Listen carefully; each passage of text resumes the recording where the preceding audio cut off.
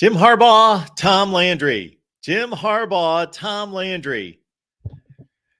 All right. Welcome in, everyone, to the Voice of College Football. And this is the Big Ten Live Show. We present this each and every Monday at 6 o'clock Eastern Time right here at the Voice of College Football. And just at about the time, we already have plenty to talk about. We've got Penn State going down the tubes again in a big matchup, and we're going to certainly address James Franklin and the Penn State situation. We've got a number of key matchups in the Big Ten Western Division. We've got the game coming up in 2 weeks, less than 2 weeks, but Jim Harbaugh went ahead and did this.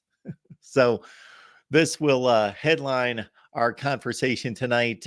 Please leave your comments and questions there in the chat. And of course, you are welcome to join the show. Of course you are. We've got the link in the description section of the video. We also have the link in the chat as well. So please join us. And of course, we're going to run down the games, but this is just too good. This is just too good. And to be serious, even though we're going to have some fun with this, to be serious about it, I want to make sure that I'm taking Jim Harbaugh in context. So I had just finished up a live stream that we did earlier today. Check it out, of course. Check out all our previous live streams. Mississippi State head coach Zach Arnett fired. So we typically go live when a major coach is fired. And we took your calls for about 2 hours this afternoon. Then I was done with that, doing some other things. And I thought, Jim Harbaugh, other coaches had their press conferences today. So I started to watch Jim Harbaugh's press conference, and then I started to weigh the time and other things I had to do, and going to the gym, watching Jim Harbaugh's press. That's another one of these, watching Jim Harbaugh's news conference, going to the gym. Yeah, it's better for my health in more ways than one. So we went to the gym.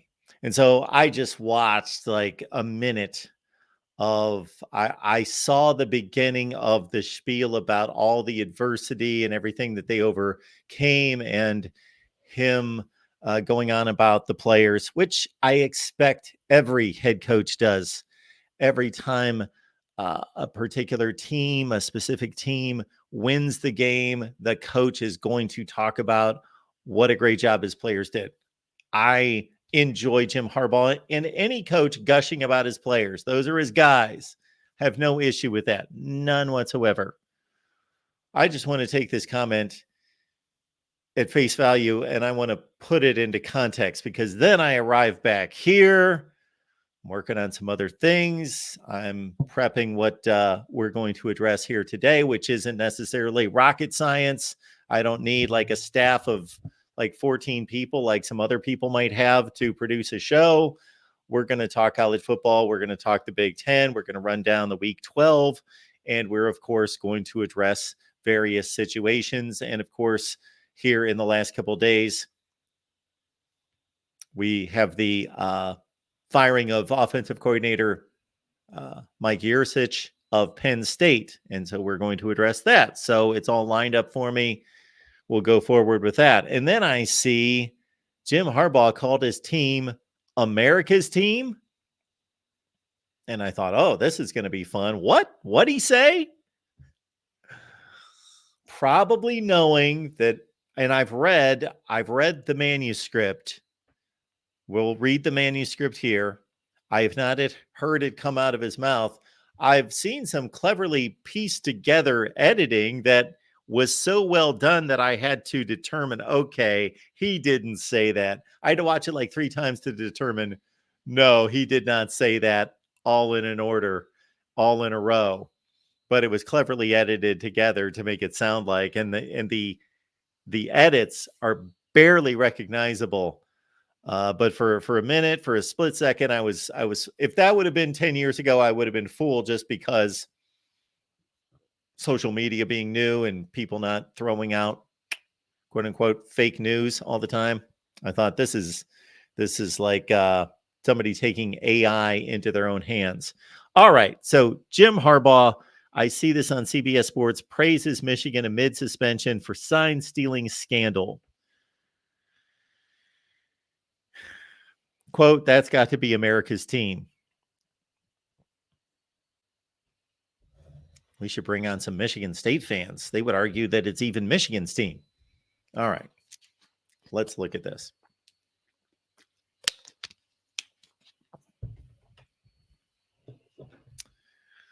Let's go to the glasses. As a side note, Harbaugh plans to speak at an upcoming hearing for a temporary restraining order against the Big Ten. Yeah. Of course, we knew that was coming. All right.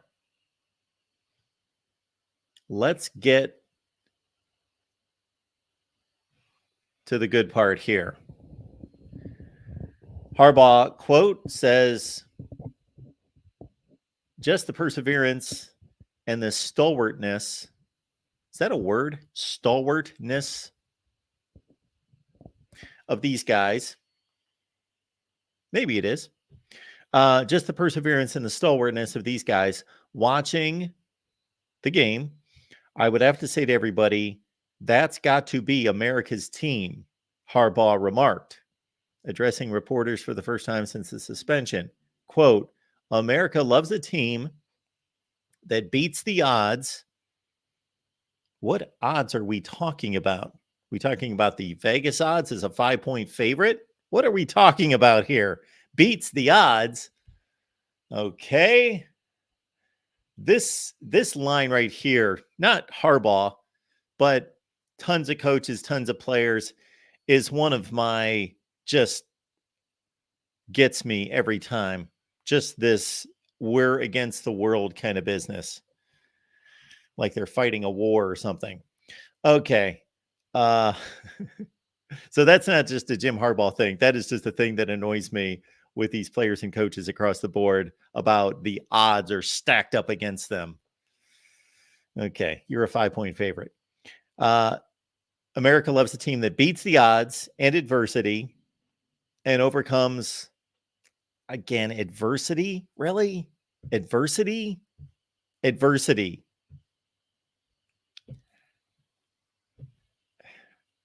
And overcomes what the naysayers, critics, and so-called experts think. I'm not understanding how Michigan beating Penn State is overcoming what naysayers, critics, and so-called experts think. I'm not understanding this plea right here. That's my favorite kind of team. Watching from that view on television, it was violent. Okay, I think he's now talking about what happened on the field. People get to see what I see every day from these players and coaches. And again, I have no issue with Jim Harbaugh gushing about his team, and it's really not a big deal. There are coaches who make stupid statements every week, and this is a stupid statement, but it's fine. It's not a big deal. I have been on record for a long time as not necessarily being some kind of fan of Jim Harbaugh, but certainly it would be very interesting to know out of the people that watch this channel and others, but I care about my channel first and foremost. Out of those Michigan fans, how many of those Michigan fans out there wanted him gone 3 years ago? I know a ton. If I had some kind of exhaustive staff, I'd tell them, you know what, go back. Let's go back. I might do this myself. This might be worth it. This might be worth it. I'm not going to do it. It's just going to take too much time. Go back to videos and live streams from 3 years ago and find how many Michigan fans maybe I will. Maybe I will. I'm talking myself into it. Go back 3 years. See all these Michigan fans that were saying, get him out of here. So that's what fans do. Again, I don't think it's a big deal. I'm not going to completely roast the guy for making. Hey, from time to time on here, something slips out of my mouth that I think, okay, I didn't want to say it exactly like that. But he would probably stand by that term, America's team. I don't really. That's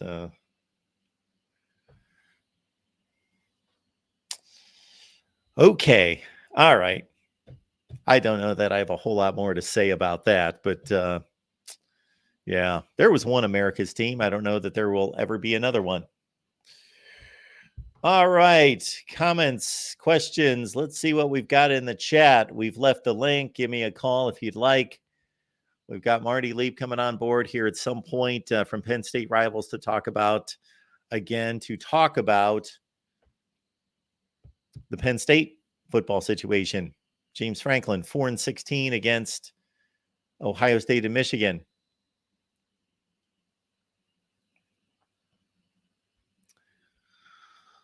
So, Erica, what does that even mean, America's team? Genuinely curious. Well, the term was, of course, pinned on the Dallas Cowboys back in the 1970s because they were the most popular team in America. And that was obvious. That was backed up by TV ratings and merchandise. The Dallas Cowboys at that point had sales that were 1/3 of the entire league, the entire NFL. The Dallas Cowboys had 1/3. So there you go.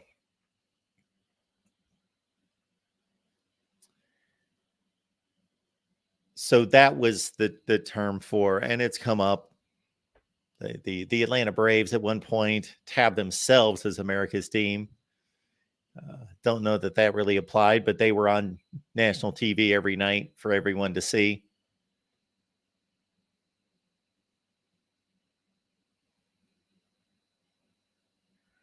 All right. Anybody else have anything good here? Cole, GBR, Mark, go Bucks.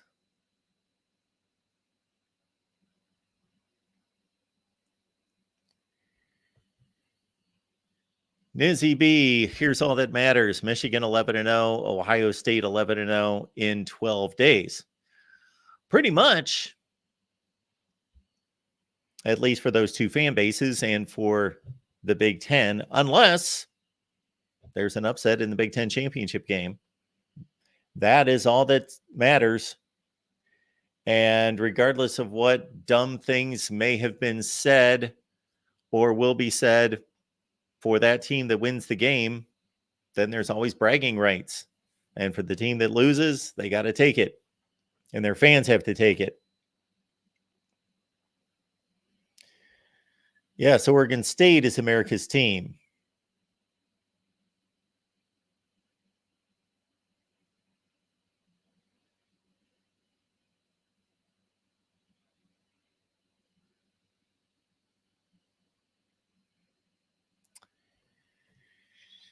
We've got an intelligent person here. This channel should be called Hard On for Harbaugh. People show up, Mark. What can I tell you? People show up and we talk about what people want to talk about and we preview the games. If you're as clueless as that, then I can't help you. So we will talk about what people want to talk about, but we also stay true to real football. That's what we talk about. We talk about football. Certainly, I could go on a lot of rants about all sorts of things to get more clicks. That would be pretty easy to do.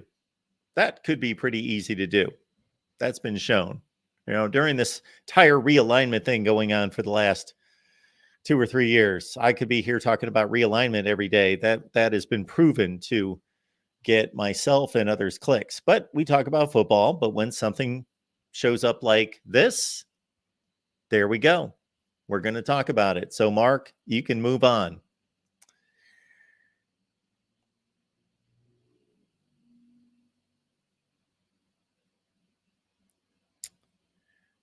All right, folks. I guess I got to say I'm a little bit disappointed in the chat because I was expecting a little more venom there. Lemansky coming up with a Roger Staubach reference. Good for you. Appreciate that. Keith, thanks so much for being here. Keith was at the Penn State game. I was at the Penn State game. We had over 5,000 there. Harbaugh might have meant traveling well. It was awesome. And again, it's not hurting anyone. It's just funny. And if anybody takes offense to me jabbing at Jimmy a little bit here, don't take any offense to it. If he's going to say something that's easily picked on, then I'm going to come back on it. But that's got to be America's team. Why would he say that? That's just and then this whole, the odds are against us and all this adversity. Yeah. It makes little sense. It makes little sense. Amazon links in the description section of all the videos, folks. When you shop on Amazon, you will not see any difference in your shopping experience. So please give us a few pennies along with the 1.7 trillion monster there at Amazon. So take a couple pennies away from them, throw them at us here at the Voice of College Football. Maybe someday we'll buy a different helmet. We'll put another helmet up here. We'll go with Auburn or Penn State or somebody. All right.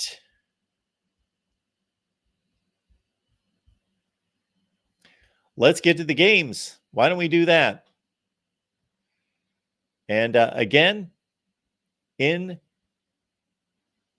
the chat is the link, and then we've got the link in the description section as well. Real is telling us that both the Cowboys and Michigan have not won it all since the mid-90s. That's why Michigan is America's team. There's a connection right there. We have Go Blue saying, I think it's a good analogy. Of course you think it's a good analogy. The brand is huge. Okay, there are other brands that are just as big, if not bigger. They get the ratings. There are other teams that get ratings too, just as much, if not more. And people either love them or hate them. Feels kind of cowboy-like to me. Okay, again, this fits a number of other schools and teams. This is not the worst thing that could come out of Jim Harbaugh's mouth. He has certainly said other things that are more stupid than that. He just has. And he is not a stupid individual. He's not a dumb guy at all. But he does say some things that don't make a whole lot of sense. Yes, Dr. Detroit has certainly run the numbers here. This is accurate. Michigan brings in like 30% of the total revenue in the Big Ten. Yeah, I think that's actually a low estimate. Much higher than that. Absolutely. Michigan is just the reason the Big Ten is bringing in the dollars.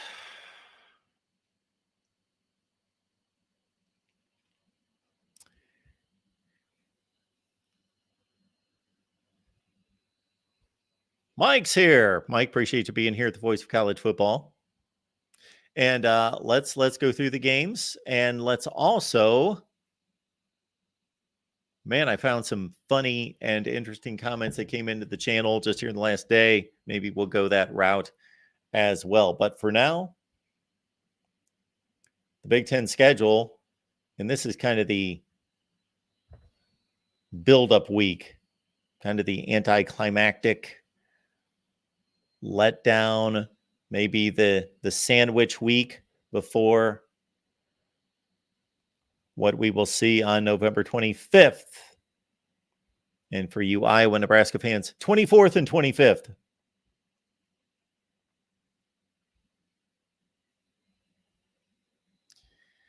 Any decent games in the Big Ten this weekend? I got to say, past the Ohio State and Michigan games, I don't even remember who else is playing. Here we go.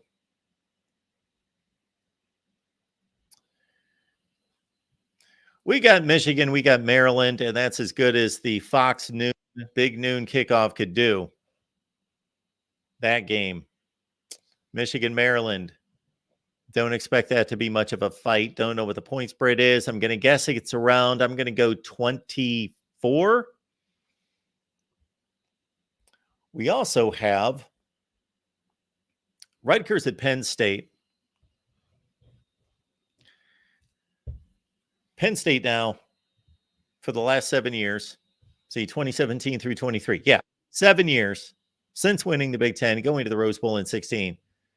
There is not a program in college football that has won as many games as they have, that has played as many meaningless games in November as Penn State has. This is unfortunately where Penn State is now. Is that after they play Ohio State, and now it's Michigan, you can add Michigan to it because they've lost to Michigan, 3 years in a row. So they can't even get past Michigan these days. So it's now anticlimactic for them. The rest of the year, they're just playing for a New Year's Six bowl game, which they will probably get. But man, it's just going to be another hollow 10-2, which most teams would love to be 10-2. But Penn State, we will talk some Penn State. We will talk Penn State throughout the offseason in terms of what has to be done. So that's going to be a deeper dive in the offseason about Penn State. And I know this is an unpopular opinion. I'm not going to give an opinion on it right this second, but to even raise this as an opinion that whether James Franklin could possibly be the guy. Oh, I know that there's no way that he could possibly do anything good and he's got to go. I understand that. I understand that's the public sentiment. All right. So Penn State playing a meaningless game, except for money, trying to get to a New Year's Six bowl game and finish in the top 10. They could do the same thing they did last year. Taking on Rutgers, although that's not going to be as easy a game as it's been in the past. But Rutgers letdown of a second half at Iowa last week. Really close game, and then they let it get away from them. Michigan State at Indiana. Oh, that's right. They lost this game against Illinois. So they lost the game against Illinois in overtime. So Indiana's out of the bowl picture. And while we are on hot seat coaches firing watch, there's one to look out for right there. I think we're looking at, and this was another topic I was going to go to during our Big Ten Live show here, was now that we've got two SEC coaches that have been axed and a Mountain West coach in Andy Avalos at Boise State. Well, are there going to be Big Ten coaches that get fired? I do believe that there's going to be one for sure, and that's Tom Allen. I do not see Tom Allen keeping his job. I don't see the reason for it, the excuse, the anything. Conundrum, when you say Tom Allen's available soon, that could be a good thing for USC football because Tom Allen's next job may not be as a head coach. It could be as a defensive coordinator. And now USC also has the option, and other teams, but I'm looking at USC as being the top program that has obvious defensive deficiencies that Zach Arnett at Mississippi State. Well, there you go. Bama boy. That's actually a good thought right there with Jimbo Fisher to Mississippi State. Could be. Or Michigan State. I don't see Jimbo Fisher at Michigan State. That just doesn't seem like a culture fit to me. But then again, Brian Kelly's at LSU. So Jimbo Fisher at Michigan State. Don't see it. All right, we'll get to the calls in just a second. Michigan State at Indiana. Purdue at Northwestern. Nothing going on there. Northwestern's trying to make a bowl game, which I think is I think that's a remarkable achievement for them. I am rooting for Northwestern to get to a bowl game. They are currently 5-5. They just have to win one of the last two after beating Wisconsin. Northwestern not only beat Wisconsin, which doesn't happen too often, but Wisconsin also had 0 touchdowns, had not reached the end zone until there was 10 seconds left in the game. I flipped to that game, not intentionally. It was not on my radar, but I'm flipping around, and I think it was one of those deals where everybody's at halftime. I flipped to the Wisconsin-Northwestern game, and Wisconsin scores. I see there's a touchdown on the board, and I'm thinking, oh, does Wisconsin have a shot here? Maybe there's like 5 minutes left in the game. No, they scored with 10 seconds left in the game. Wisconsin has been one of the major disappointments in college football. Maybe we'll do a surprise team, disappointment team list here. And we will run down the rest of the Big Ten schedule a little bit later. But for right now, got Marty Leap on the line from Penn State Rivals. Marty, how's it going tonight? Pretty good, Mark. How are you?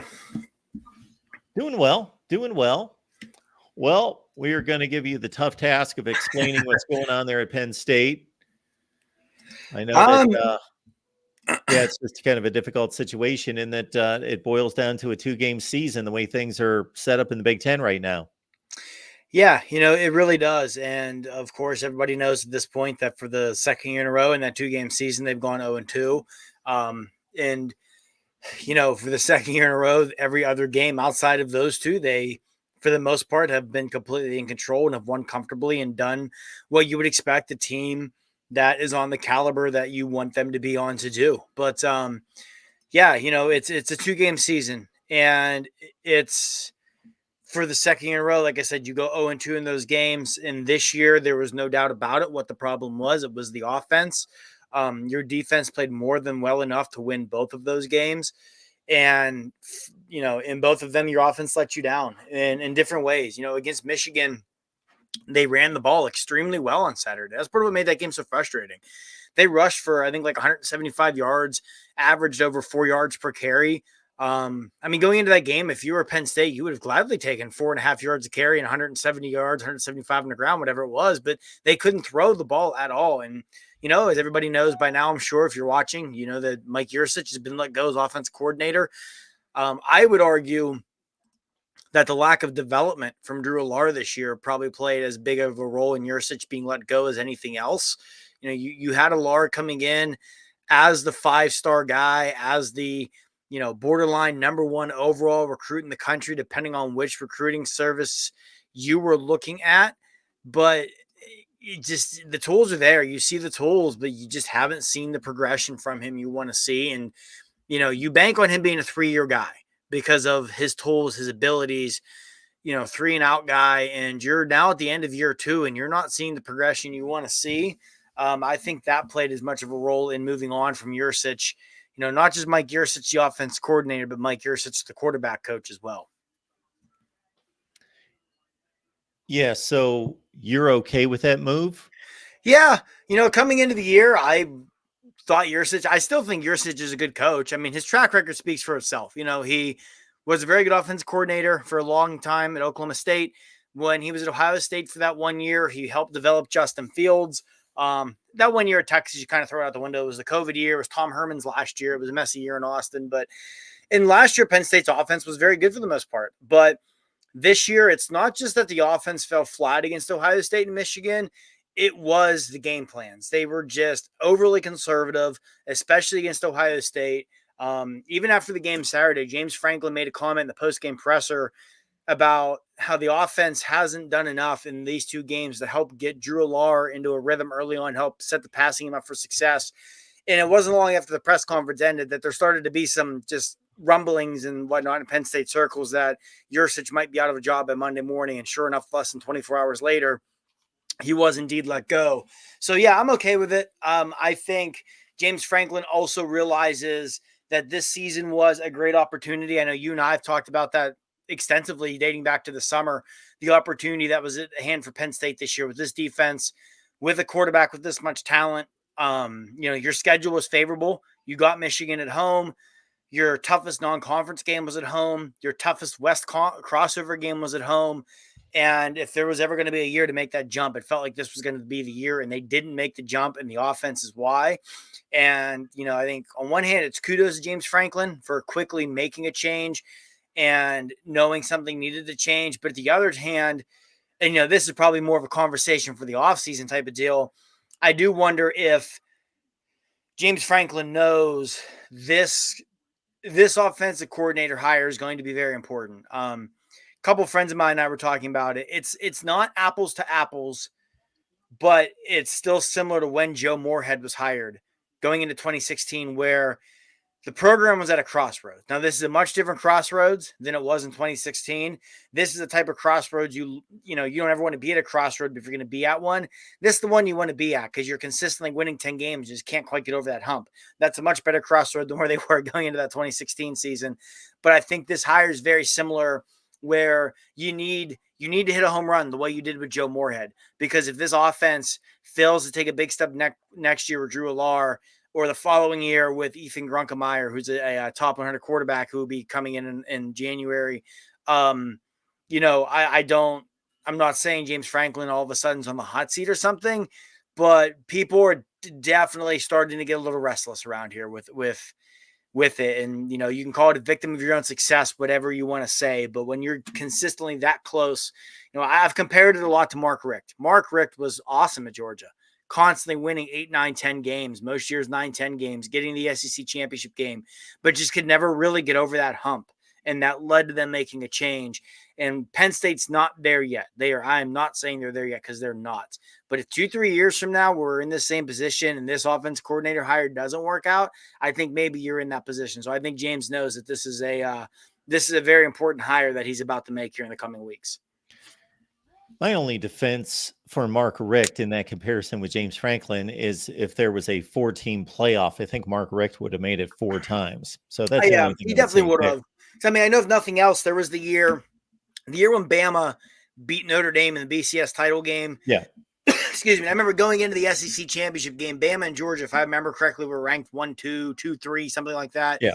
And everyone called that the de facto national championship. Yeah. Like that year alone definitely would have been. Yeah, no, you're right. And that's just a comparison I've thought of where you had a coach who was extremely successful, won a lot of football games, won conference championships, was getting to and winning at the time BCS bowls, but just never got over that national title hump, and Georgia went in a different direction. Now, I also preface that by saying Penn State doesn't have a Kirby Smart out there. Georgia got lucky in that maybe the hottest up-and-coming name in college coaching at that time was an alum who you knew was going to come home and just be a grand slam hire. That's not there right now for Penn State either. But no, to me, the Richt comparison is, hey, you're extremely successful. You're winning a lot of football games. You're doing something that would be more than good enough at almost every program in the country. But when you're at one of those top 10 to 12 type programs like Penn State is, you're always going to yearn for a little bit more. So the conversation about James Franklin long-term, we can have that in the off season. But let's go back to Yurcich. I've got one question about that, and then back to Franklin just pertaining to this game against Michigan. So with Yurcich, it's easy to tear apart play calling. That's, every other fan out there, if the plays don't work, they just say it's a bad play call.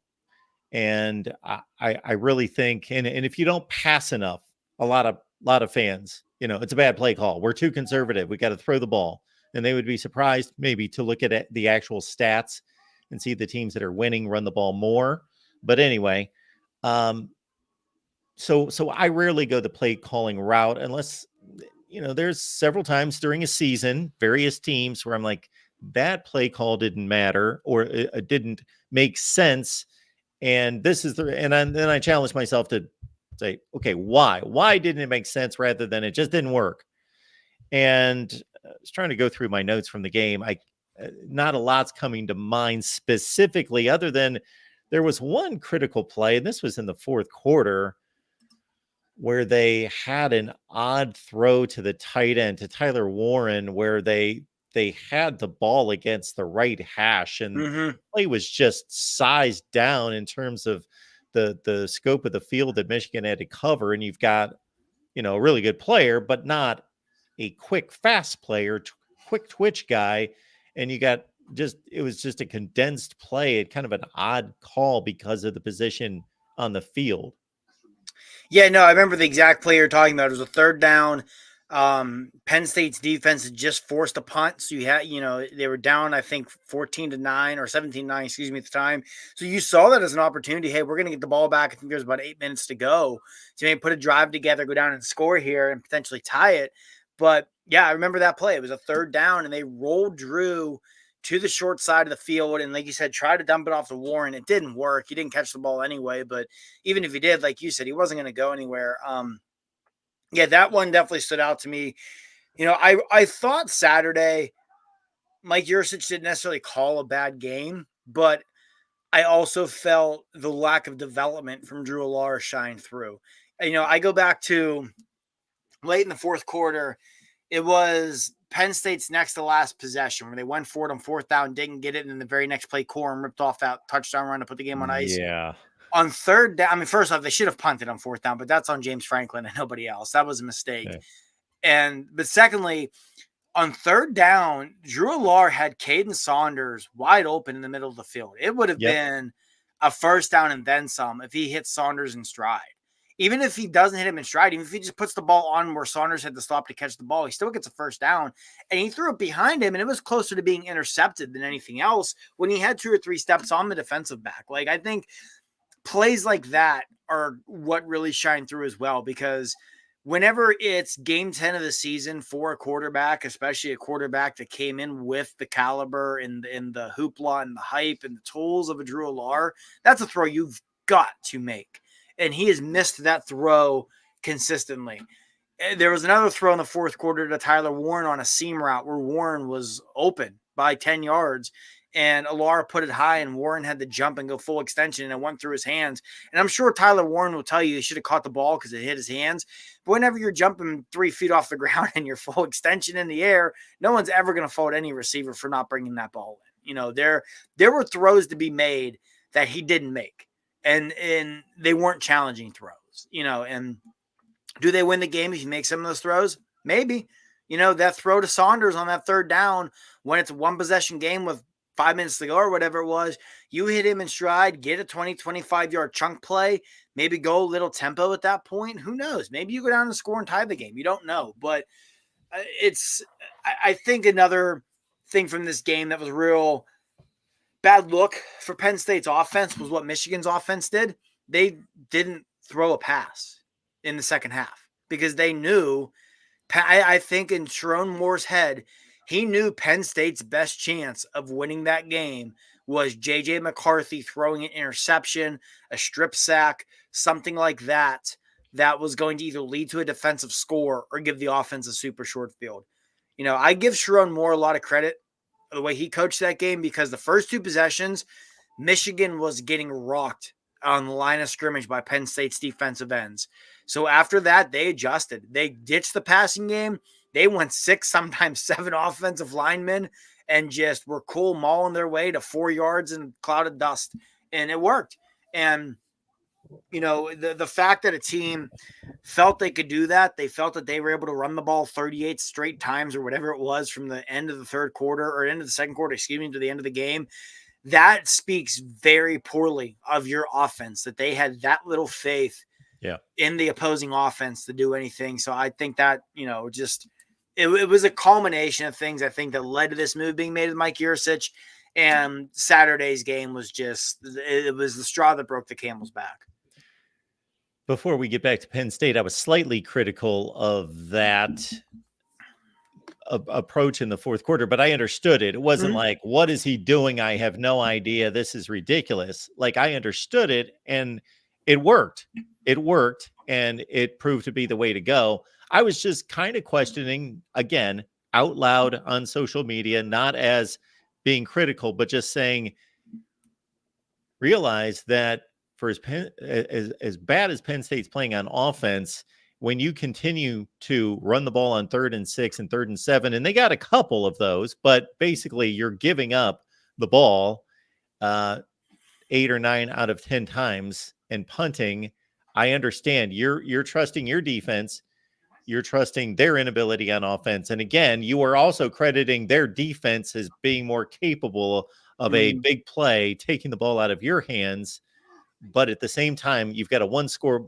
During most of that time, that was a 1-score lead. It was 17-9 for most of that length of time that he was making those kind of decisions. And I was just thinking, well, all it takes is one play, one drive, hitting a couple plays. But again, it worked out. It proved to be the right move. So you hit on a couple things here. You hit on the fourth down decision, which maybe the analytics tell you to do that, but the analytics don't know how good your defense is. They don't know how shaken your quarterback is and all of that. And yeah, the third down play, the thing that went through my mind when he missed Saunders across the middle was, I'm just thinking, winter workouts, spring practice, all August. How many times does he make that throw on just a little in route right in front of him? I'm just thinking, wow. Like I try not to be overly critical because I try to give him a little bit of a pass as college quarterbacks when we're sometimes used to watching the guys on Sunday, and the level of, throwing skill has just gotten to a point where it's ridiculous. But that's right in front of him. Again, like you mentioned, Saunders had separation. Yeah, it's just hard to believe in a game like that, in a moment like that, when he had to make that throw. And then the fourth down, again, maybe the analytics say to do that because you may never get the ball back, and number two, you may get it back with 45 seconds left in the game, and so you're 6 yards away from converting and keeping the ball. So the analytics may say to go, but they don't know about a quarterback that's missing his throws and a defense that's really good and your defense that's really good. And then even in that situation, I understand he's under pressure, people are covered, but you just chuck the ball like down the sideline to one of your playmakers and hope for pass interference or a miracle catch. And at least you got like a 20% chance of completing that ball. But just seeing him continue to struggle in those situations. Yeah, and that fourth down throw, I still have no idea who the intended target was because it didn't land close to anybody. Nick Singleton was running a wheel route. Dante Cephas, I think it was, kind of ran like a 10 and back, and Alar kind of threw it like 10 yards to the left to Singleton and like 10 yards beyond Cephas. So I don't know if someone ran a wrong route. I have no idea, but you made a really good point. You said about, the analytics, where they tell you they don't, the human element. Like, I remember Joel Klatt even mentioning this on the telecast whenever Alar came out on fourth down. His previous two throws were nearly intercepted, and then that throw behind Saunders. Like, you needed to take that into consideration there. He was clearly shaken. And like you said, your defense is really good.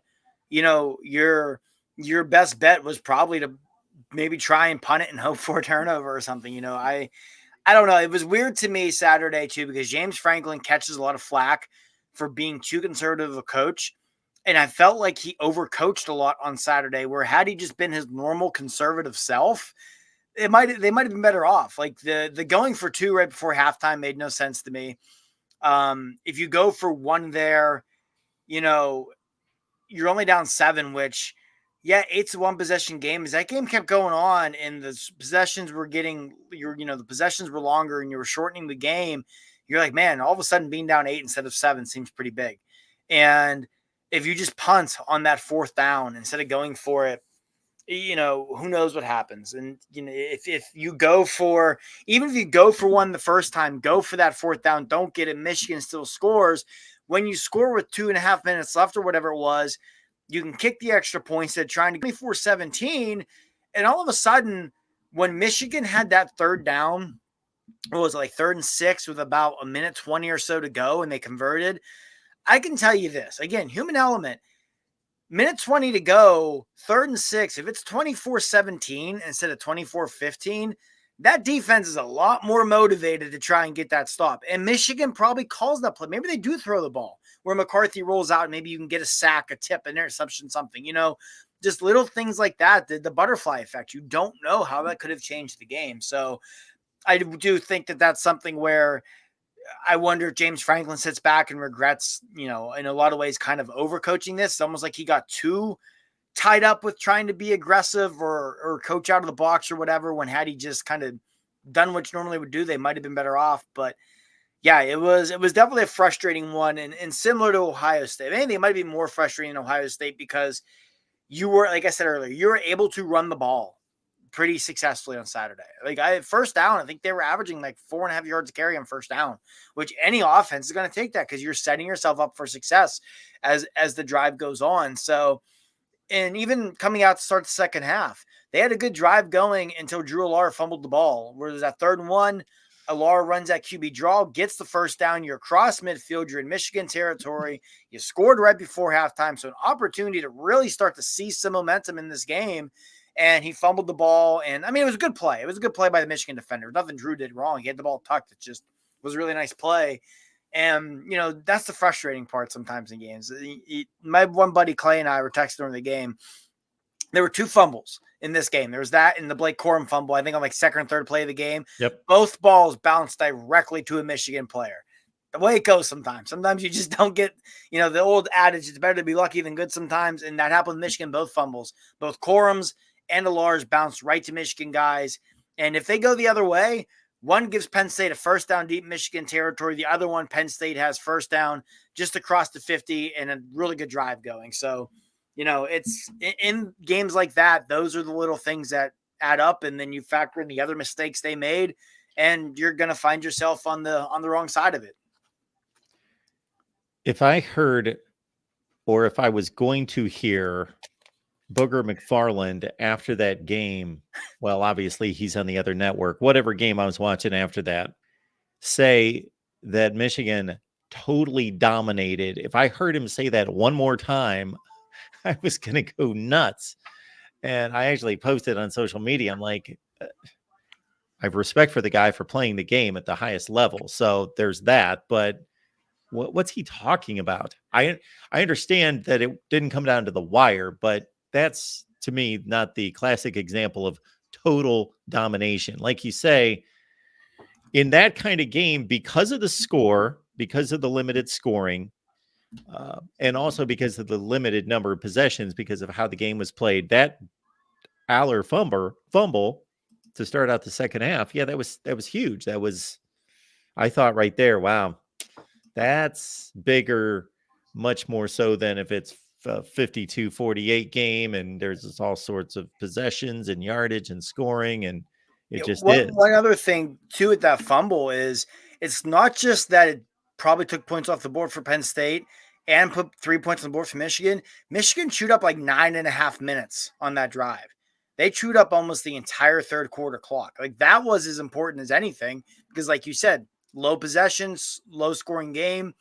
That's where it burnt them as much as anything was the fact that Michigan wound up, by the time they finished that scoring drive, there was only like 2 minutes left in the third quarter. That chewed up essentially the entire third quarter. I don't have a ton to add to the 2-point conversion decision by Franklin at the end of the first half, except the other thing. Yeah, I'm not big on chasing points, even when the analytics say it earlier in the game, because you don't know how the game's going to go, other than it was pretty well easy to see this is not going to be a scoring fest. So, so I get that he didn't want to be down by 4. He wanted to maintain within a field goal, I guess, or he was just, and the other issue was, it wasn't like they had a really good play call. Sometimes you'll see something drawn up that's okay. First of all, Drew Aller's not, well, I say this, and he had one of his better games running the football that I've seen, at least in a big game. He was pretty effective running the ball. So I'm not going to say he's not mobile, but he's not dynamic with his legs by any stretch. And number two, they just dropped him back to pass. He got flushed right, and he just kind of had one receiver. It didn't look like they really dialed up something interesting, creative to kind of create something. Yeah. They just it looked like a 2nd and 7 kind of play, like in the middle of the field. Just it was just a play. It really did. It looked more like a, like you said, 2nd and 7, like, hey, you know what? Let's just run this, get 5 yards and make a 3rd and short. It wasn't on a 2-point try. That's, you either got to do one or two. Either, hey, we're going to line up, we're going to punch you in the mouth, and we're going to get 2 yards the hard way. Or like you said, you're going to get creative. And they didn't do either of those things. Now, like the second 2-point try, the swinging gate play, it didn't work. I didn't mind it. That play was there. Allar took too long to throw the ball. If he comes up firing, he had guys right away. And I think, but again, I think that's where him just where he's at mentally right now, I think impacted that as much as anything. But yeah, no, I'm with you too on the chasing the points. And that's what Franklin said after the game was he knew it was going to be low scoring. He saw the way the game was going and he saw it as an opportunity to pull within a field goal. And that's why he did it. Fourth quarter, I've got no problem with that, especially in a game like this where, you know what, hey, we might only get the ball one more time. Let's make it so a field goal can tie it. But that early in the game, you don't want to do that. And I said it at the time, and it kind of proved to be true. So the worst part is, like you said, Mark, now you're chasing the points. So the next time you score, you have to go for two. And if you don't get it then, it dominoes on you. And again, it did, because when they did score with 2.5 minutes left, if they could have just been down 7, that completely changes. Heck, you might not even do an onside kick there. You may kick it deep because they still have 2 timeouts and over 2 minutes. You probably kick it deep. It changes the way your defense plays. It changes the offense Michigan's going to call. It changes the entire outlook of the game. So that was my biggest issue and my biggest concern, and it proved to come to fruition, where being stuck chasing those points when they did score their next touchdown, that had its own ripple effect on things then. And I got to think a drop back pass, once Allard drops back, he's got to be standing at the 12 or 13 yard. Like, he was back there. Yep. And against that defense, it's just not a high percentage play. And then on top of that, this can't be measured, but you're down 14-3, you score a touchdown, you're back in the game, and everybody's going crazy. The crowd's pumped. And the missed 2-point conversion just kind of, it takes 100%. Something out off of that. I've always been a believer that even if you're down 15, let's say, and you're going to need that 2-point try, you never go for 2 until the 2-point try is going to tie it. And that's a big reason why, because it is deflating. And again, that's where, analytics aside, the human element, I've been on teams when I played in high school and things like that, where that happens. And it is somewhat deflating. Like, man, we put this great drive together. We scored, we're back in this, but we didn't get the 2-point try. So the lasting memory of that drive is the defense coming up big and getting a stop, and in some way starting to regain the momentum, especially going into halftime, where Michigan then came out and kneeled it once, put it in the locker room, and you didn't have a chance for your defense to maybe make a splash play and continue it going. So no, I completely agree with that as well. I'm a big believer in that's why you don't go for 2 until you absolutely have to, because it can be a bit of a momentum killer even after getting a score. Marty Lee, Penn State Rivals. Appreciate him being here as always. And folks, check out his work right there. The last thing I'll hit you with, Marty, and certainly you've got the floor to finish with anything you'd like, but you got to be kind of sick of this portion of it too, that we're looking at everything post 2016. So 2017, 18, there were some losses there. So it wasn't a pinnacle season like a New Year's 6 game, but still a good season. 2017, 2019. And now most likely this team's going to finish out with 2 more wins. And usually those Ohio State, Michigan games are a little earlier in the season. So usually this sets in earlier these last couple of years, where I made the statement, and hate to throw it in front of you, but this team has probably played for a team that finishes as many times with New Year's 6 games and top 10 finishes, probably plays more meaningless November games than anybody with that status in the country, because they're boxed into this. This is what we are, and this is the rest of the season. So, what are you looking for the rest of the season, other than, it's nice to go 11-2, win a major bowl game? And yeah, you're right. Because, if you look at the years that they have gone on these runs, 2016 aside, when they won the Big Ten, so it was a little bit different, but 2017, they beat Michigan, but had the back-to-back losses to Ohio State and Michigan State in October. So November was essentially meaningless. 2019 was the only other year it was like this, because they played Ohio State the next to last game of the year. So they were 9-1 going to Columbus. That's lost, right. And then came out the following week and him-hawed around with Rutgers and beat them 19-6 or something ugly. And then last year was the same way. Both these losses came in October. And on the flip side of that too, I will say, last year, for example, one positive you want to call it of that, you had all of November to really kind of build some momentum back heading into the offseason, where they came out and just slaughtered everybody after those 2 games, including going to the Rose Bowl and beating Utah in a game that honestly wasn't even as close as the final score was, and build a ton of momentum going into the offseason. So, yeah, it is weird to be in November. Like, these next two games are essentially, I mean, they're not meaningless because you always want to win, obviously. And, you can't afford to lose to a Michigan State or Rutgers who are combined, 9-11 or whatever this year, but they don't carry the same weight. So, yeah, the rest of the way, I mean, at this point, you really start to turn your eye towards younger guys. I mean, obviously, you want to see Drew Alar finish strong these last two games, of course. That's probably the biggest thing. And in addition to that, I think the other thing I'd want to see most is, can we finally see some explosive runs from Nicholas Singleton?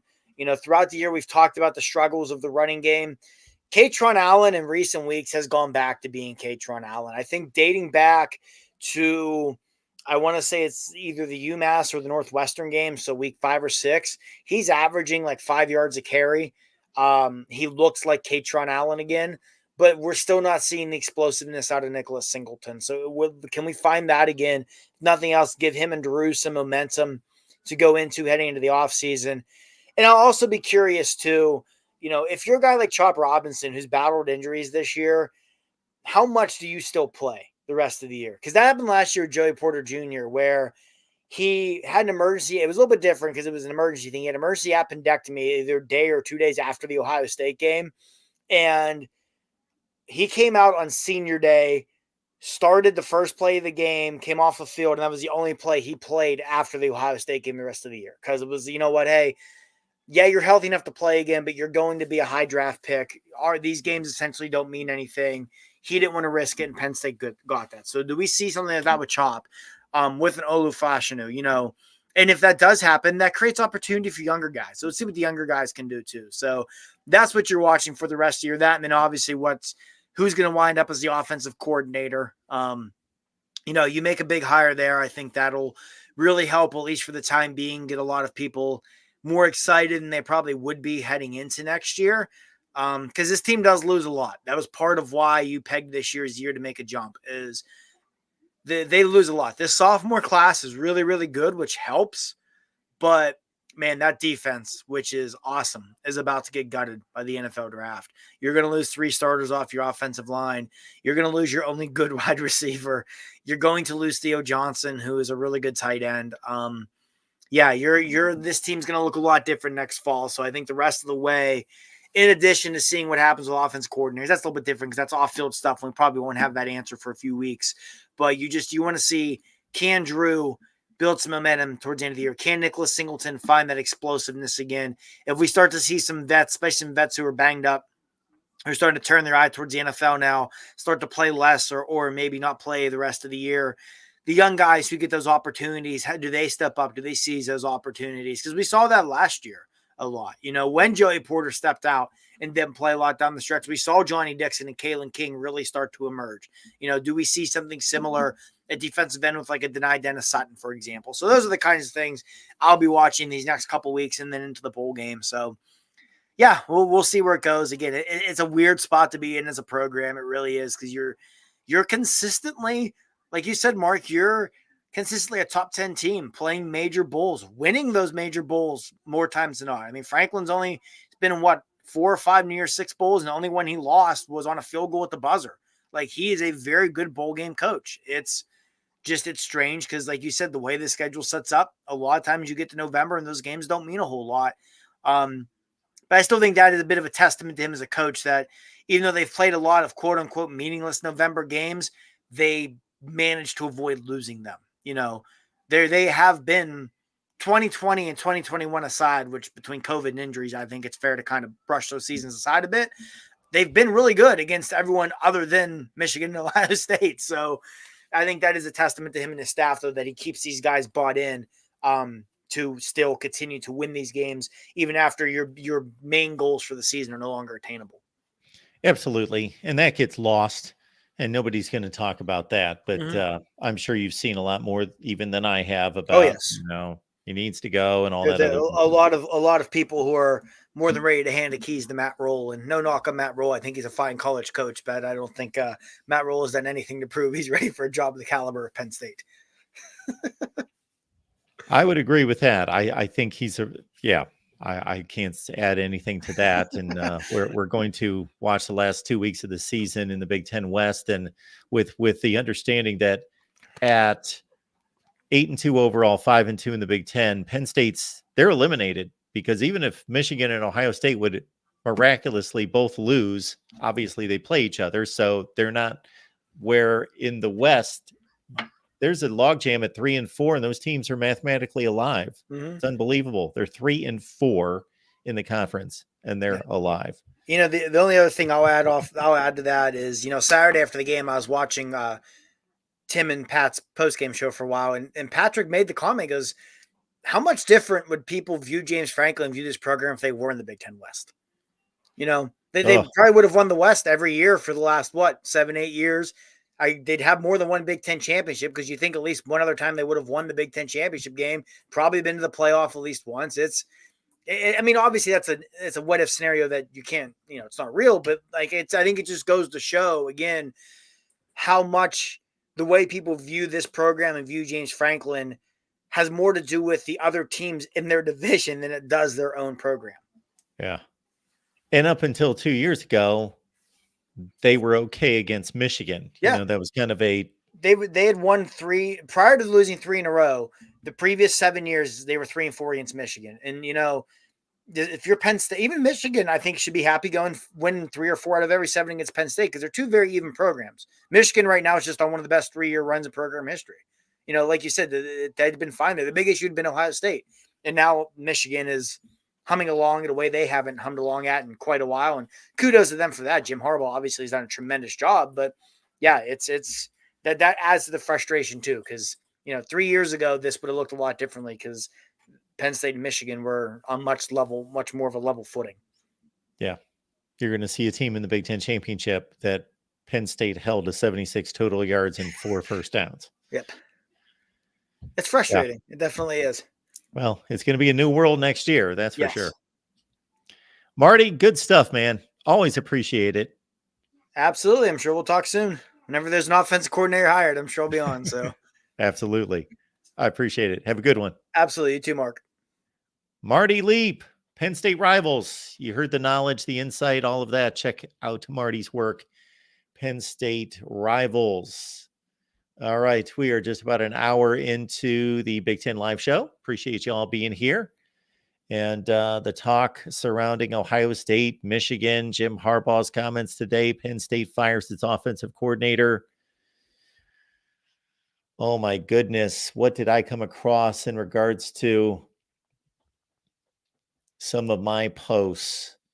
Well, yesterday, I got to say, after seeing I don't know how many people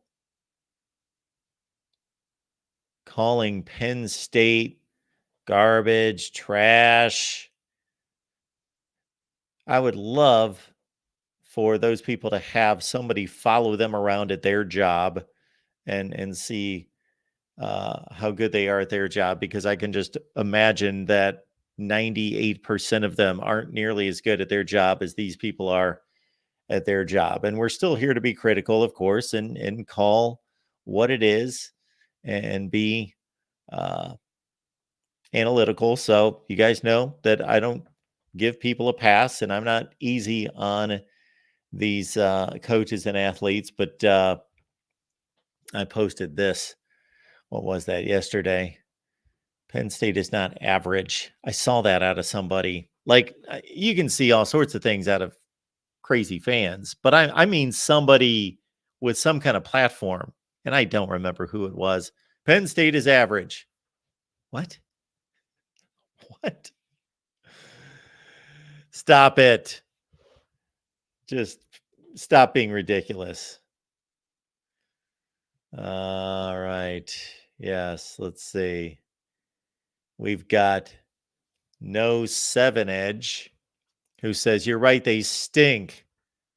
This isn't 1985. Awesome. Great comment. You're intelligent.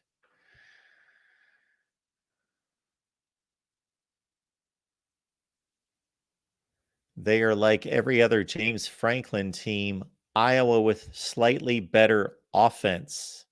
Okay, well, that's a bit flawed too when you take that into consideration. They're 13-0 against the rest of the same Big Ten that Iowa is 10-4 against the past two seasons, and they've got a Rose Bowl win. And I think the two actually played, and it wasn't a game.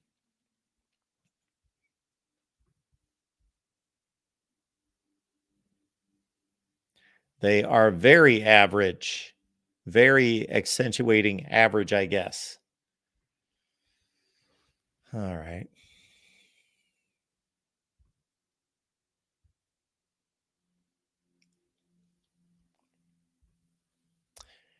Back to the schedule. Why don't we do that? And again, if anyone would like to call, we have left the link in the description section of the video, so give us a call there.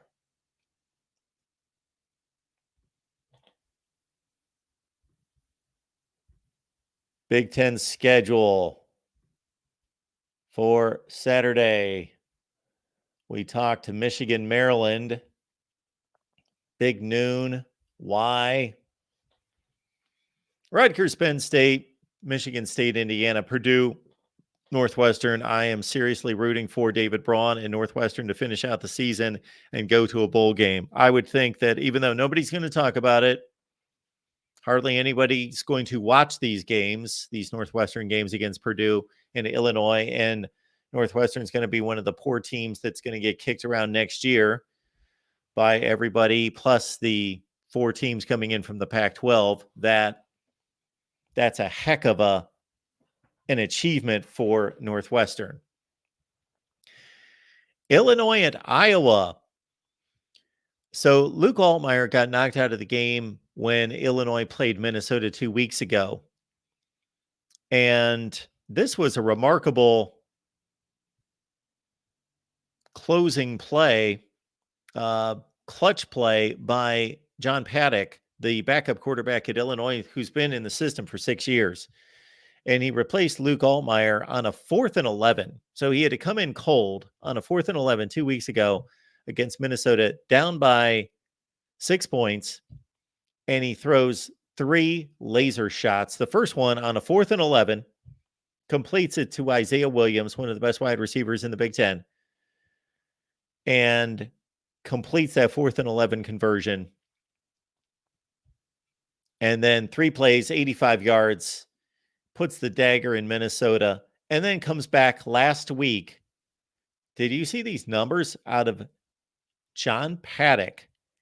507 yards passing, 507 passing, and Illinois upset or beat Indiana 48-45. There we go. Sonny letting us know. Yeah, Paddock's first year with Illinois. He was with Ball State previously. And I didn't know at what point. I knew that he came from Ball State. I did not remember exactly when that happened, but look at these numbers as Illinois goes to Iowa. Now, is he going to throw for 507 yards against Iowa? Is he going to throw for 307? Is he going to throw for 207? That might be a high water mark. But man, this is just a crazy good game out of him. And I know there was some overtime play there that padded those stats. But Illinois, just an odd season for Illinois here as they pull off the win against Indiana in overtime. They got a win against Maryland. And Illinois now 5-5, 3-4. So they're staring at Iowa. Then they've got the closing date against Northwestern to try to get to bowl eligibility for them. And again, Isaiah Williams is having a remarkable season for the Illini as well. 9 catches for 202 touchdowns. We're going to spotlight some of these guys that we rarely talk about. There, we got Isaiah Williams, 68 catches this year, 5 touchdowns. And his last 2 weeks, 9 for 200, 2 touchdowns, 13 for 131, 2 touchdowns for Isaiah Williams. We will take this call in just a second, but I would like to go back to the rest of the Big Ten games, which include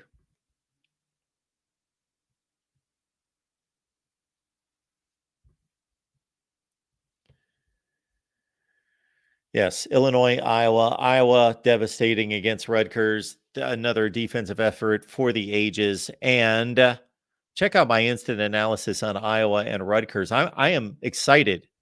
I am actually excited on Tuesday to talk about Iowa's offense and their passing offense on our show with Corey Bratta on Tuesday, because Deacon Hill, they found some semblance of a passing game. They threw for over 200 yards in that game. Ohio State, Minnesota. That game is on BTN. As I believe every team in the Big Ten has to make one BTN appearance. They definitely have to make at least one per season, but it might also be a conference season, although I can't remember Michigan playing anybody on BTN. So it must not be. All right, then we got Nebraska, Wisconsin, and the Huskers. The Badgers, they are basically out of it, because even if they win 2 and Iowa loses 2, they lose the tiebreaker against the Hawkeyes. Nebraska, on the other hand, despite being at 3-4, if Illinois upsets Iowa and Nebraska beats Wisconsin, this is a tall order. I do not believe it's going to happen. I believe it's got like a 1% chance of happening, but Illinois beating Iowa, Nebraska upsetting Wisconsin. Well, who knows if that's an upset anymore, the way the Badgers are playing like garbage, but Nebraska wins at Wisconsin. And then it's a game for the Big Ten Western Division between Nebraska and Iowa. Because shoot, Minnesota's going to lose to Ohio State. I can't imagine that happening. But the Gophers, if they beat the Buckeyes, then they could possibly factor in against Wisconsin into the Big Ten the next week as well. All right, let's get to the phone lines. We've got Corey's jumping in here. Look at this. Am I echoing, Mark? You are not. Okay. Well, StreamYard says I should be echoing, so let me know if you start echoing or. Okay. If you start I can hear my echo faintly behind you. Now that you bring it up. Let me jump on another device, Mark. Sounds good. Thank you. I don't want to deal with that garbage. All right. If that takes Corey a minute, we'll bring in Michael here briefly. Michael, how you doing tonight? Good, Mark, and yourself? I am doing just fine. What's going on? Now, just to let you know, Michigan was on BTN twice. It was the Bowling Green and the Rutgers game. Okay, the Rutgers was on BTN? Mm-hmm. I just looked it up. Okay, well, that was their conference game. Okay, I knew that everyone had to be on BTN at some point, but I didn't know if that was for conference games as well. Yeah. Okay. All right, Gotcha. 2 quick questions. One, congrats to Paddock for being the Big Ten Offensive Player of the Week. But I got to give a shout out to also Devin McAmey and Tyrone Tracy, both for going over 120 yards rushing and having a couple touchdowns in the game Saturday against Minnesota. But the thing that puzzles me is I've seen this on Twitter, and I think Eric had posted it earlier today. Spencer Petras is entering the portal, and I'm thinking, wait a minute. How's he doing that if he's a graduate assistant? Don't you lose your eligibility once you become a graduate assistant? I don't believe you lose your eligibility, because I can think of a few other GAs that were able to come back and play, like Hunter Johnson, who left Clemson and went to Northwestern and then went back to Clemson. I believe that was his circumstance. Mm-hmm. I was just wondering, and another thing I just seen on Twitter also is talking about USC. In the last 6 games, they've given up 265 points. In the last two seasons, Phil Parker's defense has given up 284 points combined in the last 2 years. Whoa. 265 out of USC the last 6 weeks. So that's about 40. Do the math. It's about 45 points a game, something like that. And Iowa, 284 the last 2 seasons. Yes. Okay. Well, I would say also look at how many points USC has scored in the last 6 games versus how many Iowa has scored in the last 2 seasons. True.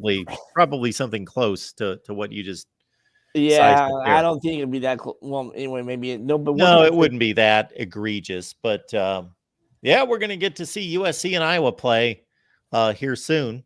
Yeah, one thing I'm trying to figure out is if and when Tom Allen gets fired, do you think Lincoln Riley should give him a call at USC? Yes. Or do you think Tom Allen would try to maybe get another coach? I think personally he should become a DC for a couple of years and maybe throw his hat back in the ring. Yeah, I do as well, because it's not like he didn't do some good things at Indiana. The 2019 and 2020 seasons, there at one point, it looked like he really was doing some nice things at Indiana and had it on the upward trajectory. Yeah, because I think in his 6 years there, didn't they go to like 3 bowl games or 4 bowl games? Well, let's see. Was 2018 his first year? They definitely went to a bowl game in 2019. That was the year that they lost to Tennessee. They had a 2-touchdown lead in the Gator Bowl and lost. And then they lost to Ole Miss in 2020. I think it's just 2 bowl games for Tom Allen. I'm not sure. You might be right, but I'm just trying to figure out. I'm occasionally right. Yeah, more often than I am. He's actually 0-3 in bowl games. Okay, he lost another bowl game. I'm trying to think what bowl game that was. All right. Well, it's easy to find, that's for sure. Yeah, I can figure that out another time. No, I was just going to throw that tidbit out there, but I didn't know about Spencer Petras because I thought once he was a GA, because I thought isn't that considered somewhat as a paying position? Oh, this is the deal with. I'm sorry to cut you off, but yeah, I answered that question about as well as I can about Spencer Petras being a graduate transfer portal. You know why I forgot about Tom Allen's other bowl game? Because he was not the head coach. So he took over for Kevin Wilson and coached the Foster Farms Bowl. Yeah. That was a close game against Utah. They lost like 19-16 or something like that. But that was when he was the DC and took over and just coached the bowl game. So he gets the loss for the bowl game. But as a head coach, yeah, those other 2 games. All right. Speaking of interim coaches, I think David Braun should be the new coach of Northwestern, and he should be the Big Ten Coach of the Year if they get to the bowl game. I think that you've got 2 good points. I think point number 1, unless they can do better, he certainly is. He has earned a right to be considered for that job. Absolutely. Yes. That's not saying though that if they can go out there and get somebody else that they believe is just a better candidate, more qualified, all those things, that they can't just give him like a participation trophy. Hey, you did a great job. We appreciate, this is a business.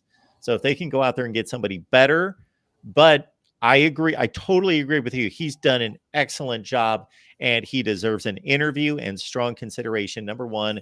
And coach of the year, I think that comes down to Kirk Ferentz, Drake Schiano, and Braun.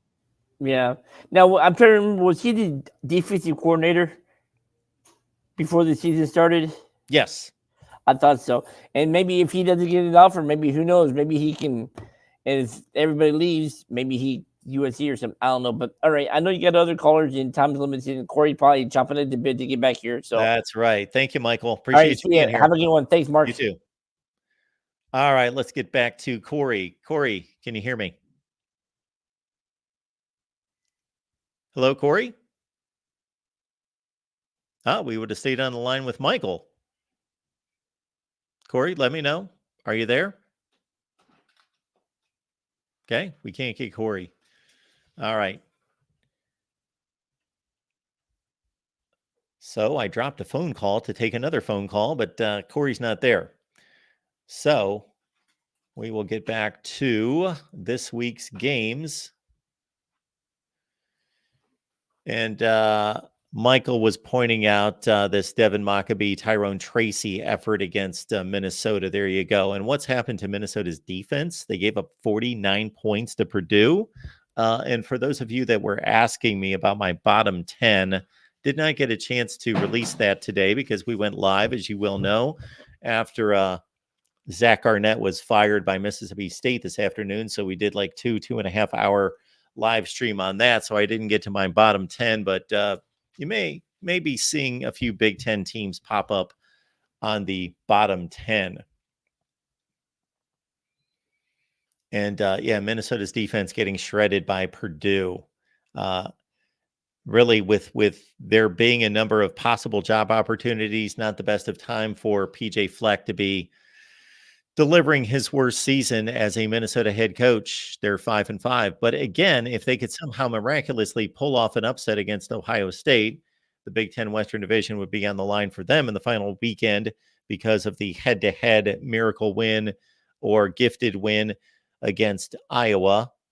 And then the only addendum I will give to the Big Ten Coach of the Year situation would be if Matt Rule wins at Wisconsin, then beats Iowa the final weekend of the season, regardless of the ugly-looking record. If Nebraska wins the Big Ten Western Division, then Matt Rule could be the Big Ten Coach of the Year. Mike's on the line. Welcome to the Voice of College Football. Mike, how you doing? Hello, Mike. Going once, going twice. Hello, can you hear me, Mike? Hello, Mike. One more time. Okay. The link's in the chat. The link is also in the description section. And LeBro is reminding everyone, please hit the like button and subscribe here at the Voice of College Football. And it's great to see that a lot of people have subscribed in the last few days. And that our plan that we've implemented here this season with instant analysis videos during Saturdays doing quite well. So thank you so much for watching those. And we appreciate that. My selection of games is decent, although sometimes I understand I pick and choose in regards to what games I watch based on what games I believe you want me to watch and deliver an instant analysis. So that's a bit hit or miss, but certainly can't go wrong with Michigan and Ohio State. Erica says whiskey is horrible. They have been. That's probably to me the most surprising, along with the Northwestern Renaissance, the Northwestern Resurgence, has been that Wisconsin has been as bad as they have been this year. They have been quite horrible. Yes. Not scoring a touchdown against Northwestern until seconds left in the game.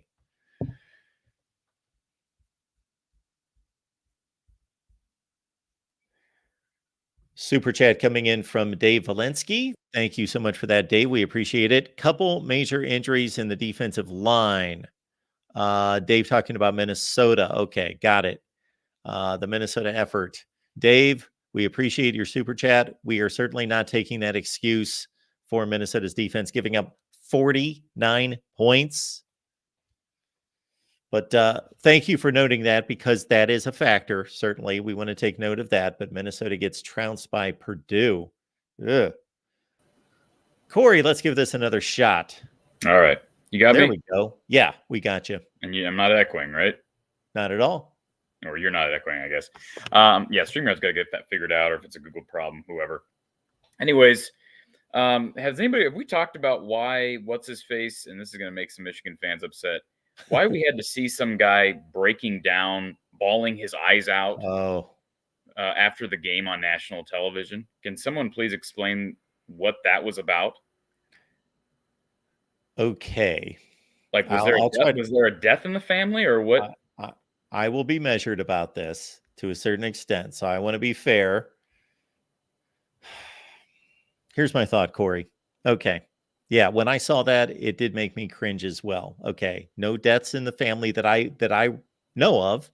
And this playing the card of, everybody's against us and we just fought through the most adversity that anyone could ever fight through. And, this was just all the odds are against us and all the naysayers. And I'm taking the words of Jim Harbaugh himself from today's news conference, the naysayers and just the tremendous adversity and the odds were against us. Well, the last I checked, they were a 5-point favorite. So the odds weren't against them. I understand their head coach was not on the sideline. And then, the expletives, crying, and I'll tell you what, Mark, when you start stealing like I don't even know, stealing stuff from other YouTubers and posting on your channel, and I have to take over your channel, I'm going to go on your channel. I'm going to host an entire show. And at the end, I'm going to go, oh my gosh, I love you, Mark. Oh my goodness. All right. And then we'll all celebrate and cry and talk about how it's America's channel. Does that sound good? Corey, I should have had you either host or shoot a video for me covering this topic. That would have been beautiful. Because I don't think I could have made it through because I tweeted this out right after I had to watch that interview. I think it was right before the Iowa game. All I had to say is I hope Michigan loses every game the rest of the way. That's all I have to say. And I never say that. I hope they lose every game from here on out. Okay. Again, I'm going to be the measured one here because I watched it and responded very much in the same way that you did, but I'm trying to be an understanding person to say, okay, he's obviously emotional about this and this win means a lot and all those things. So is there any part of you that says, okay, that's just raw emotion? Well, Kirk Ferentz shows emotion all the time, but like, go watch the interview. Does he? He's the dude's constantly crying. Like, but he's not like, what we saw out of what's his face for Michigan, I think it was Sharon Moore. Yes, he was sobbing. Sobbing like somebody, like literally, like his puppy ran out in the street and got hit. Like it was, I've never seen anything like that. And if you told me in response that it was because his program's head coach, who is accountable for what goes on within the confines of that program, was suspended for like 4 games. I guess it's officially 3 games, right? Yes. Because somebody was committing quote unquote cheating violations. I can't. I know the comments in the chat. Corey has I knew they were going to be great. Hey, Mark, Corey has no soul. This I can't sympathize. Hey, listen, I can't sympathize with cheaters, so that means I have no soul, Mark. Of course, we all knew that, Corey. No soul, Corey. Of course. This is one of my annoyances in covering sports and watching sports is the overplayed, the world's against us. We're fighting all odds. Everybody's against. Nobody gave us a chance. Like hearing Tom Brady say that a number of playoff runs, well, he is the greatest of all time. So, but it's like, really, you're the ultimate favorite. And he would play that card from time to time. But to listen to all that, nobody, we were the underdog and nobody gave us a chance and the naysayers and there are such things as adversity, and then there is self-created adversity. So if somebody gets struck down with some kind of horrible illness, I feel horrible. That's adversity. When it's beyond your control and you get hit with a serious challenge, that's adversity. When you create the adversity, I'm not going to feel sorry for you. Yeah, and again, it's not like somebody took out Harbaugh or, he fell through a stairway and is in the hospital. Like, he got suspended, okay? He didn't get fired. He didn't get sued. He got suspended. Again, that's why I was honestly, I just want to know, was there something else going on that I wasn't aware of other than he's terribly emotional for his head coach who's been wrongfully accused of this heinous crime. Anyways, we don't have to stay on that.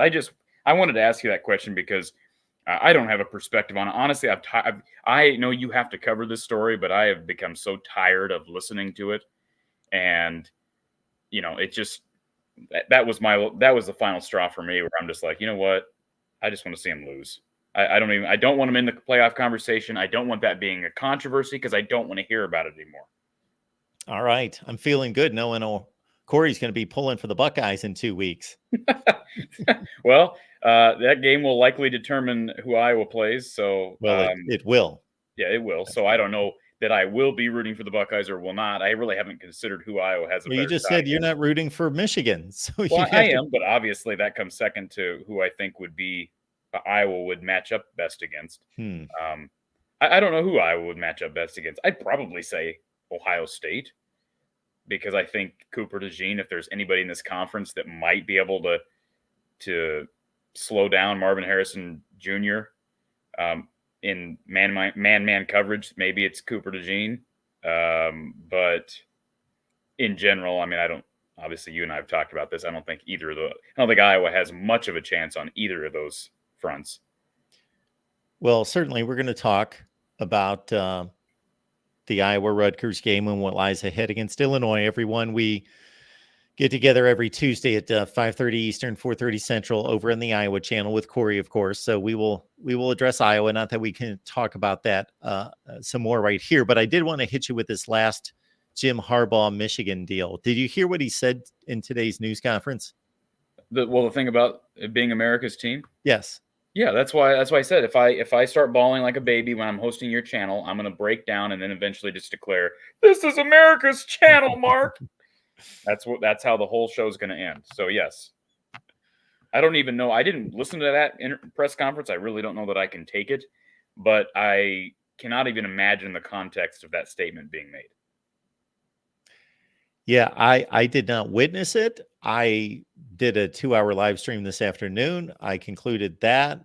I started to watch. I saw that, boom, it pops up on my YouTube. Okay, Jim Harbaugh's news conference. And I was weighing the back and forth of, okay, good YouTube host channel for the Big Ten in Michigan. Do I watch? Have something to say, or am I going to take care of some other things and take care of my personal self and go down to the gym? Well, I opted to go down to the gym and not watch Jim Harbaugh's news conference. So that's what I did. And then I come back to all this America's team talk. Well, all I can say is, Mark, you're in a position to profit off the lunacy. So just like you're in a position to profit off the lunacy of the AP Top 25, you probably saw my tweet this morning about the Top 25. The fact that, now I know there's a lot that should go into these polls when in reality there's not. And yes, I understand the playoff polls, so I think that matters at this point in the season. But the fact that the matter is that people do care about the AP poll, especially earlier in the year. And like the fact that they've got as one example, first of all, Iowa has its most complete game of the season on offense and defense. They beat Rutgers 22-0. A week after, Rutgers challenged Ohio State through 75% of that game, and they drop Iowa out of the rankings. And one of the teams immediately above Iowa is a team who has 3 losses, one of which being a blowout loss to Central Florida, another one being a blowout loss to South Alabama, and then the third one being a loss to Iowa State in Jack Trice, a team that Iowa beat in a place where Iowa won. I just think that's hilarious. I get it. There's more to the resumes, and that's why your top 25 makes sense, because you're looking at the resumes completely. But that was amazing to me. So I had not looked at the AP rankings, and that, even though I would make the small window of opportunity of defense that these rankings should not be done in a vacuum. For example, you shouldn't say, okay, they were 17 last week, they won, we're going to move them up to 15. That it's all dynamic. And there could be a situation in which an Iowa team at 25 is surrounded by teams, let's say, that are theoretically or in actuality, because the rankings we know extend way past 25, let's say 26, 27, 28, have these just massive, impressive wins against these really good teams that you would, even despite Iowa being impressive, move them down or move the other teams up. That seems not plausible based on everything that you just told me. I've got Iowa at number. Somebody, I think, even was so surprised where I had Iowa. They accused me of not ranking Iowa. They said they watched my video. They're like, Mark, how dare you? You don't have Iowa ranked. And I'm like, I've got them at 14. How dare you? You probably missed it because you didn't expect who in the world would have Iowa at number 14 in the country. Well, I do. And what you just said is right. They shouldn't be looked at in a vacuum. And the fact of the matter is, we've talked about how the starting point with these polls are basically preseason projections. And, what I tweeted out earlier today is the polls are ridiculous, not only because, most of these voters aren't watching 95% plus of these other teams, and they don't share equal voting principles and criteria. No. They're just like, you've talked about this, like they vote the way they want to vote. I mean, it's just such a ridiculous thing. So anyways, yeah, Oklahoma State, man, I can't get over that. That one is just incredible. And they're a weird team because I don't even know. I have to look back at their schedule. They got a couple of good wins, right? But they beat Iowa State. No, they did not. Oh, Iowa State beat them. That's right. That's their other. I'm sorry. That's their other Big Ten. They lost to. They beat Oklahoma. They beat Kansas State. Right. Those are their two best, and I believe they beat Kansas. I'd have to look that up. Yeah, so those are some good, good wins. Obviously, Oklahoma's a very good win, but I mean, man, just to get trounced by Central Florida and trounced by South Alabama, and then losing against the one common opponent with Iowa. I mean, not that they're just measuring those two teams against each other, but that's just the point. The vote itself is because you have all these different voters contributing to the poll. And they all have different criteria. They're just a bunch of numbers that happen to fall a certain way, and people eat them up.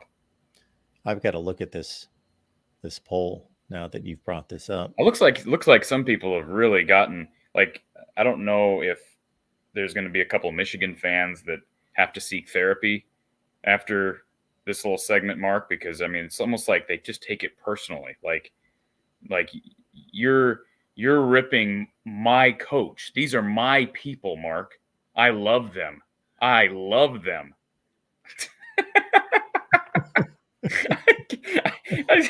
always just found it amazing when people just get, like what you said earlier, the Iowa fans going on your channel. How dare you, Mark? It's so ridiculous. Well, it's like they're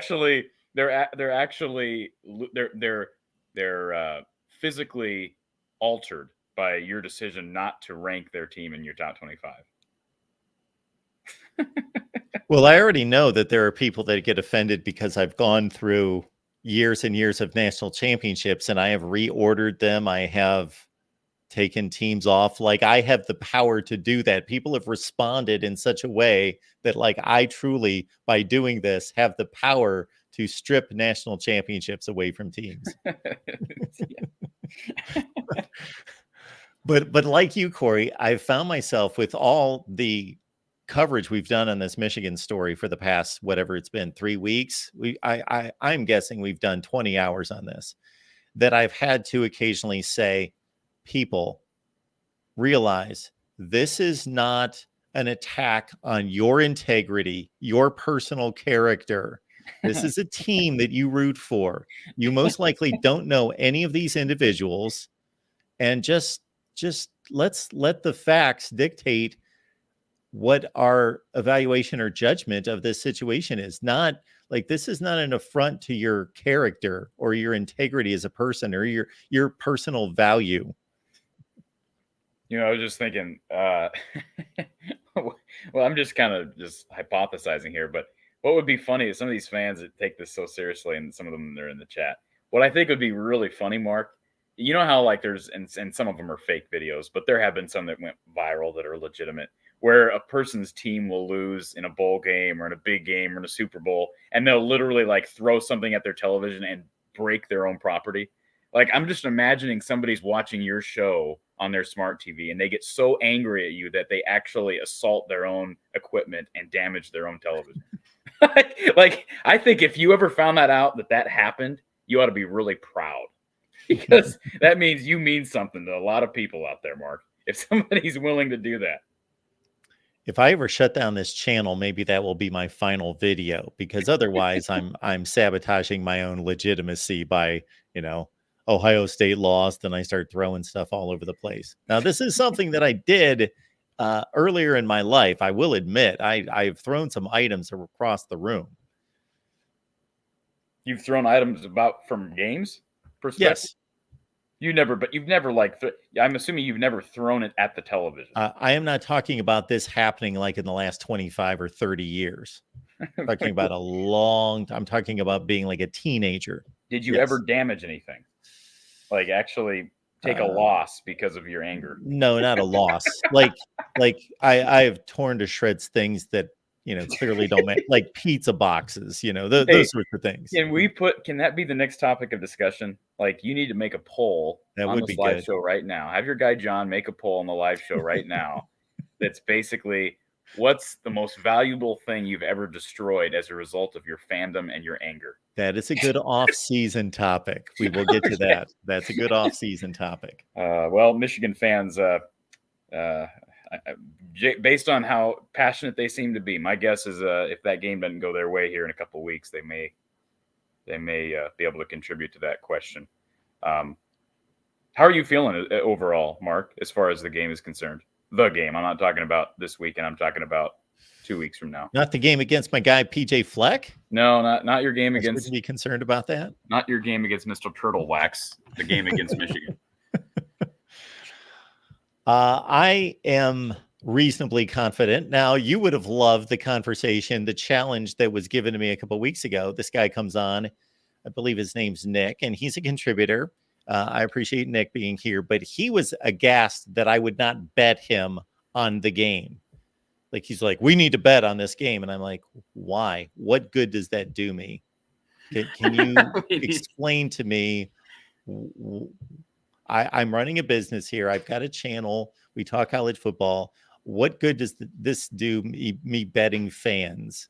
Like, I'm like, if you can, this is clearly a business decision. So I said, he's like, what's it going to take for you to bet me on this game? I said, give me 21 points, because then I've established this is a good business decision for me to make. So I will do that.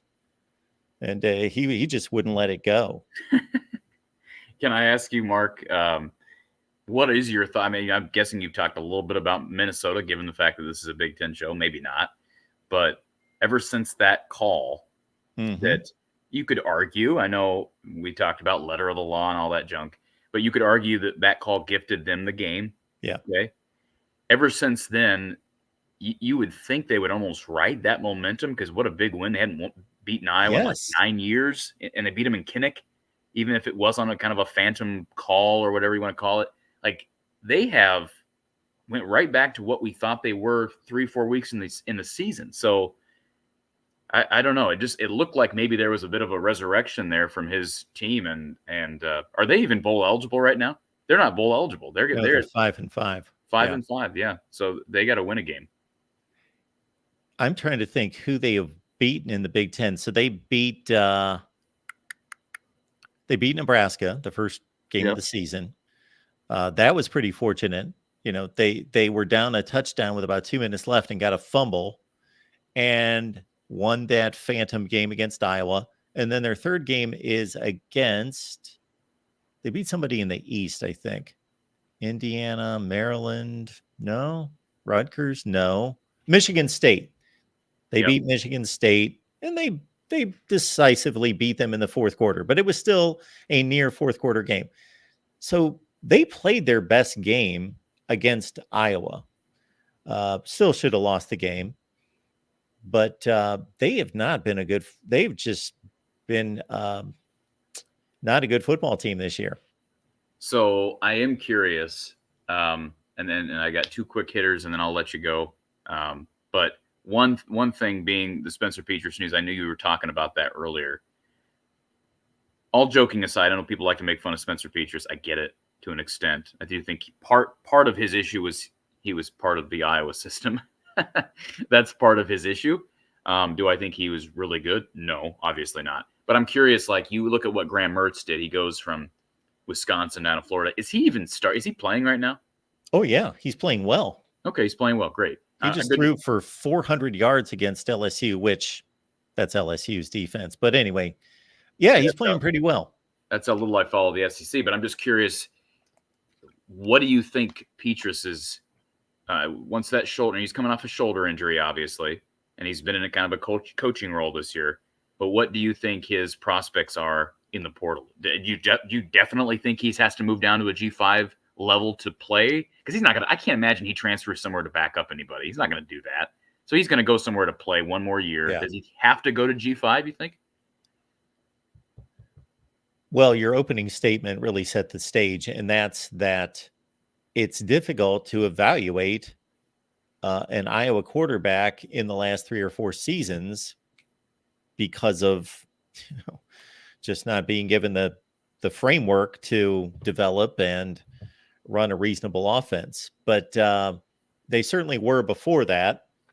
So let's not put it all on Brian Ferentz and not say that Spencer Petras has not played well. And the 2020 season, I'll put this back on you to a certain extent because you watch every game. I watch half of them.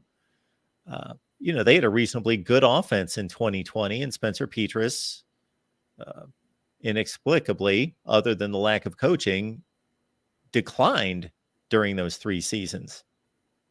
Well, go back to 2020, not to debate this, but if you go back to 2020, Mark, Spencer Petras was not very good.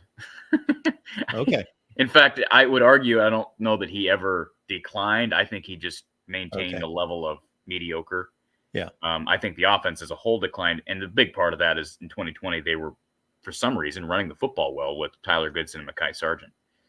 And that was, I think part of that was really experienced line and a conference schedule that was very favorable with COVID and everything that laid on them. And Petras just wasn't asked to do a whole lot. I think that's a big part of it. And when the run game went away in 21 and 22, all of a sudden your signal caller is going to be exposed a bit. So I don't know. I'm just curious to see if he, maybe, I don't know what Cal, I know Cal's not a very good program. He's from California, so that's a team that flashed in my mind. I know they added Plummer here a couple of years ago. Isn't he playing for Brom at Louisville? Yes. So I don't even who's Cal's quarterback now.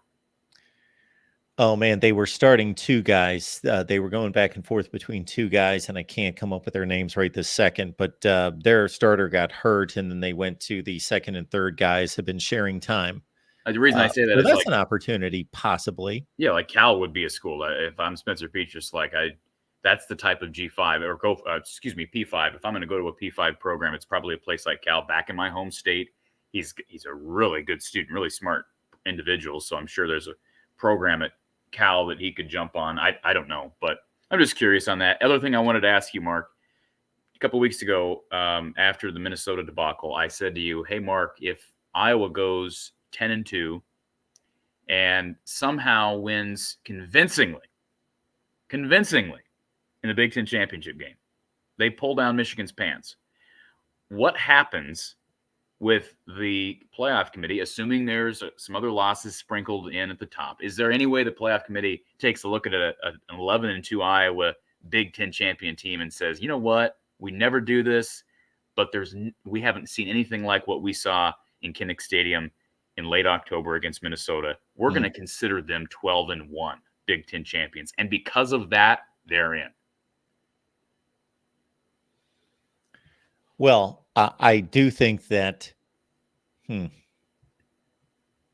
only reason I said that, it's not. Do I expect it to happen? No. But if the offense, we've seen one game where the offense was decent. We'll see if that continues. It may not. It may go right back to being crap this weekend. But if somehow it has taken a step forward, Ohio State is not offensively maybe the type of team that they have been, to where I'm nervous about a 50-14 win in general. I think the defense can keep it close against the Buckeyes. If it's against Michigan, it might be a different story. But I'm just curious to get your take. Well, I just don't think this is the year for it. There's just I agree. So many really good teams at the top of all these conferences, and they haven't lost games. Right, exactly. I think you're right. That's the bottom line. And I think 12-1 an actual 12-1 Big Ten champion, I think that would have made a big headache for the committee. But my guess is a scenario where they're 11-2 and the committee has the option of looking at that game differently. They would much rather just say they're 11-2. They're 11-2. Regardless of what happened against Minnesota, they're 11-2, and that's an easy way out. And then we don't got to deal with the controversy of putting a one-loss Iowa team in. So, anyways, I just was curious, your thinking on that. But it does, if somehow that happens, which is not likely, it's always going to be one of those things. Iowa fans are going to look back; they're going to be angry.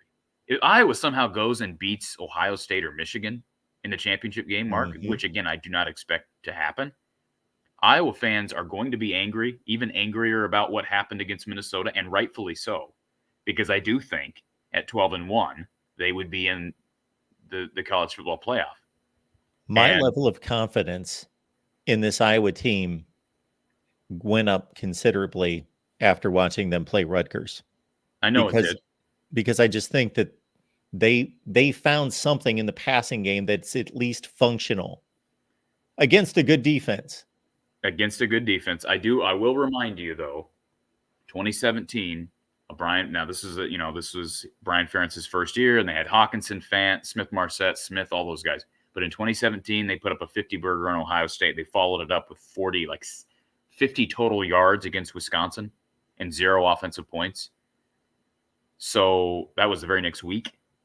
I got to see more than one game. I'm very skeptical on how sustainable what we saw on Saturday is. Now, there's a difference. They're not going to Madison to play a Paul Chryst coach Bucky team.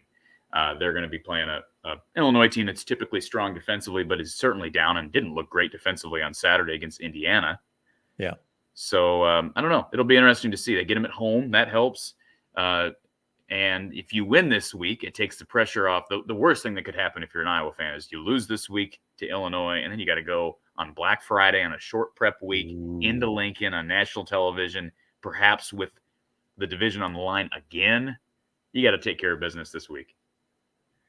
Yeah, and that will win the division. And in addition to just them throwing the ball more successfully, that last drive in the first half, even though it didn't end well because Deacon Hill made a mistake, just to not sit on the 3-0 lead and say, we're kneeling down and we're going to run it out and head to the locker room.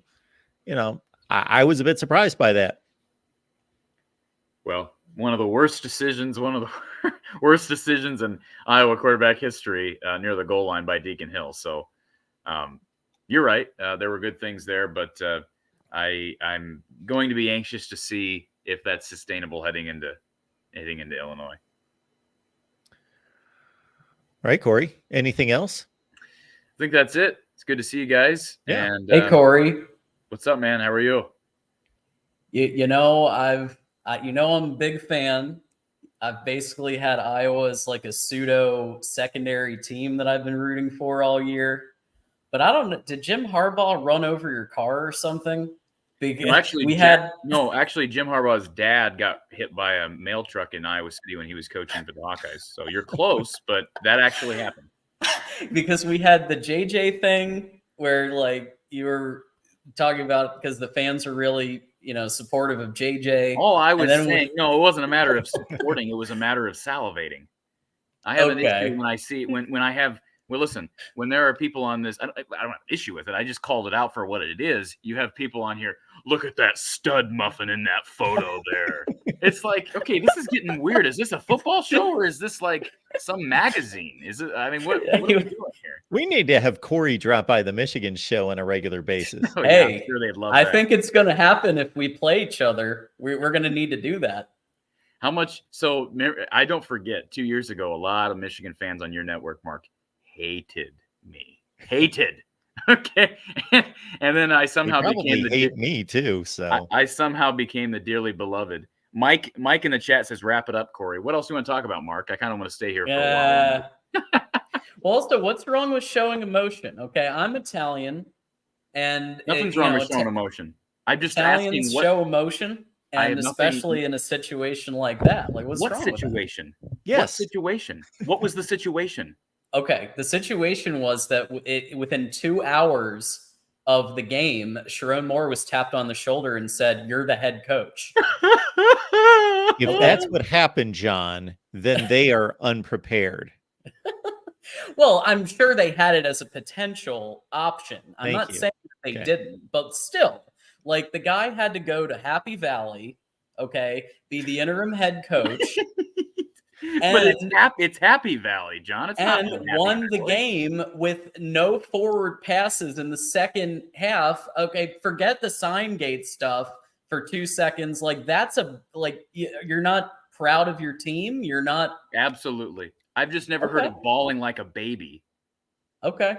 in front of the TV cameras. That's what I've just, he has the right to do whatever he wants. I'm like, okay, this guy's a little bit of a drama queen. That was all I had, Okay. Yeah, I had the same reaction. I had exactly the same reaction, and I was trying to keep myself in check to say, okay, Mark, don't be too judgmental. But I personally don't want my head coach acting like that on national TV. But Ryan Day had an emotional outburst Yes, that he did. He got criticized for. He did. That was stupid. I think that was stupid too. I think it was less stupid because it wasn't. I mean, that's my opinion. Challenging a 95-year-old. That's the part I thought was a little much. I had no issue with him getting emotional, but yeah, like when he went after Lou Holtz, I want Lou Holtz here right now. And by the way, I just want to make clear, Kirk Ferentz is the most emotional. Like, if I guarantee you, I could drive to Iowa City tomorrow, Mark, and I wouldn't do this. This is mean. But I could drive to Iowa City tomorrow and ask one question and make that man cry. All I'd have to ask him, and I'm not making fun of him, because he's a legitimately emotional and he's an organic dude. I mean, he's not fake by any means. But I could ask him, I could say to him, hey, Kirk, had a conversation with one of your players earlier today, and they just talked about how much you mean to this team and what you've done to keep these guys together. And he would immediately start crying. Didn't you see the post-game interview on what was it? What was the network? It was Big Ten Network. Didn't you see that, Mark? After this past game? Yes, he was asked. He was asked.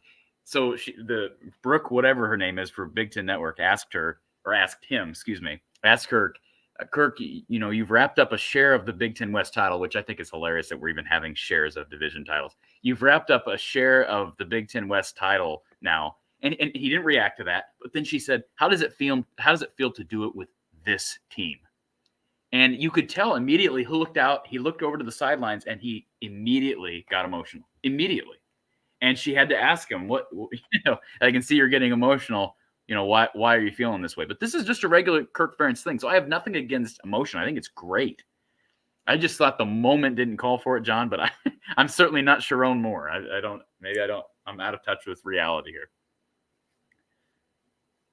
Yeah, I mean, the circumstances were not ideal. It's not like Sharon Moore was coaching the whole season, regardless of what game plan, what secondary plan. I'm sure they had like 3 or 4 plans, depending on what the heck, what the timing of the ruling was, if they were going to get the TRO. They probably had like 3 or 4 different scenarios, because Brady Quinn said that they had 3 or 4 different scenarios when they were, he had an interview with Dan Patrick today, and he was talking about, we were about to get like a camera crew ready to go to Jim Harbaugh's hotel if he was gonna, like, last minute they got the TRO and Jim Harbaugh was allowed to coach, and then he comes in like WWE style, like they were like looking at securing camera crews and like OJ trials level stuff, if they needed to.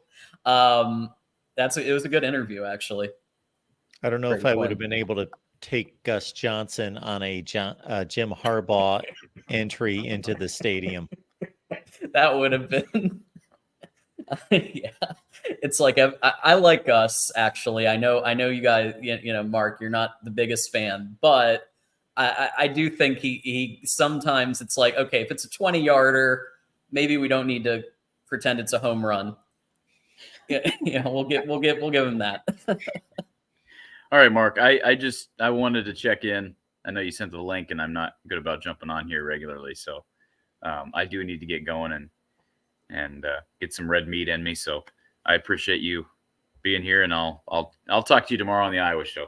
Sounds good, Corey. Thank Later, you. Corey. All right, John.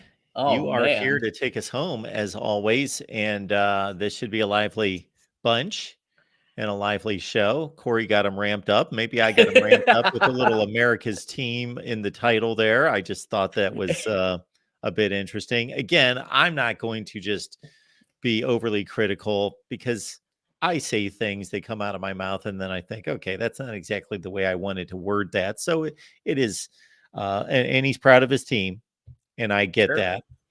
And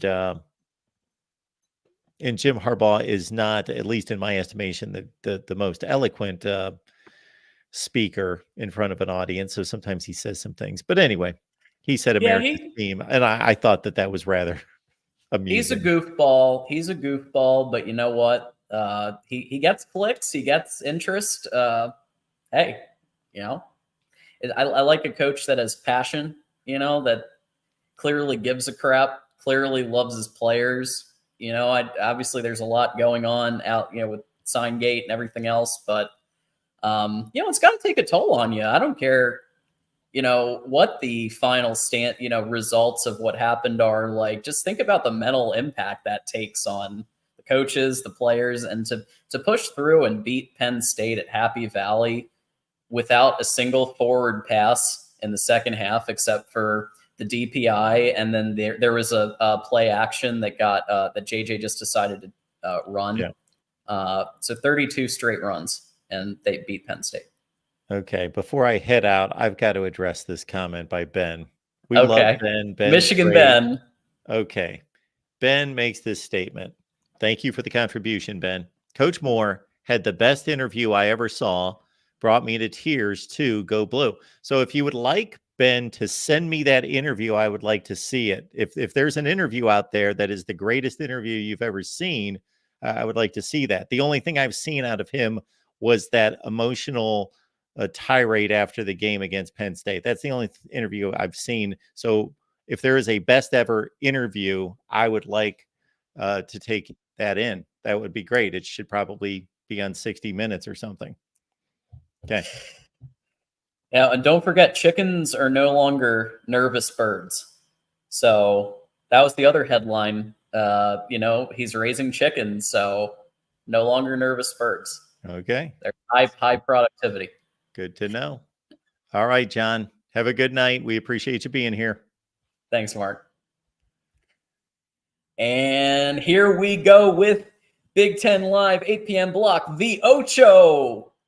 Thanks, everybody, for coming on. My name is John Diadamo. I'm going to be your host for the next 2 hours or so. Also host Michigan Wolverines Live tomorrow night, 8 p.m. Eastern, which will be a rant show. So if you are one of the non-Michigan people who can't handle a little bit of a rant, maybe skip that one. And then, of course, Saturday's Michigan post-game live with Dre Artis and myself. So lots of opportunities here. I do want to remind everybody before we take our panel in that we want everybody to hit the like button, subscribe to the Voice of College Football, and tell a friend that we're live right now. We're going 2 hours. We're going to be talking all the games. We're going to be going through each and every Big Ten matchup this past Saturday and what everybody thought about it. As there were some real surprises. I'm done talking about America's team and all that crap. Let's talk football. Why not? So why don't we go ahead and bring on our all-star panel for tonight. We're going to start off with Jackson Johnson, host of the Jacksonian, in the house. Hey, buddy. What's up, Johnny? How's it going tonight? Boy, it's been a real roller coaster. I'm working out. I'm just minding my own business. I'm working out in the gym, and then I hear that we're starting to just get real spicy in the chat. And now we've got like Iowa versus Michigan going on, and maybe it's like a prelude to maybe the Big Ten championship if both teams make it. Maybe we're getting started on the trash talk a little early, but Who knows? Anyway, let's bring on our Buckeye who comes every single week. Sean Garner, one of the few Buckeyes who is not afraid enough to call in and be on the panel. Thank you for being on, Sean. I appreciate you. Fucking love you, man. It's America's channel. America's channel. Absolutely. We got Minnesota Dave in the house. Minnesota Dave, what's up, man? You are the most Irish-looking Italian I've ever seen. I've been wondering that the entire time. Like his face and his last name don't match up at all. Yeah. Dave, I got some questions for your Golden Gophers. Oh, I have some questions for you too. Why are you wearing a Wisconsin sweatshirt? Oh, I don't know if look at that. Yeah, I was gonna say, I have a backstory on that. I helped some friends of mine a few years back. I was helping them water their flowers, watching their house while they were on vacation, and I made some good money. And they got me this Wisconsin sweatshirt, and they gave me a thank you card. So, and I hold this sweatshirt very dear to me because it, I always think about my friends. That's very Midwest of them. Last but certainly not least, Erica, you might have to avert your eyes because we've got a Wisconsin hoodie going on, but we got Erica Goldberg in the house. Hello. Hello, Erica. Hey, Erica, Dave, if it makes you feel better at some point, I will probably buy something from Iowa, probably from the Hawkeye, the Storm, or something from Minnesota as well. Oh, cool. Okay. So before we no worries there. Before we start with our first topic, we do have a $10 super chat from Lemansky, one of our Iowa buddies. Jimmy's Chickens, happy to see him. Coach gets farm country. Respect that. Thank you, Lemansky. So we've got a take of appreciation there. So thank you for that $10 super chat. We appreciate you. All righty. Without further ado, we did have a big firing in the Big Ten. So obviously, Mike Yurcich. So we'll start with this, and then we're going to go straight to games. But the OC, this is I believe the 5th or 6th OC under James Franklin, has been fired. And I think 4 out of the 6 got fired. 2 out of the 6 moved on as head coaches or whatever the case may be. But that's a lot of OCs to shuffle through. Unless your name is Nick Saban, you're winning titles every year, and they get head coaching jobs, basically after a year of being OC. That's a lot of OCs to go through. So I guess will this move save James Franklin's job for another year? Is he going to have one more year to try to turn this ship around? I'll be honest, this feels like a panic move. And as I said last night on the College Football After Dark show, for those who want to tune in from last night, I said that Penn State kind of threw the baby out with the bathwater on this move.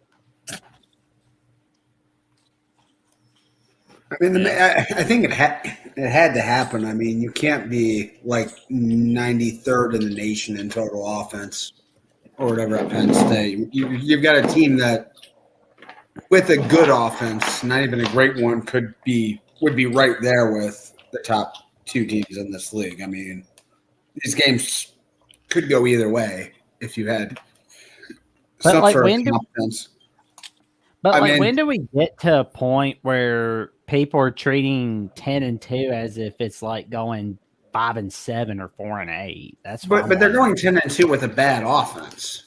I don't think this saves Franklin's. I don't think Franklin should be on the hot seat. I think he's done enough that he at least deserves a couple more cracks at this. And, if Michigan and Ohio State slip up a little bit, they could be right there to claim supremacy in the Big Ten. Yeah, they're not that far. It just there is the danger. And then we'll get to Erica and Minnesota Dave. There is the danger, and I said this on yesterday's, I guest hosted After Dark. And basically, there's the danger of being in Nebraska or a team that, that, like the Lions in the NFL, they fire a coach that's consistently doing very well, and then they get one that they go 3-9 or 4-8. So there is that risk of, if you fire a 9-10 win a year coach of, there's also the opposite where like Georgia, they get rid of Mike Richt, and then they get Kirby Smart. So there's that option too, but there's, I think, a lot more of the other examples. So Erica, what did you think about this move right after the Michigan game happened? Well, I did watch part of the game. I didn't watch all of it because I was kind of switching between different things. But I kind of think Franklin, this is coming from someone who doesn't know a lot about Penn State, so take it however you will. But I kind of feel like Franklin did this because maybe there's a possibility that if he hadn't, he may have been fired himself. There's a scapegoat stuff going on, maybe. And also the other thing I wanted to comment on, what you just said about, if you're 10-2 and all that, and you get fired, like, is that a good idea? Like that whole thing, and how you're going to become Nebraska possibly. We've talked about this as Iowa fans so many times because Kirk's in the same situation. And as much as people are going to laugh about it, it's the truth because he consistently wins 8 or 9 games a season, and sometimes one more or one less than that. And he's also had like an undefeated season too, and people forget that because our offense is horrible right now. Well, this weekend they did great, but before that, our offense was horrible. You actually had a pretty good offense, and against Rutgers, who has a legit, I think they have a decent defense. So they awesome. were number 11th in the country, I read, or something like that. So the fact that Iowa beat them, I mean, granted, the fact that it was Kinnick, I mean, we'll probably talk about this later, I guess, and I'm jumping the gun a little, but it was at Kinnick, so that's part of it. Minnesota Dave, any thoughts? Well, as a guy that has also gone through so many offensive coordinators and defensive coordinators throughout the PJ Fleck years, even getting a guy that one time was at Penn State, it was at Minnesota first, and then it was at Penn State, and then went back to Minnesota, and then was released. The only thing you worry about is if you go through so many offensive coordinators, how's your QBs and your players that need to learn the new playbook every dang time this happens? Because there is so many offensive coordinators. I remember during when Gopher quarterback Adam Weber had under Brewster went through so many offensive coordinators to the point where it went from 1 year they're doing a pro style offense, the next year they're doing a spread, the next year they're doing this, the next year they're doing that. It's like that's the only thing that you kind of really worry about is maybe it's not your offensive coordinators, maybe it's you. Right. Maybe the problem is him. Penn State they used to be back in the late 2000s, they were kind of known for their offense, for their explosiveness. They had under Joe Moorhead there. They had that team with Barkley and had all talent. They've had all these receivers, Jahan Dotson, KJ Hamler. They've been mostly under Franklin actually pretty good offensively. It's kind of the anomaly the last couple of years that they've really struggled, especially Chris Godwin. Oh yeah. I mean, there's just and a bunch of tight ends too, like Fryermuth and Gesicki and all these. This has been a good offensive program in spite of all those the numbers you mentioned, how many coordinators they've been through. But I mean, I feel a little bad for Yurcich because I feel like the players kind of let him down, especially in both of these big games. Yeah. I mean, there's the execution was just awful in both of these games. It's not even like the play. You can't criticize the play calls too harshly because, I mean, Ellers, he legitimately just seems scared of the moment. I mean, I hate to say that ever about any QB, but you can visibly see it, him in the pocket, just his body vibrating. He looked great against Maryland, But when he's up against a real defense who's pressuring him, he can't hit the broad side of a barn. You know? No, fourth and 6, you're throwing it 30 yards away from anybody. I mean, just no awareness of that situation. Was that the flea flick? There was that flea flicker that got called for intentional grounding. That was I think that was earlier in that same set of downs. But there was another, There were a lot of head scratching moments in that game.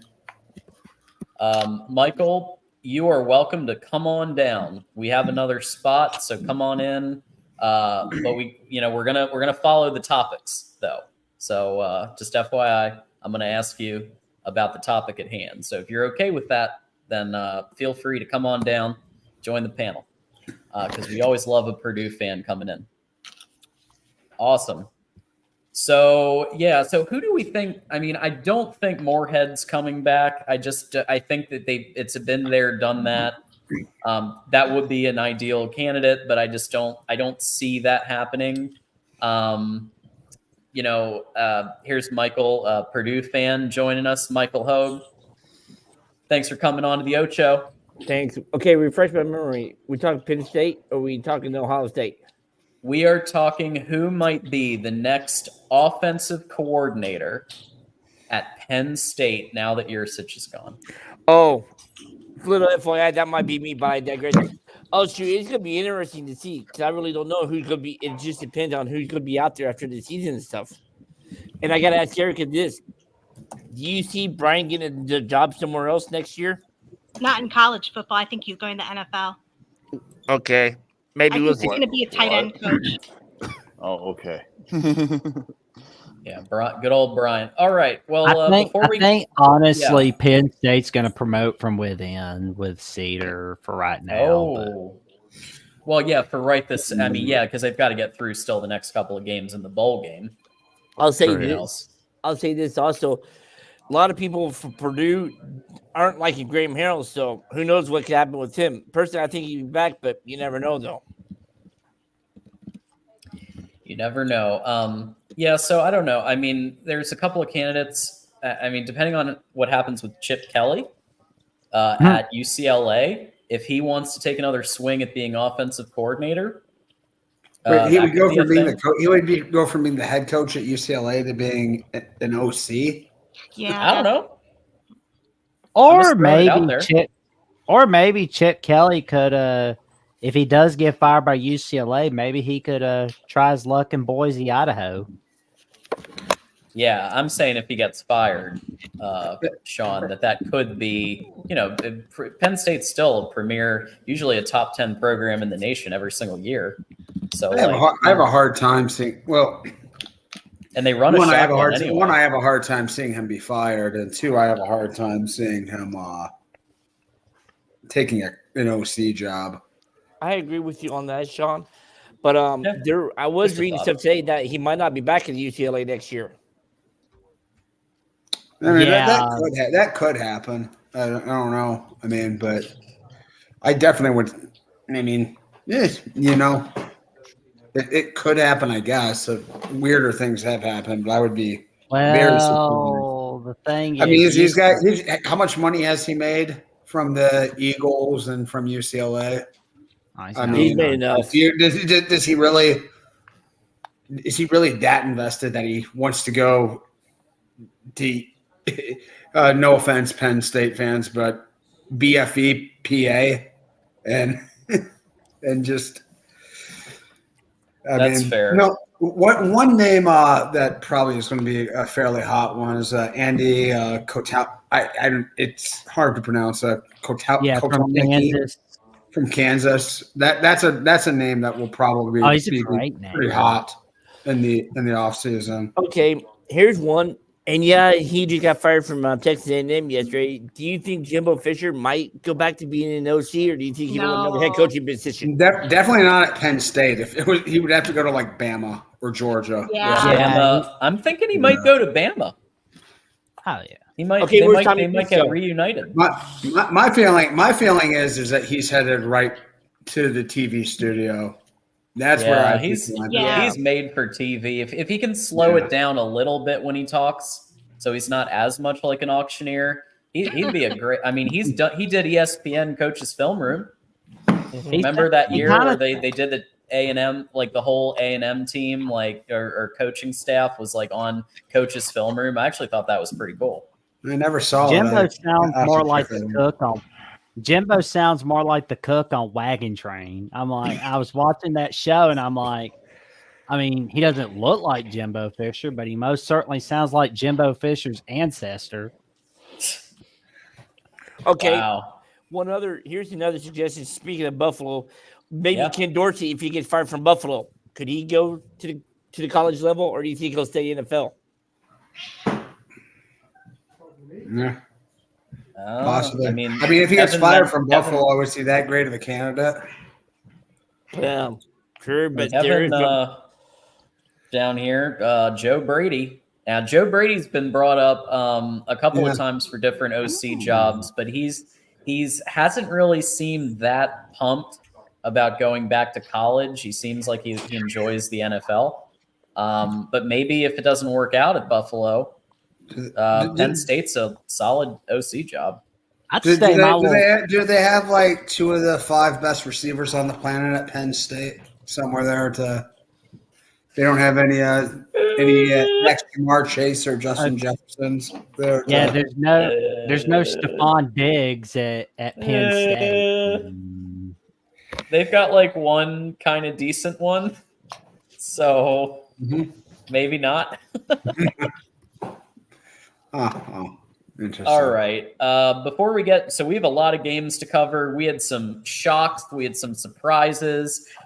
We had some that made perfect sense and everything else. But before we do that, don't forget to hit the like button.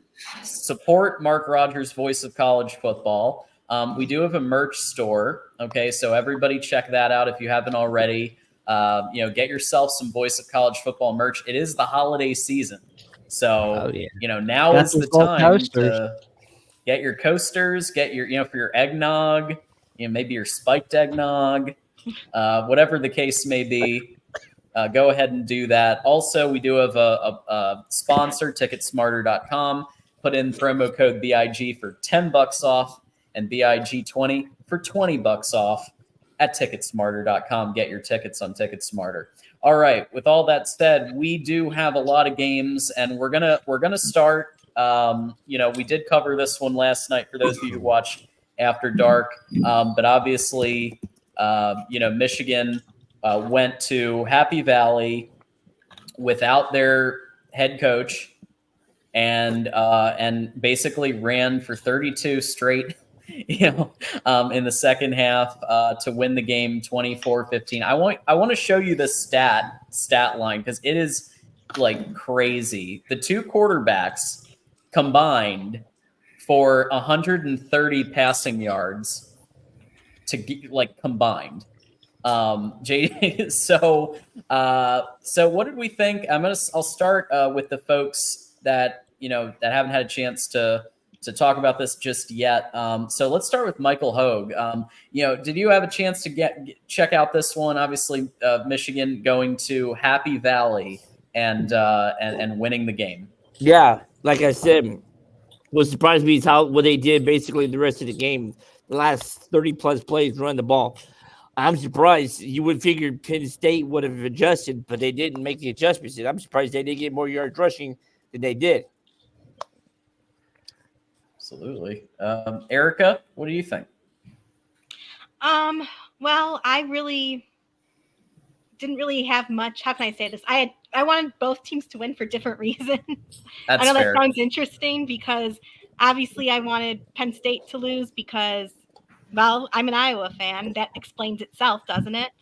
And then I wanted Michigan to lose because I'm tired of hearing about all the scandals. So yep.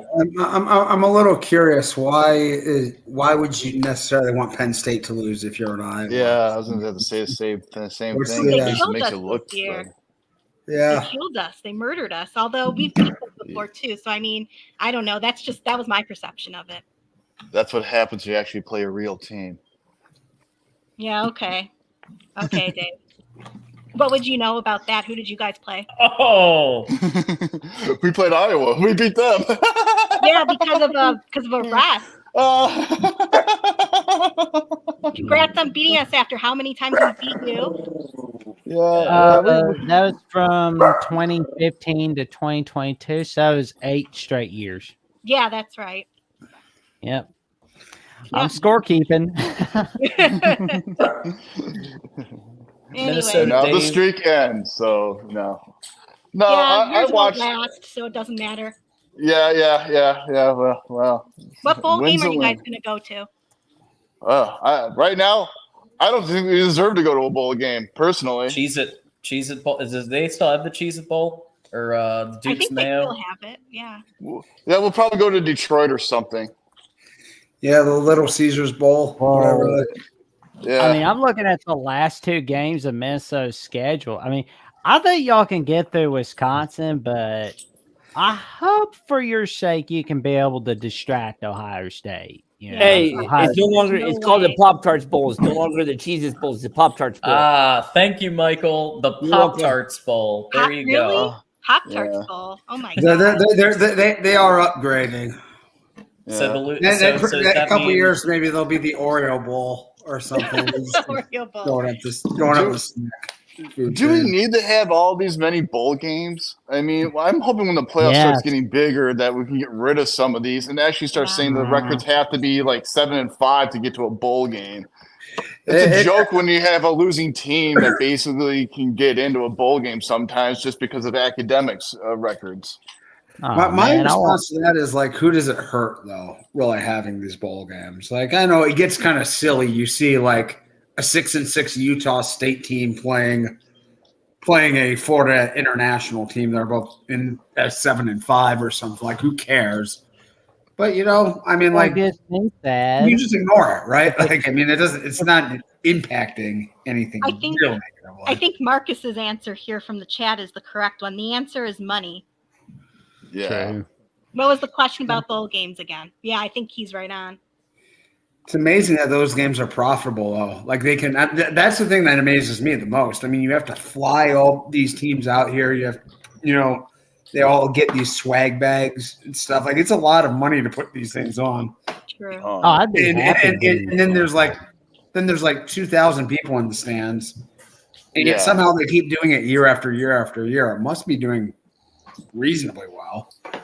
Yeah, and it also I think- helps that you have it during the holidays that people are, want to like from at least people like me from the upper Midwest want to go like somewhere nice, Mhm. for a nice little vacation. Well, I mean, the Bahamas Bowl's a pretty good bowl. I mean, there's that. Mm-hmm. I love. I love. the Are bowl we games. able to go to that? I thought that was only. I thought that's only Big Ten's Mid-American never played on schools. that ever. Yeah, I think it's only Mid-American schools in Sunbelt. Yeah, I think that's right. No, it's actually Mid-American Conference USA. Well, at least what's left of the Conference USA.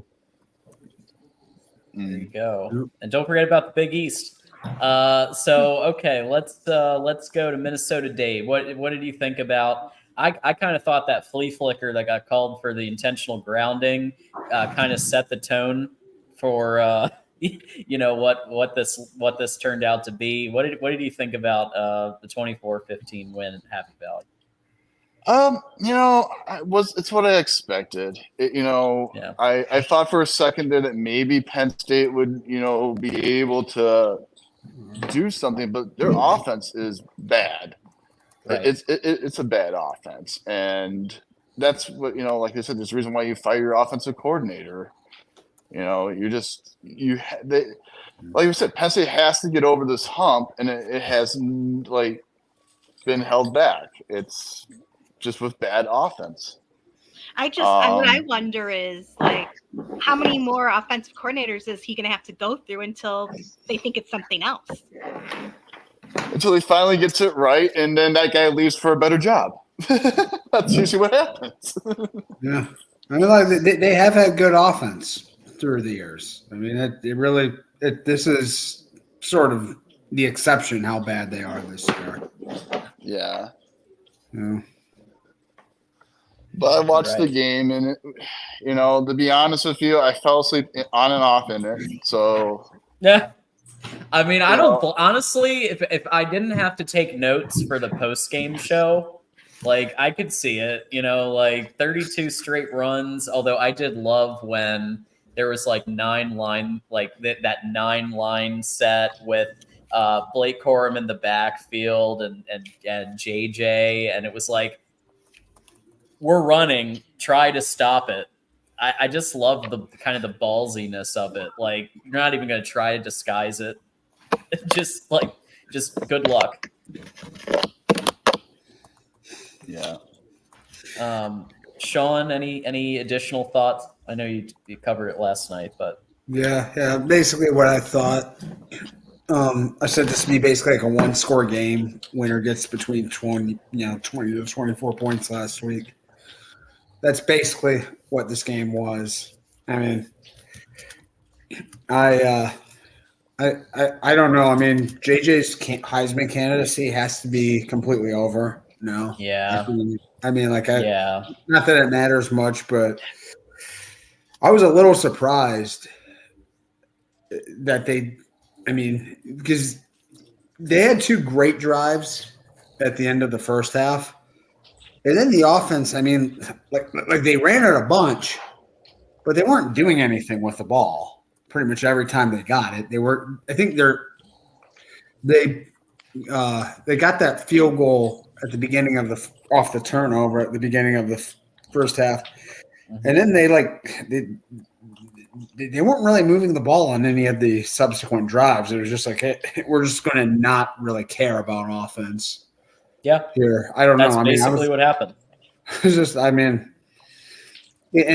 some of the third down play calling was super effective, but some of these third and longs, they ran a QB sweep, a draw play, a tunnel screen on all these that picked up these third and longs, and I mean that was just very curious to me. I think outside of the pass that got the DPI in the third quarter, McCarthy didn't throw the ball more than 8 yards downfield on any of. I mean, they just no. It was just very odd. I don't even know if I learned that much about Michigan. Like, are they a complete team? I think they are, but I mean, here's the issue, Sean, and I said this. So Carson Barnhart, and he's kind of showed signs of getting of not being like himself from last year. But this game, Penn State's pass rush, like Barnhart was just letting people through. I mean, it wasn't even close, and so it's tough to set up the pass. Right. When your right tackle basically isn't effective at all. So I think that they just decided, okay, Jim Harbaugh's not here. We're in Happy Valley. Let's get out of here with the win. Drew Aller can't throw to the broad side of a barn if we pressure him. So, like, they're not going to win on offense. Let's just pound the rock and get out of here. And honestly, I don't hate it. Like, they did what they needed to do. And when Michigan was on defense, Minter he summoned Don Brown in this game. Yeah. I mean, they brought pressure after pressure after pressure on him, and I mean that's very unlike how they've been playing defense. So yeah, both offensively and defensively, they made big deviations from how they've been calling games up until this point. So yeah, that was very interesting to see. Well, and the turning point of this game was that fumble in the third quarter that Michigan recovered. I mean, that's what really helped the Wolverines right there. Mm-hmm. And that was another one that was completely unforced too. Like Aller literally just dropped the ball. As far as where to see like that, he was. I mean, like he just both the fumbles in this game. Michigan got their fumble back when they fumbled at the 20, and then Penn State fumbles and Michigan recovers. If you flip those around, that's a totally different game. Turnovers are huge.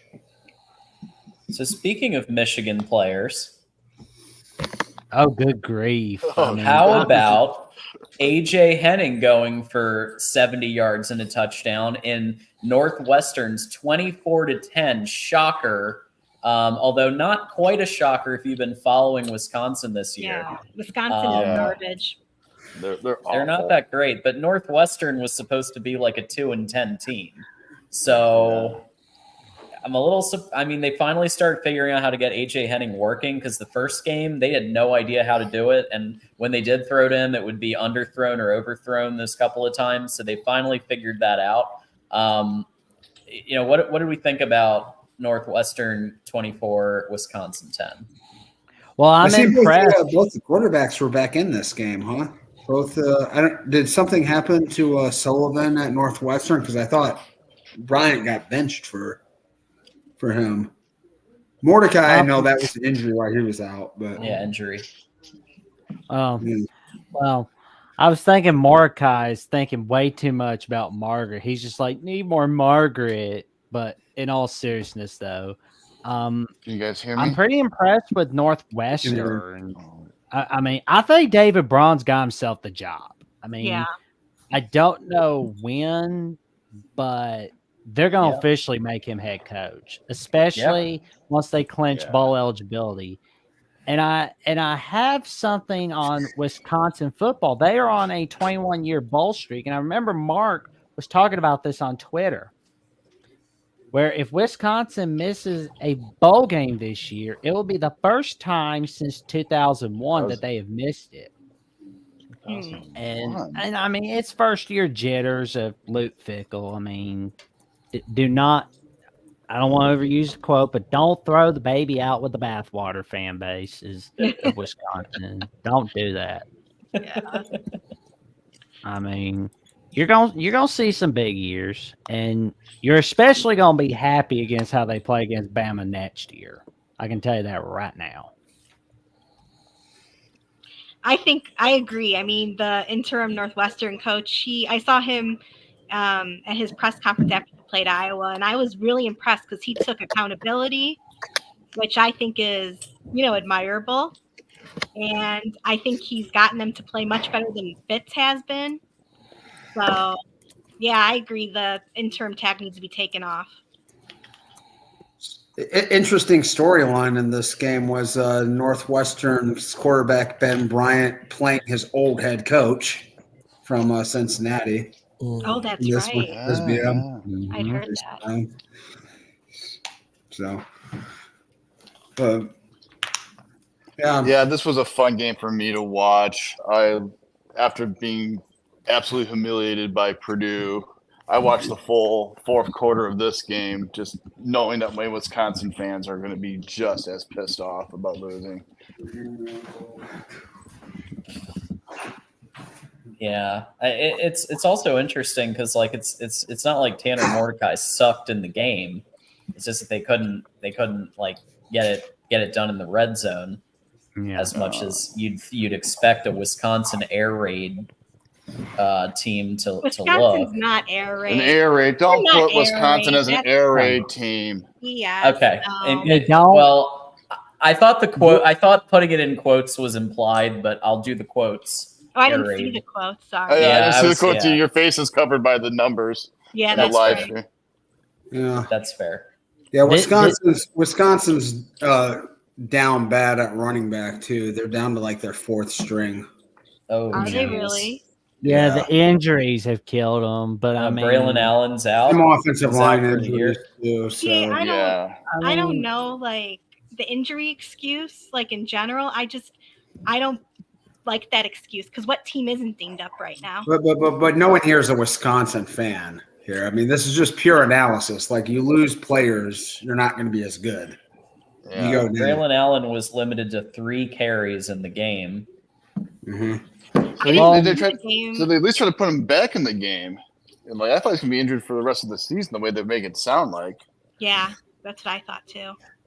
If I'm him, I don't know what the point is in going back out.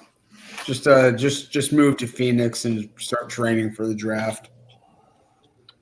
I actually was going to ask because I didn't see this game. Was Mordecai throwing live interceptions again? I don't think he had any. In this Oh, game. wow. I know. I'm shocked. Yeah, just couldn't score in the red zone really. So Northwestern was able to, stop them where it counted. Wow. Yeah, bend don't break. It's not like they didn't. If you look at the team stats, Wisconsin actually had more total yards than Northwestern. More passing yards, yeah. More passing, yeah. Let's see, rushing yards less than Northwestern. Obviously, Braylon Allen being out kind of impacted the run. I mean, you can't completely discount the fact that I would say Braylon Allen is probably one of the top 5 running backs in the country. When he's healthy, and so him being out did impact the run game quite a bit. Like he had 3 carries. So that's not. I think they're putting him on a snap count. Yeah, Chaz Malusi's a really good back too, and Jackson Aker has a lot of potential, but I think all of them. I don't know if any of them got much. They're all pretty much beat up.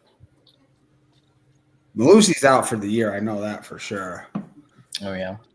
Yeah. 100%. All right. Well, Sean, we're coming up to you now, and Marvin Harrison Jr.'s 149-yard game against the Michigan State Spartans. Obviously, Michigan State barely has a pulse on offense, but still, look at the 38-3 is notable. And McCord, you can't call him mid-court anymore if he's going 300+ yards and 3 touchdowns. So. Sean, what did you see from the offense? Was this the most complete you've seen the offense this year?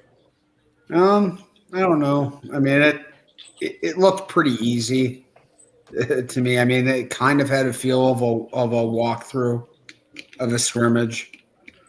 The receivers were getting a lot of separation, and they were providing a lot of protection as well. They got the running game going early, which was positive to see because Michigan State is a pretty solid run defense.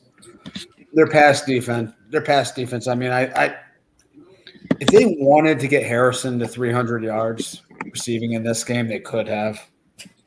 If they wanted, Yep. If they absolutely had to put 70 on them, I'm pretty sure they could in this game. So it was, I mean, you're glad to see them do what they're supposed to do against inferior competition because they haven't done that all the time this year. But 35-3 at halftime, put the brakes on very early in this game, got everyone out. State didn't suffer any more injuries, which probably the most important thing in this game.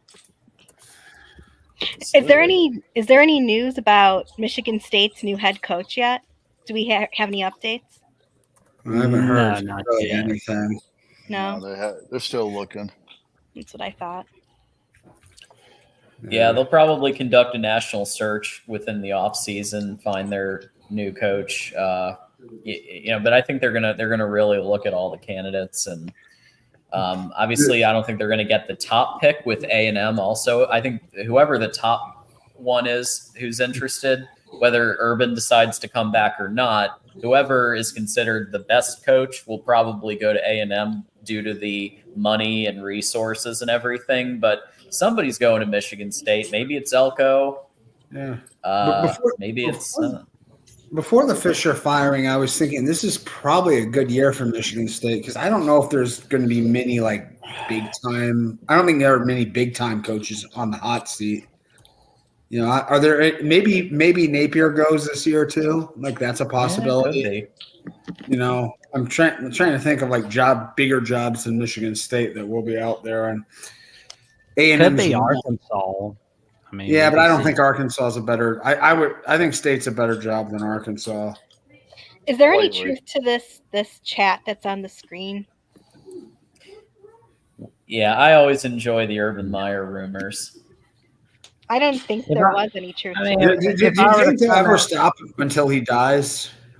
It'll be like 30 years from now, and people will I still mean, be saying, honestly, "Urban." that if I were to leave bid noon kickoff for a coaching job, it's not going to be Michigan State. Sorry to tell No. it to you, Michigan Texas State. A&M, maybe.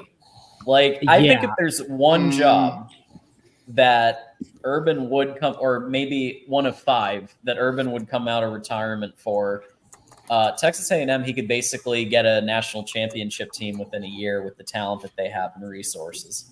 I mean, Which is, I there's a think, a big reason. criteria. I mean, there's a reason Bo Schembechler almost left for Texas A&M in 1982. So, Moose, Meyer's wife said that he wasn't coaching at MSU. But You see, he confirms there. I mean, like every coaches always say that. You always hear that from their families. It doesn't mean anything at all. So they say he's definitely for sure. I mean, wasn't Saban definitely not going to be the coach at the Dolphins, or definitely not going to be the coach at Alabama? I'm not taking So the I'm not gonna be Alabama the coach job, of so Alabama. quit asking. Quit asking. Yeah. Yeah, but I wonder or like one Lincoln thing Riley, MSU does have is or the Lincoln Riley thing where he was Oh, like, yeah. where he's like, I'm not leaving taking for the LSU. SEC. I But wonder if here were the key words they didn't say. He didn't say, I'm staying at Oklahoma or I'm leaving for USC. Always watch for key words that are being said and what aren't being said. Here's the thing. If Mark D'Antonio gets an opportunity, do you think he might go back to Michigan State? No one wants that. I think they could, but I think they could get Pat Narduzzi, honestly, because I mean Pitt's looked a little distracted this year. I'm thinking part of it is Narduzzi is wanting to come back to East Lansing. Okay, what about maybe Lance Leopold? No, if he's gonna leave Kansas, I don't think it should be like Michigan State or Mississippi State. Could be Iowa if Kirk Ferentz leaves. That's true. I've heard that before. I mean, Iowa's pretty cool, but like Michigan State, I got nothing against Michigan State personally. It's just I just don't think I'd want to be getting beat up by Michigan constantly or Ohio State. Iowa would be the better job. Would you like making $15-16 million a year though? Yeah, but I want to win. I want to win. Well, yeah, but now with the new schedule, I mean, but D'Antonio proved you can win at Michigan State. That's they true. got to a playoff. They got to a playoff. They won multiple Big Ten championships. And here's the thing: they're not going to be playing Michigan, Ohio State every year now with the new schedule coming out for the Big Ten. We're talking about a tougher Big Ten, like with the additions of USC, UCLA, Oregon, Washington. It's going to be a lot tougher in the Big Ten in the coming years. Does that But mean the college football is going to be a two-conference endeavor. I'm sorry. What did you say, John? I didn't catch any of that. Well, it's okay. I was just asking with this comment, do they even want Pat Narduzzi? No. I think they could. Nobody wants I think they probably will. Nobody wants. No. I think it might be Elko. Okay. See yeah, but I mean, what's to say? Yeah, granted, they'll probably have success, but what's to say that UCLA, Oregon, Washington, and USC has trouble the first few years in the Big Ten? See, I think that's a good question because everyone's assuming that all of them from the Pac-12 are going to come in and dominate this conference. Well, I remember another team that said that. They're called Nebraska. They didn't come in and dominate like they kept saying. And Washington's interesting because Washington, I mean, they've got a generational quarterback and 3 NFL receivers. They're all gone next year. Mm-hmm. And we can see they don't have that much else besides that team. Yeah, and then who you going to take over Caleb Williams' spot next year? USC. Yeah. Who knows? And Bo Nix. They're all gone after this year. Well, Tim Oregon. I have more confidence in forget. Oregon as a program Let's than not than Washington for sure. But USC USC is still going to have like always a have- Miley. as long as they got Lincoln Riley, they're always going to find a good quarterback. I Yeah, mean, we'll see. But their defense is another thing. I mean, UCLA, they're going to have a harder time in the Big Ten. Oregon, I think they're going to be all right. But Washington, we're going to wait and see how they do after Michael Penix. All right. I got to bounce, John, because I got to get to work. Thanks for letting me be part of this. And you said the rank's open for everybody tomorrow night or just Michigan fans only? Well, I'm going to be doing the show, but you're welcome to be in chat and hang out. Of course. All right, so it's gonna be a 2-hour rate for you tomorrow night. Then 2 hours tonight and then 1 hour tomorrow. Okay, sounds good. Thanks, guys. Have a great rest of your Monday. See ya. Thanks, Mike. Take care, Mike. Thanks. All right, Erica. Yes. How about some big Deke energy? We got Deacon Hill is this the highest stat line on a quarterback in a minute? 223 yards, a touchdown. Yeah, he got a pick, but still, that's pretty damn good for an Iowa quarter, especially with Petrus and everything. This is good. I'll take the one interception with how he did otherwise. Yeah. I mean, honestly, the thing is that Iowa's offense was not always horrible as it has been. I think a lot of people forget that. Like before Petrus, we had some good quarterbacks, and we're not elite or anything in offense. We never were. But, well, that's not true. We had Brad Banks and Chuck Long and all that, but still. Anyway, as far as this game this past weekend goes, we were all really happy to see it. We don't know what was said during halftime, but whatever was said, that sparked something. And it was really great to see Deacon do so well because one of the issues we had. What's that? You're right. Well, I'm just looking at the stats here. 3 points, and then 16 in the fourth quarter. Yeah, he went off. They went off. It was really something. And the other thing I was going to comment on too is we're at our fourth tight end right now. The other three are all injured, and he's still doing really well. He's from Wisconsin. Like, not from the team. I mean, like from the state of Wisconsin. And I was pretty impressed. He's going to be the next excellent Iowa tight end. So that was pretty cool to see just how stacked we are in tight end room. And then, of course, our running backs did pretty well. I was really happy with Jazz Patterson. He's got so much energy and he runs hard. So I really want to keep seeing him on the field too. And then, of course, our defense was lights out. Part of that reason being because they actually had time to rest between, carries and all that, or between, drives. So that helped, of course. But Iowa's defense is always good, so that's never been a problem. And also another fun stat that's not accounted for here on the screen is that there were no 3-and-outs for the offense yesterday, which for an Iowa offense is really something. No 3-and-outs? Zero. Wow. Zero. Damn. Yeah. So we're hoping Pretty that this can continue, and if we beat Illinois next week, which I think there's a good chance, then we're going to the championship. True.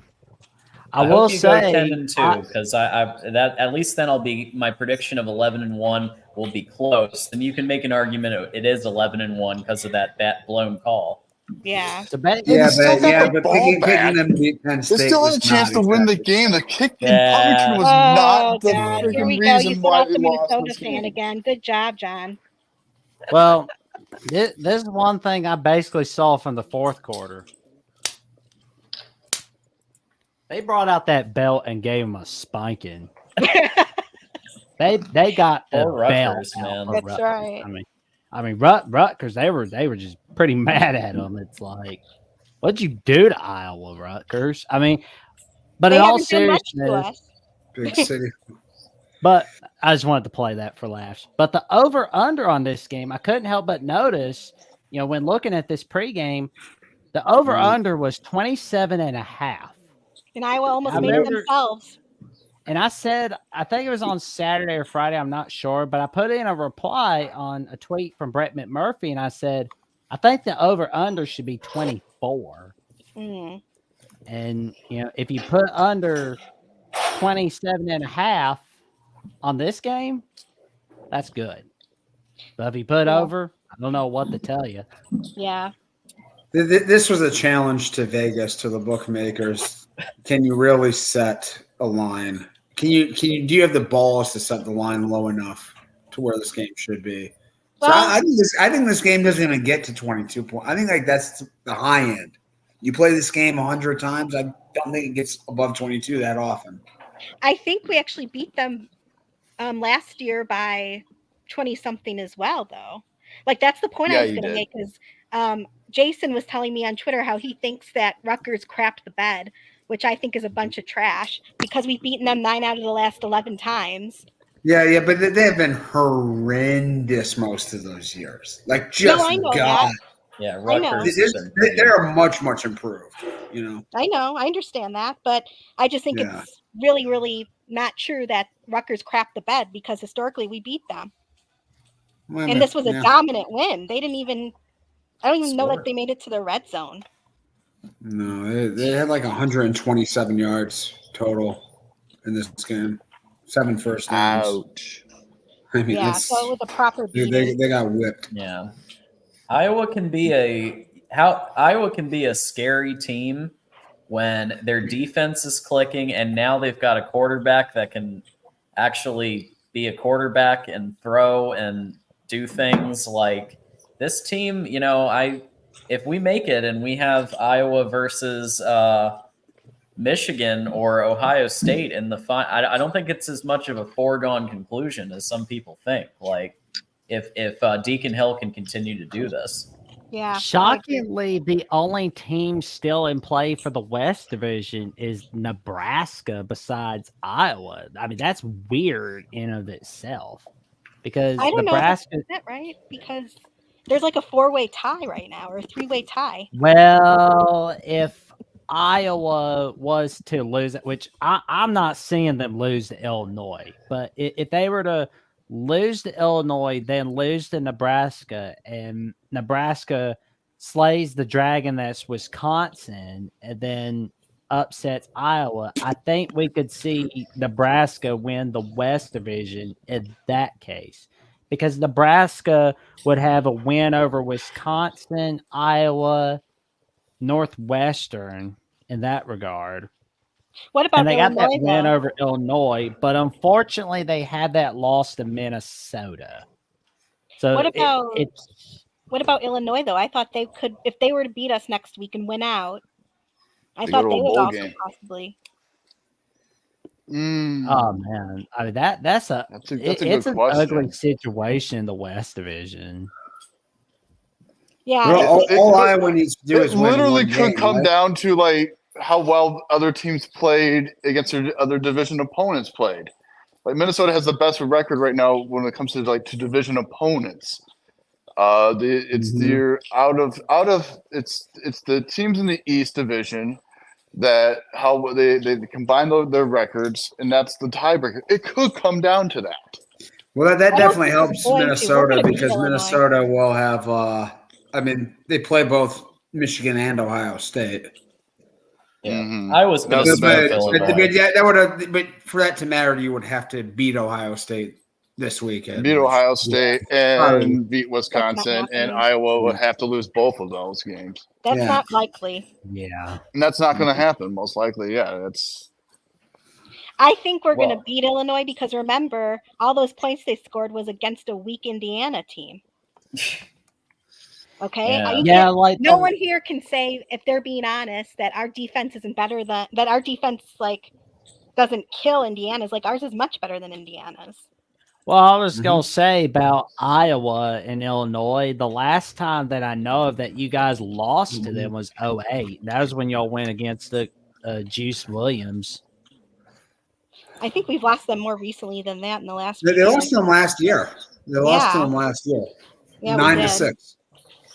Yeah, we did. I It's too trash. forgot. Well, yeah, my mistake. I forgot. Hey, that y'all lost. John, we did bury the lead today. I don't know if you heard. Spencer Petras is in the transfer portal. Yeah. Oh, he is gonna. I mean, that might be the hottest, most sought after transfer portal pseudo QB coach. That's in the transfer portal right now. Actually, to be honest, Has a coach ever entered the transfer portal? Tight as a end coach, player? right? Tight end coach. What? Wasn't he like Petrus. what? He's like a grad He assistant, I worked think. with quarterbacks. He worked with Deacon. Deacon credited him for helping him like get the right attitude and everything on the field. And Got it. I was the first. Everyone here who's listened to this show ever before has heard me talk about what I think about Petrus. Oh Okay? yes.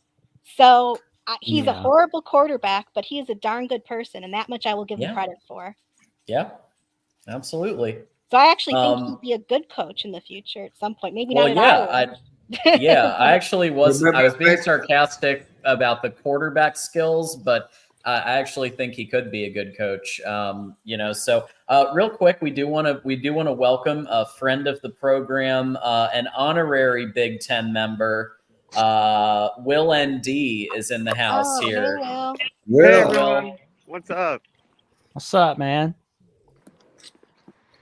Just wanted to chat some Big Ten and breathe for my fallen brother Jeffrey from Only Talk Sports. Unfortunately, his Hoosiers will not be making a bowl.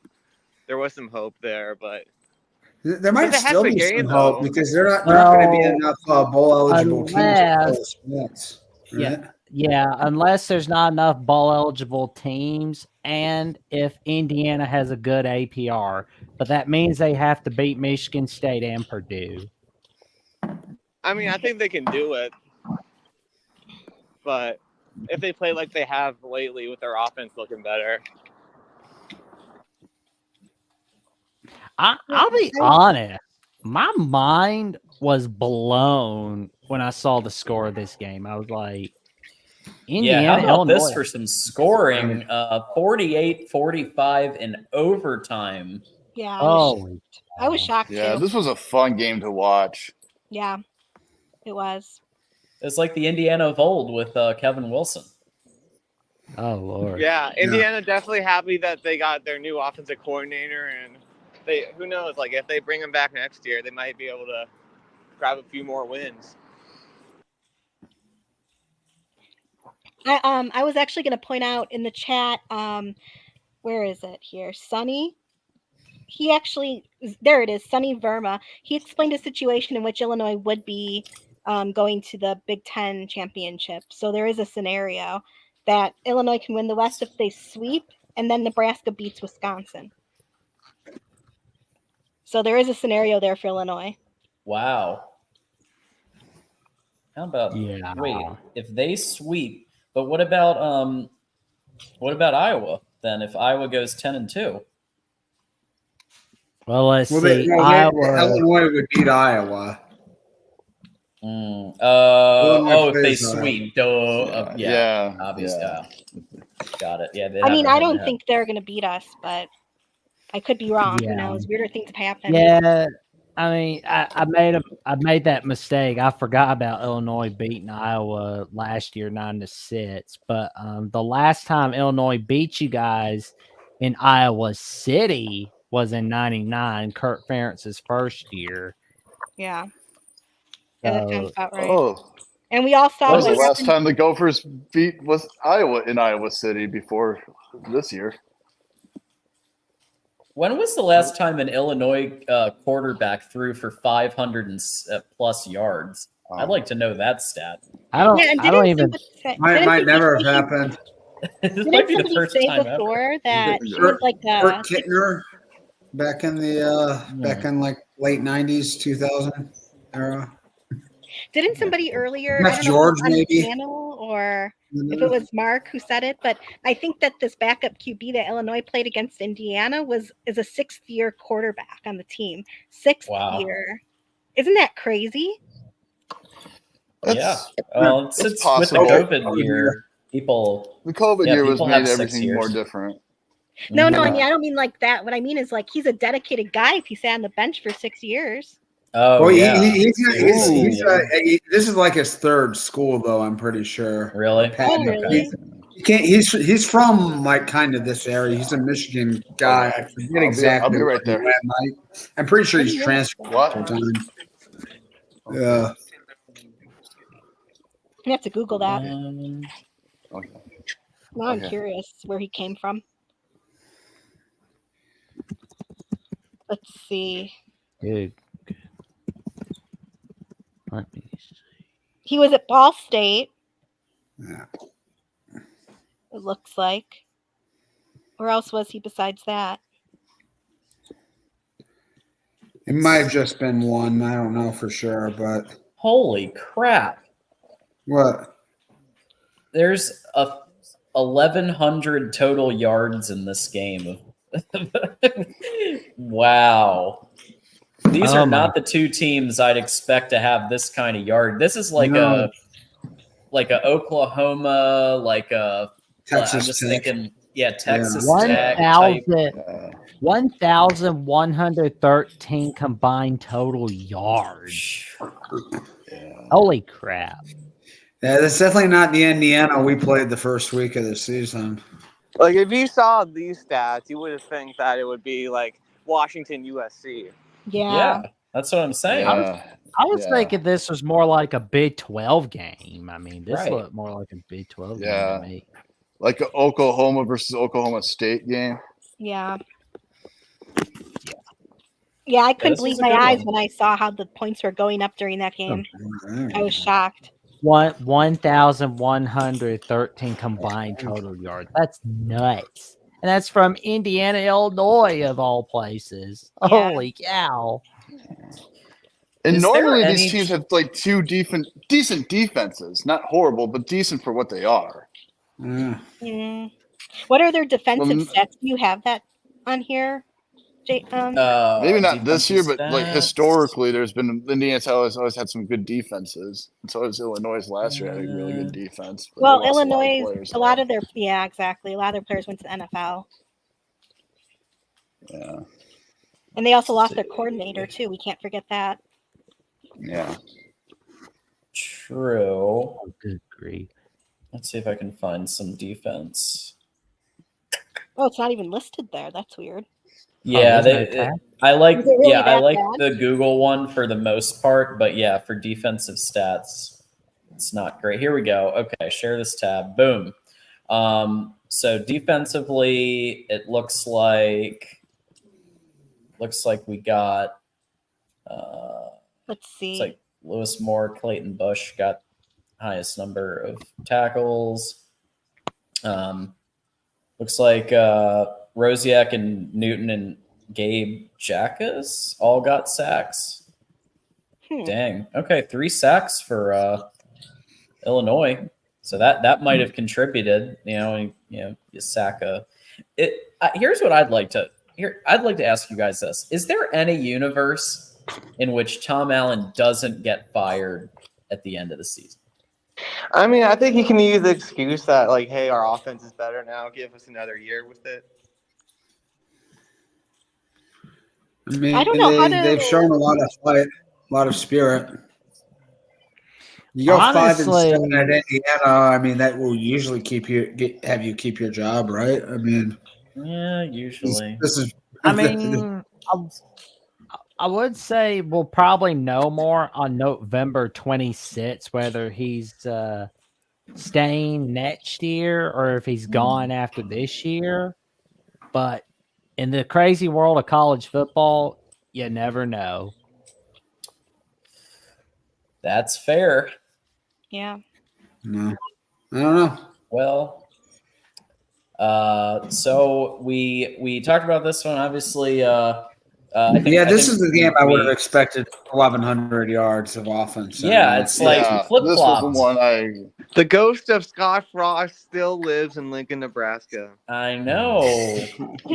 Although, Maryland, get an exorcist, Nebraska. Get an exorcist, Nebraska. I'm telling you, you'll need one.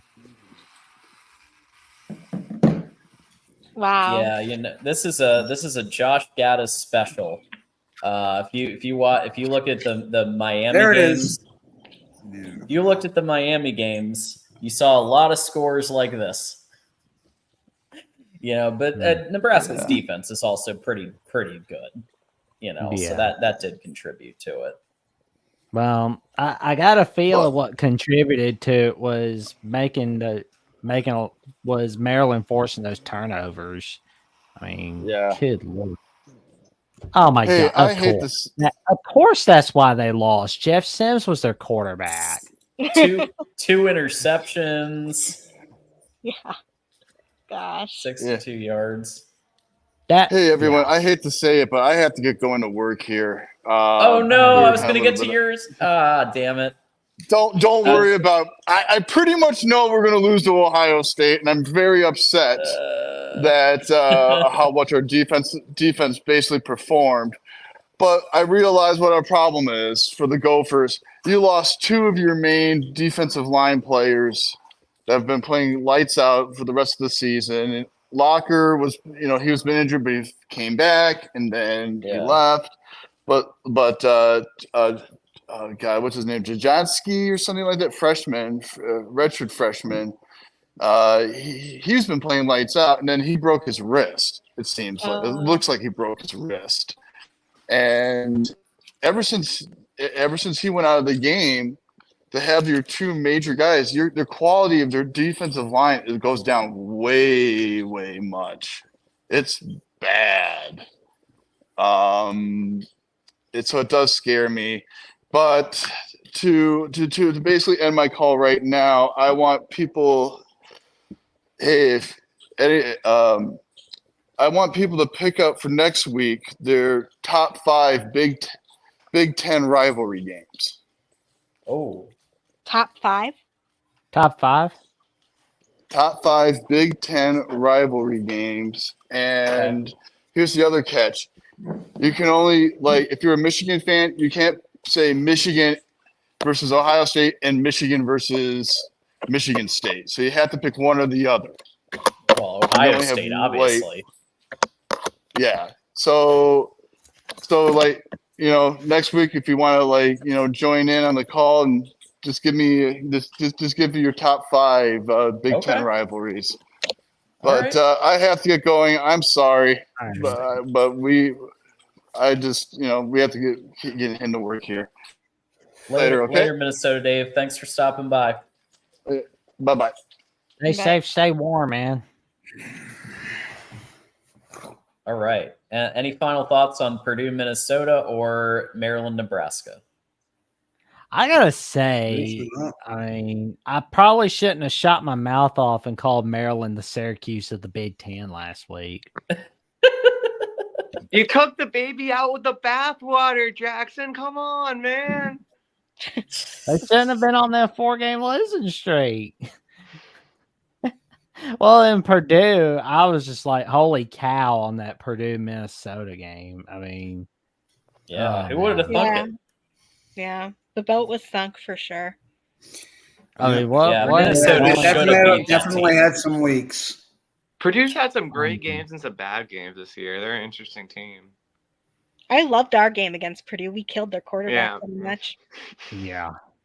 I'm surprised he wasn't taken out on a stretcher. Yeah. Listen, they're not called the spoiler makers for nothing. I thought they weren't going to, but they did. Their offense has been pretty bad this year, and they exploded in this game. They had 600 yards of offense. 600. This is yeah, man. That was just a no show from Minnesota's defense. Yeah, they had 49 points. That's really wow. A 300-yard 300-yard passer and 2 100-yard running backs. Both Maccabee and Tracy over 100 in the game. Was Hudson Card starting? Yeah. Wow. I had 250 yards of passing, but 94.2 QBR. Yeah, I mean, not the type of game I was expecting. I didn't think either one of these teams had much offense, and then they put up almost 80 points. What was the over-under? Oh, way under this. I'm sure that is probably in the 40s. The over-under is 48.5. Yeah. Oh, Purdue beat it by themselves. Yep. Look at this. So basically, the 604. total point. Yep, 79 total points of this game. Wow, and 8.8 yards per play too. That's pretty ridiculous. Wow. This I wouldn't isn't be Jeff surprised if Brom's I wouldn't be offense. surprised that this game went as far over as any game the entire season. Harbaugh's khakis. PJ Fleck is going to be rowing his boat to the unemployment line. Don't make me say it. Harbaugh's khakis. Do not make me say it. Say what? Don't throw the baby out with the bathwater. Harbaugh's khakis. Well, they haven't had a Mr. Clean campaign in a while, right? I was actually going to ask if anyone thinks if Fleck's going to be on a hot seat anytime soon or not.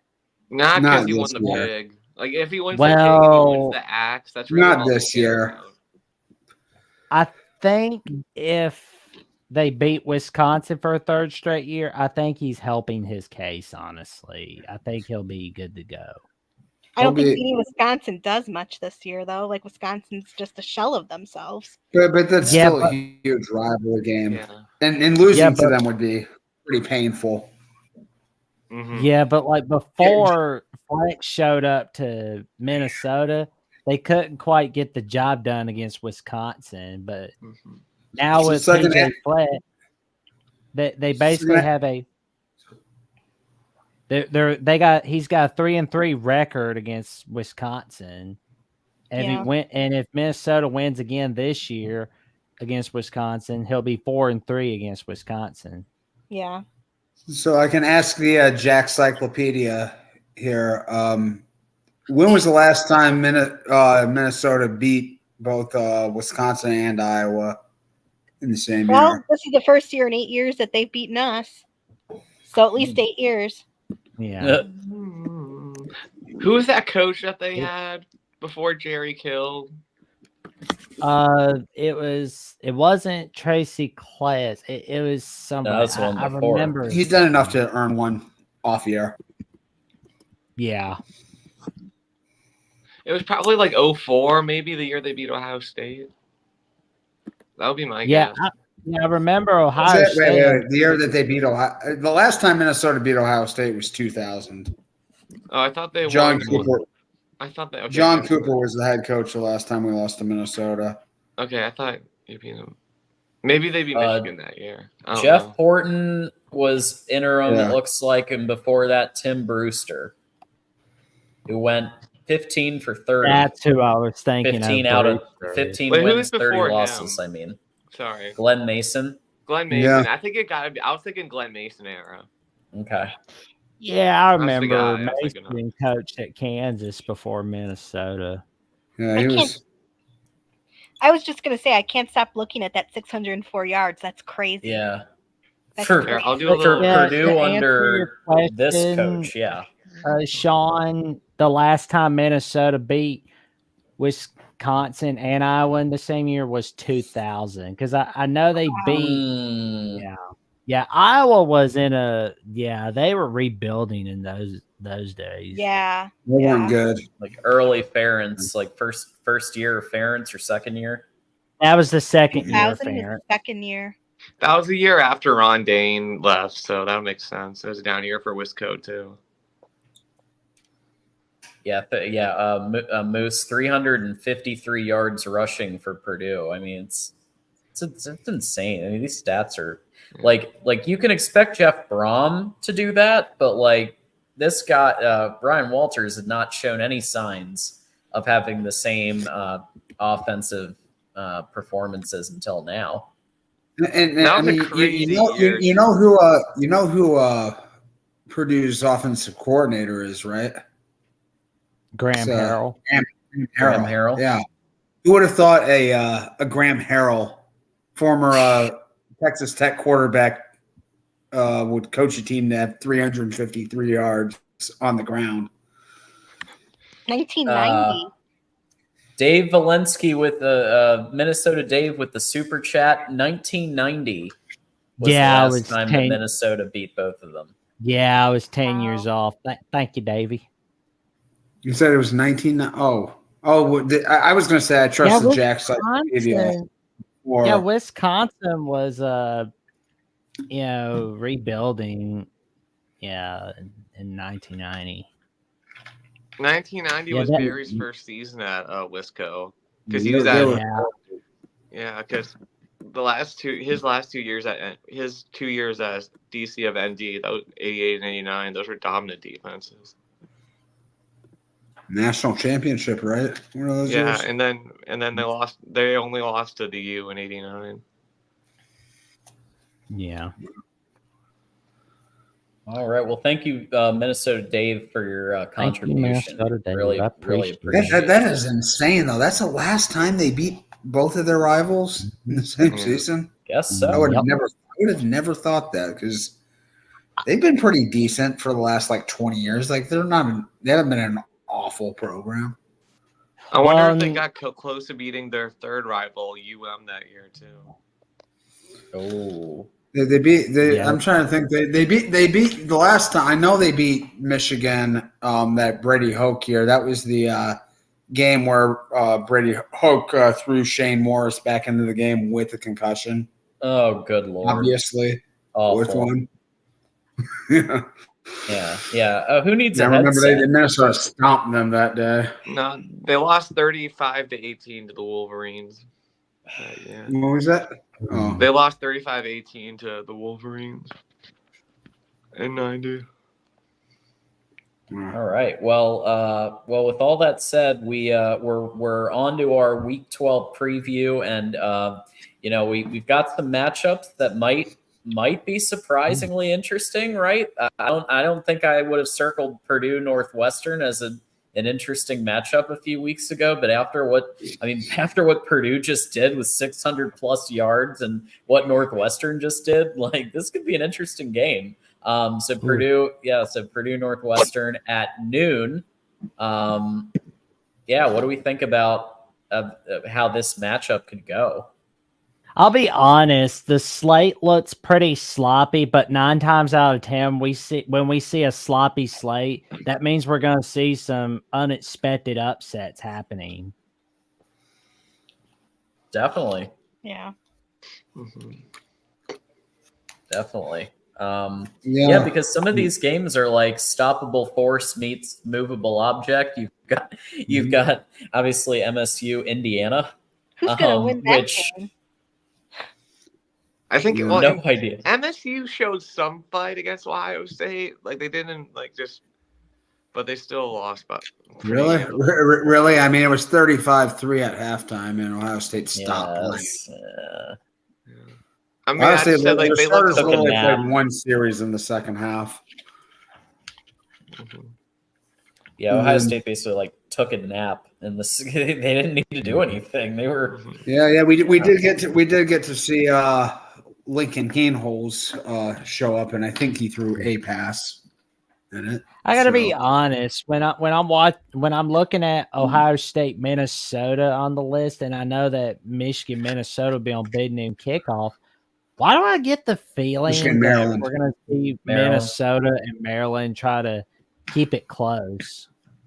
Because that's what you do in football games, is you try to not let the other team score many points. The week before the game, both teams are usually a little shaky. Last year, they were both a little shaky too. Oh yeah, you were at that Illinois game, John. Oh yeah. Sean McDonald. Did I fly all this fucking way to see Michigan lose to Illinois? And they should have too. I mean, Michigan, Illinois got hooked bad at the end of that game. Was that in Champaign or in Ann Arbor? No, that was in Ann Arbor. And I remember, and I think Sean McDonald was calling that game. He was pretty excited. Oh, I'm Sean McDonald. Oh, I'm really excited. Yeah, he got so excited when Michigan State had trouble with the snap last year. He got so excited. Some of these announcers, I have to say, it's whoa, chill pill. Chill pill, a little please. over the top. I'm surprised he hasn't been called up by NBC. Sean McDonald on NBC having his own time. I'm definitely gonna watch an NBC game if Sean McDonald's calling. He was on CBS too. He was calling World Series at CBS, and now he's doing Stanley Cup Finals for ESPN. Oh yeah, and he was calling the 1998 fumble in Arkansas, Tennessee, in the '99 Sean Alexander run for Alabama, Florida. Yeah.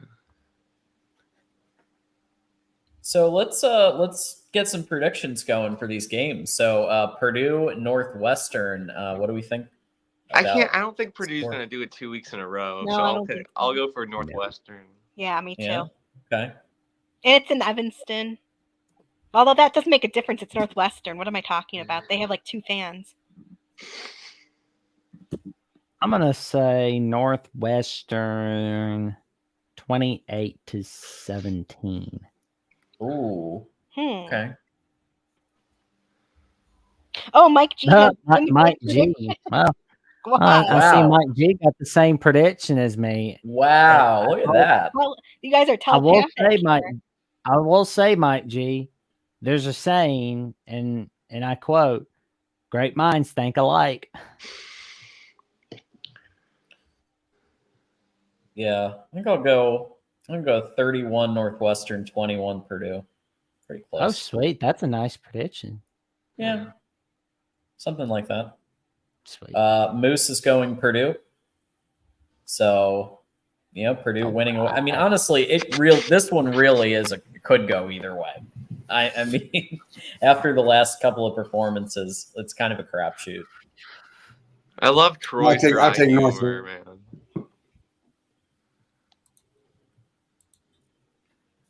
All right. So obviously, Michigan State Spartans are going to Bloomington. Another one that I think could be a crapshoot and go either way. Stoppable force meets movable object type game. Who's winning? I'm going with the Hoosiers. Yeah, me too. I was going to say the Hoosiers too, actually. That'd be great. I'd take that. Yeah. I think Indiana's got a little bit more fight left in them. I feel like they're playing with a little bit more passion. Yeah. 44. I think this is gonna be a Indiana 31-20 victory.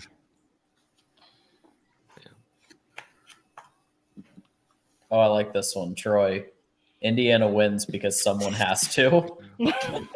Troy said for the Northwestern game, he said they're like, yeah, and you said like Northwestern has like 2 fans, Erica. Yeah. And he said sometimes they have 4 if they both. Oh, 4. They doubled the number of fans. Very nice. I love Troy's comments. My apologies. I didn't realize they had gained 2 more. Drew Brees ain't playing. No, he's retired.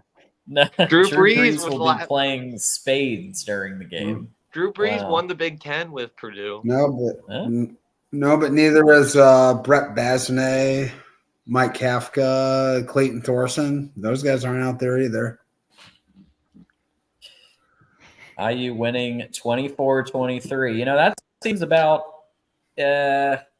I just don't think Michigan State's going to score. Michigan State's just been terrible on offense lately. You don't think they're going to score at all?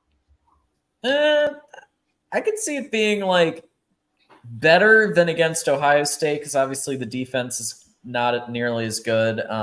But I still think I'm gonna say 24-13 because they'll score, but Indiana's going to get the better of them.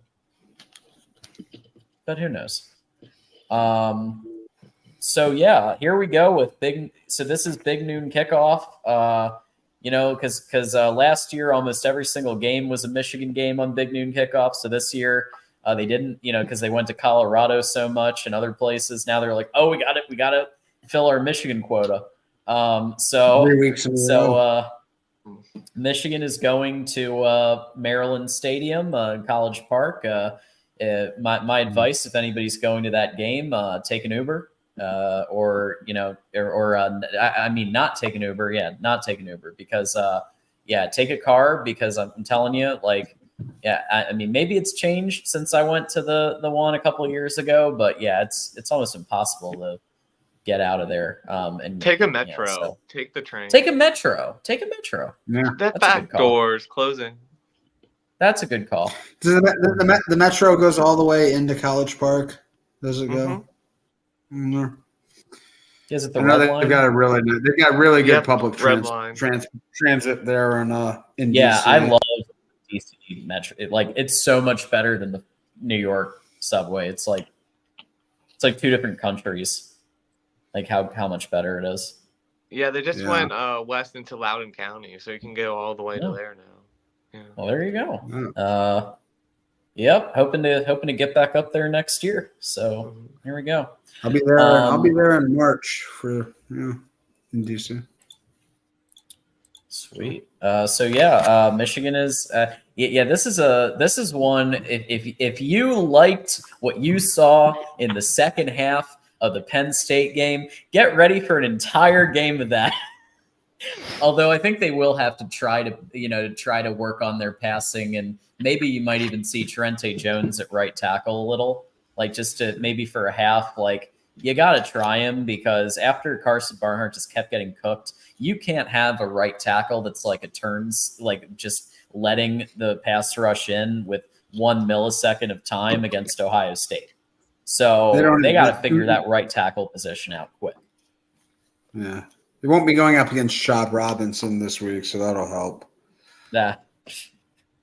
Yeah. Absolutely. It's going to be Maryland doesn't have a Sean Merriman or Yannick Ngakoue on this year's team. Right.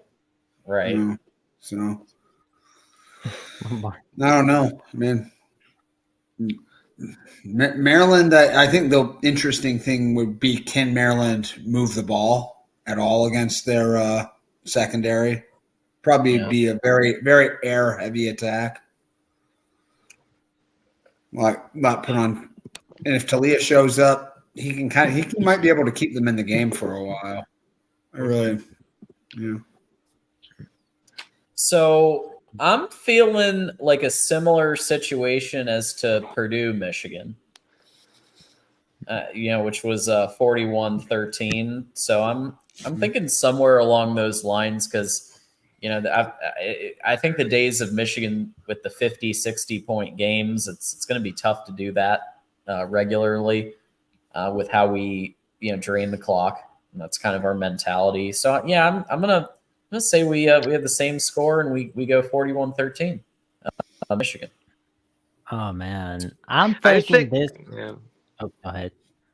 I don't know. I think these games are going to be close. The Michigan, Maryland, Ohio State, Minnesota game. I think that Maryland will be able to put up a bit of points, and Michigan's O-line may have a bit of trouble. So I'll go 34-28 Wolverines. Ooh, there we go. Oh. I wouldn't be shocked after how last year went. After the week 11 or the second to final week last year, it was everybody struggled. I mean, Michigan struggled, Ohio State struggled, Georgia struggled. Most of the top teams had struggle games. Michigan's performance against everyone has kind of mirrored Ohio State's. They've had very similar performances against common opponents. So I'll go 38-17. Pretty workmanlike, which be one better than the Buckeyes. 37. Well, we do have one of our Maryland fans in chat right now, Michael Wheatley, who says, "I'm going to be honest. Maryland is a fraud. They fooled me into thinking they're a good team this year. I think Michigan wins 41-13. Okay, thanks, Michael. Michael Wheatley, I apologize for calling your Maryland squad the Syracuse of the Big Ten. I give my sincere apologies for that. I don't know why you should apologize. I don't think that's inaccurate. Yeah, I know, but it just I think they kind of showed smack talkers like myself a thing or two last Saturday against Nebraska. But with this Michigan Maryland game, I have a sneaky suspicion this is going to be like a 21-17 lead game for Michigan going into the fourth quarter. But I think they're going to get 2 touchdowns on this one. It's going to be a 35-17 victory for Michigan. Okay. Dave, I'll take a quick break for addressing Minnesota Dave's other super chat. Thank you for the 999 super chat there. In 1990, Iowa won the Big Ten championship. Well, there was a 4-way tie, and Iowa went to the Rose Bowl, and Minnesota beat them. Maybe it's a good or Almond? like omen. It maybe it's good or he almond. might have been using voice to text Yeah. because that doesn't seem like something you would type out. Well, I think he was trying to say omen. Yeah, it must be. 'Cause I've never heard of a good or almond. Good almond. Yeah. that good was or right. not just a good almond, a good or almond.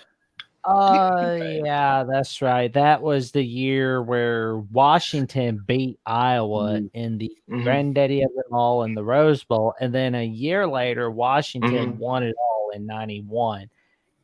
I still can't believe Washington Iowa's going to be a conference game next year.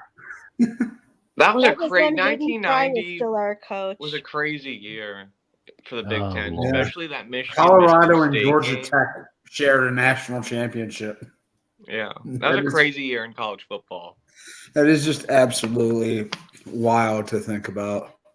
That was Imagine this nuts. year if Colorado played Georgia Tech for a national championship. Colorado. It should have just been Georgia Tech because they called a clip on Notre Dame against Colorado, and it wasn't a clip. So, Colorado also got an extra down in a game. Yeah, that they year got too. fifth down against Missouri, right? Yeah. All right. So thank you, Minnesota Dave, for your super chats tonight and for coming by the panel as well. Really appreciate everything you do. Rutgers is going to Penn State after the big loss to Michigan. Could Rutgers be the kind of the sacrificial lamb and just could this be a worse blowout than or score than when Penn State beat Maryland last week?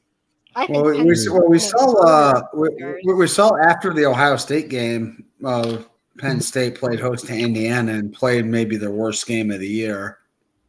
Scrape by.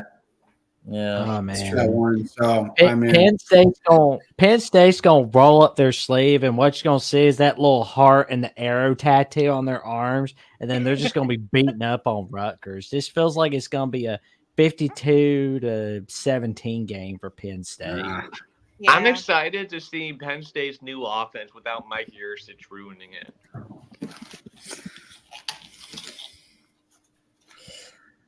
Yeah, I mean, they're with an interim OC, they'll probably stick to a lot of the same concepts. I don't think you're going to see wholesale changes until whoever they hire after. Take this with a grain of salt, because I was watching the Zach Smith show, and he's friends with the new interim OC. They coached together when they were at Marshall, and he says it'll be pretty different. Interesting. Yeah, but in a week. Yeah, that's they're not the going to problem. implement something drastically different within a week. And they might change it up a little bit in the personnel and some of the scheming, but there's not much they can do in a week. There's only so much you can do with this roster, too. I mean, they just don't. Right. I mean, the running backs are good. I just don't see Rutgers putting up many points. Got a great left tackle, and that's about it. Yep, Olu Fashanu and the running backs. And they do have one. Lambert Smith is, I think, pretty decent. He's a good receiver, not a game breaker, but no, I don't think Penn State has. If they score 52 again, I think this will be tight and ugly and low scoring. Like Troy score 31-13 tight. No, I think Penn State scores like 40 at least. Wow. Okay. We were able to get 22. Okay, Penn State's going to get like 40. Yeah, we'll see. I'm definitely not betting on this one. I'm sorry. I was just going to say Penn State for a while. If you look at like their scores, they're a pretty high scoring team, but their offensive output's like terrible. It's just all based on turnovers.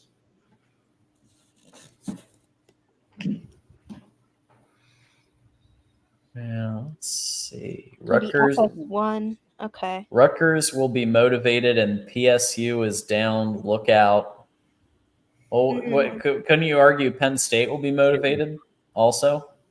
You know, given after what just happened. Be against this Rutgers team. I know that. Yeah.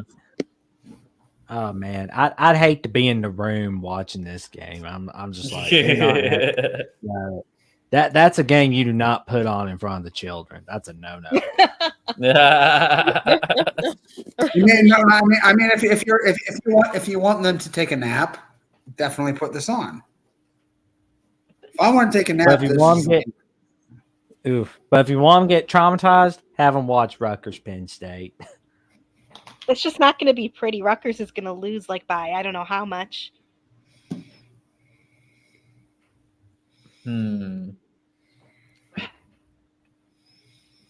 Yeah, I'm gonna say 42 to 10.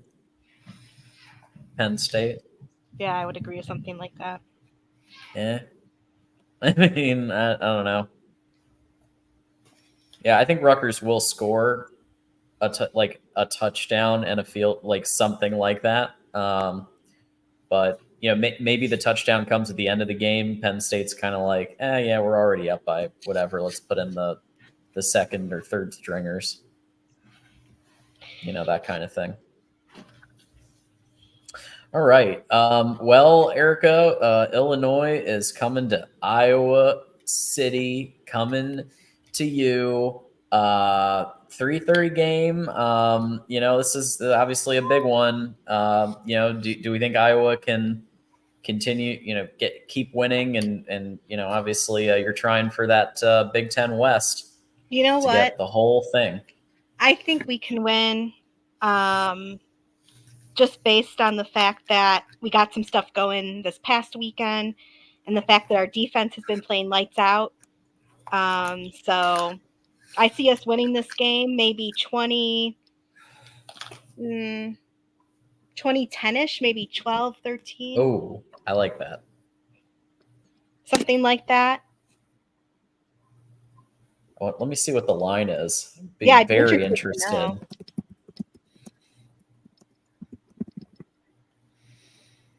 The line is Iowa -3, which I think that's a little too low. Yeah, that's too low. It's in Kinnick. Yeah. The over-under is what's really getting me. The over-under is 30.5. That's 30.5. 30.5?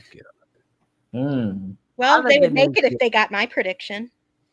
It needs to get moved down a peg. I mean, the over-under needs to be moved to 25.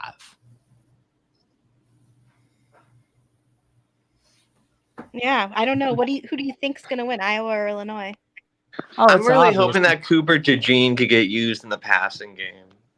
I think it's going to be an Iowa 17-7 victory. I'm taking the under on the. Sounds about right. I think Cooper will take it back. You know, when he'll what's it called? He'll receive a punt and take it back. I think he'll get his what's it called? I think he'll get his touchdown. Yeah. I like dependent fanatics. Scored 23-10 against Rutgers. That was massively offensively. Iowa wins 20. Yeah. I like that. Yeah. And maybe there's a defensive score in there. Yeah, probably. Although last week there was not a defensive score. Which is wow, you know. There was a pick, but there wasn't a score. Cooper DeJean's going to take one back. Oh man, Andy believes that the total is going to go over 30. That is sweet. I wouldn't be shocked. I mean, I think his prediction's about right. Yeah. Yeah, and I mean, you know, it's not a night game.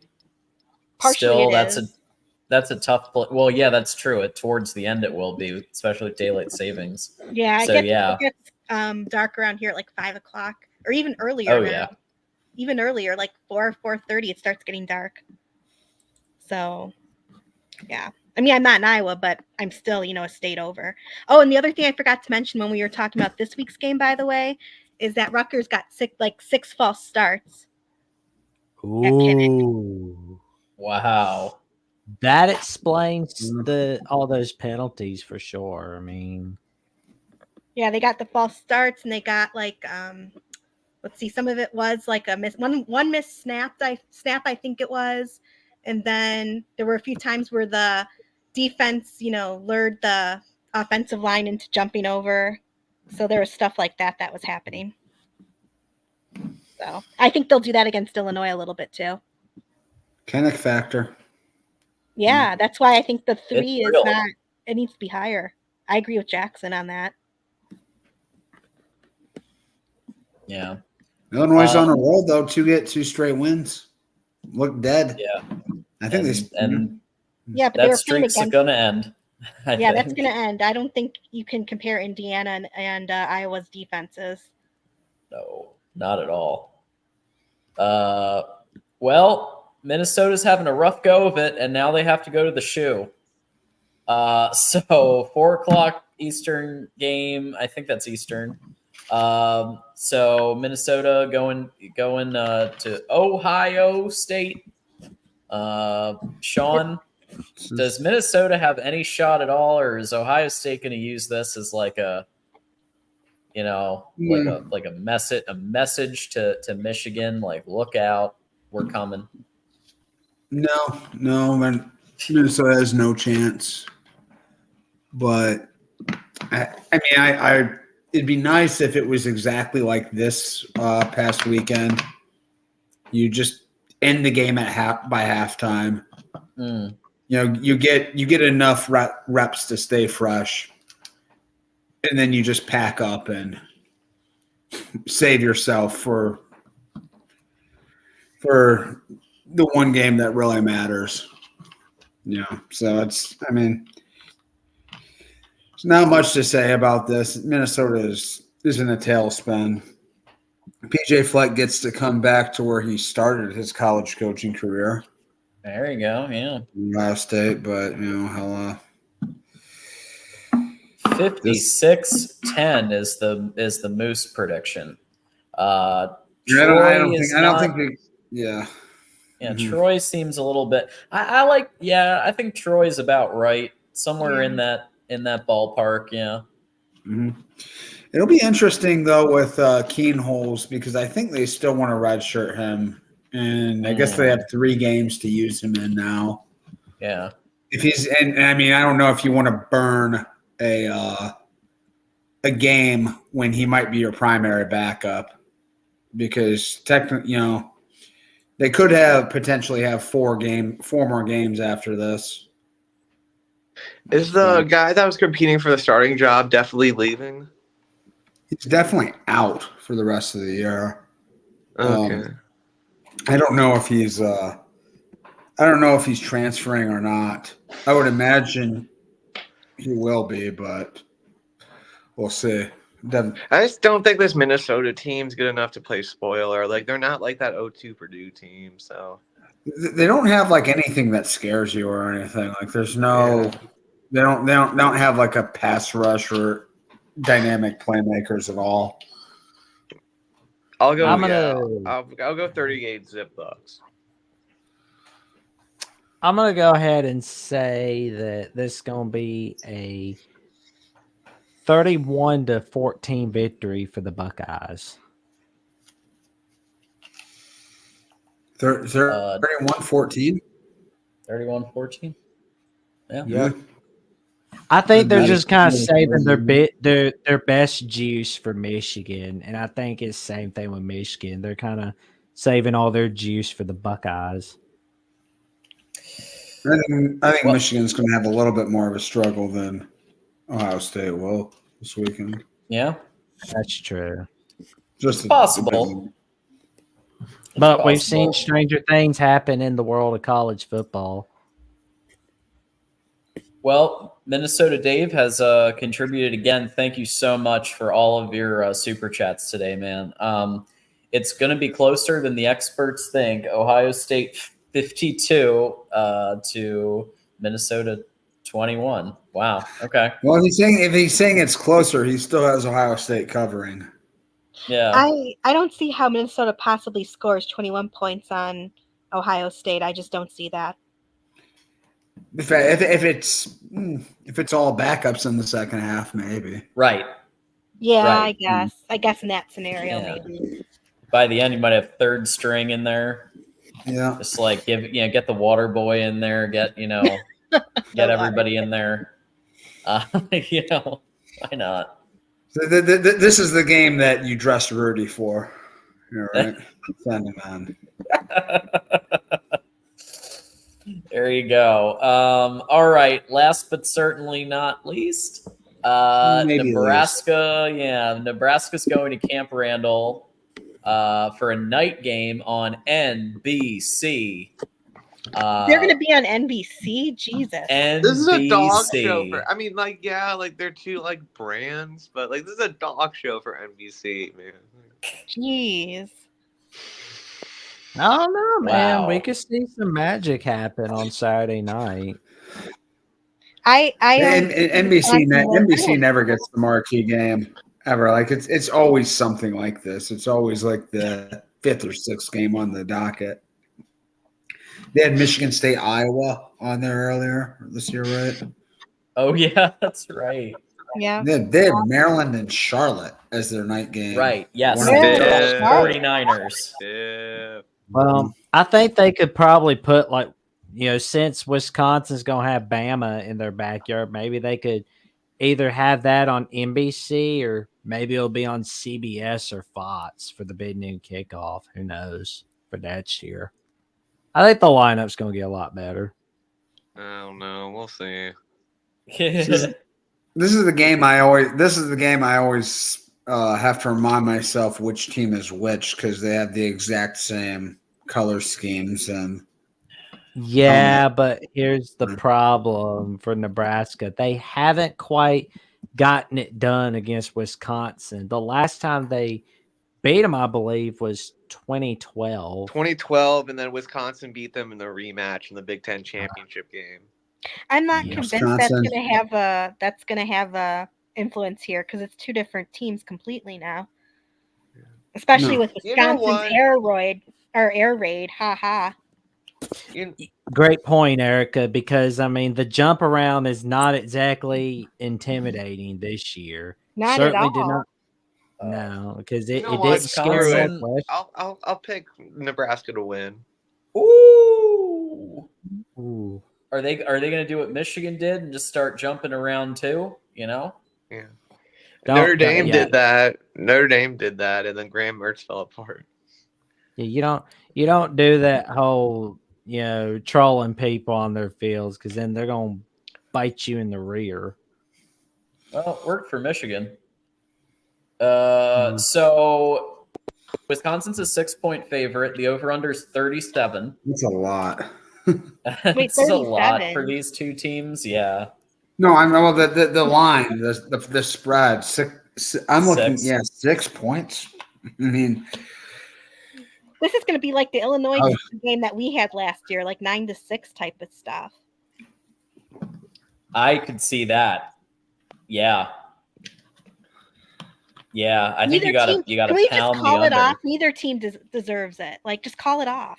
Just call it off. The winner of this game does become bowl eligible. Pretty big deal. Right. Pretty big deal for first-year head coaches. I would. Oh God! Well, I want Wisconsin to win then, because if Nebraska wins, I'll never hear the end of it. Oh, I didn't even think about that. It's the two for it. Yeah, both of them are the first-year head coaches in the Big Ten, two of them. Yeah, I think Matt Rule and Luke Fickell have a bright future ahead of them, but I just don't. It's just they both got first-year jitters. And I think they both had much bigger jobs than anyone gave respect for coming into this year. Both those programs were in bad places. Well, So- everybody was so crazy about Wisconsin, and at the very beginning of the year, I said they're not going to be any good. No one listened. Everyone is drinking that Kool-Aid. Everybody. I wasn't sure. I They think got what did I? exposed by I think the I said Cougs. 9-3 or 8-4, something like that. They got exposed by the Cougs again, and then the Cougs fell apart. I still True. go with my original thought. Cancel the game. Not worth it. Yeah. I'm Why going don't go with Saturday Night Big is canceled? That's what I'm trying to figure out. What did you say? I was said, that? what am I going to do on Saturday night if it gets canceled? That's what I'm trying to figure out. I'm sure there's a Pac-12 game at that time. Well, right. yeah, there's Pac-12 in Oregon State. There I'm you watching go. that. So I'm gonna say 10 Wisconsin, 9 Nebraska. What do you think? Ooh. Yeah, something low like that. 10-9. Is that what you just said? 10. Oh God, 10-9. that's even worse So- than that. Than 9-6. Gotta be a little more positive than that. I mean, I'm thinking this is gonna be a. I'm thinking this is gonna be a Nebraska. Nebraska will end the losing streak with a 24-21 victory. No way. Okay. Wisconsin's not going to score 21 points. That's a lot of points. Get that fullback in there, and you never know. That's an Iowa score. Yeah. Well, I mean, I think I might even go actually bet the under on this one. I don't know. Seems like It's going to be 37. It's going to be like a 9-6 game, like what we did, like I said last year against Illinois. And I don't know who's going to get which one. So I wonder if Nebraska's going to play Jeff Sims again this week. Oh, that would be a mistake, I think. I mean, That'd be a big-time mistake. Heinrich Habiger, he's not a Big Ten quarterback. He shouldn't be your Division I, but he kind of gives them, I think, the best chance to win. Yeah, just because you can just run like single wing stuff with him. Mm-hmm. You know, he can be the you can be a throwback. He's not going to be as likely to turn the ball over. You're not going to go anywhere with him as your quarterback at all, ever. But you know, it's better. Sometimes nothing's better than Jeff Sims. Well, I mean, this game could just decide which team makes a bowl because I don't think Wisconsin's going to beat Minnesota, and I don't think Nebraska's going to beat Iowa. So this could be for all the marbles for the bowl game. Nebraska 14, Wisconsin. Yeah, Nebraska really needs this one. I definitely think Wisconsin can beat Minnesota. Should beat Minnesota. I could see Casey score here, 10-7, Wisconsin. Yeah, I could see that. That's not too far off from 10-9. You know, we're in that ballpark. You know, it's going to be a defensive game. I think a lot of us think. Yeah, not I'd so say fast. I'll go 20-14, Wisconsin. Okay. 20 points. How's Wisconsin going to get 20 points? It's not that hard. I mean, especially if Jeff Sims is throwing, that's 10 points right there. He's going to hit them. If he got intercepted. Oh, Jeff Sims. He'll be intercepted. Remember when we all thought that, Matt Rule picked Jeff Sims? I thought he was going to be good. And I thought he was going to be good. Well, especially because Casey Thompson wasn't even like that bad for them last year, and he got the boot in favor of Sims. I'm like, oh. Yeah. I mean, I predicted 6-6 for Nebraska, so I thought Jeff Sims would do enough to get them bowl eligible. I didn't think it was going to be like light the world on fire. But hey, at least that might still happen if they beat Wisconsin. I will say I'm going to be excited to watch this game in Texas, Iowa State, and Washington, Oregon State. I mean, this is appointment television for me right here. There you go. All right, y'all. Well, it's that time of the night for final thought and where can people find you on the internet. And we're going to start with Jackson. Well, I will say every time you see a sloppy slate, and this week looks pretty sloppy for the Big Ten, that doesn't mean you're going to see a boring week in college football. That does not mean that you're going to see that. And I will say, though, we got ourselves some fun nights ahead of us. Tomorrow night, I'll be doing a rankings reaction show with Austin Sports Talk with Austin Tuesday night. Sweet. And totally. And I know I think I'm doing a college basketball show like I did last Thursday with this man right below me. Should be a lot of fun. And it's going to be on the Will and D channel. Check him out. But also Friday night will be episode 16 of the Jacksonian, where I have Mike Debate, the host of Locked On Patriots and the lead reporter for Patriots Country from Sports Illustrated's Fan Nation, where we are going to be talking about the recent woes of the New England Patriots. And Saturday night, I'll also be doing late night college football recap with the Sports Talk with Austin. It's probably going to be a short one, let's be real.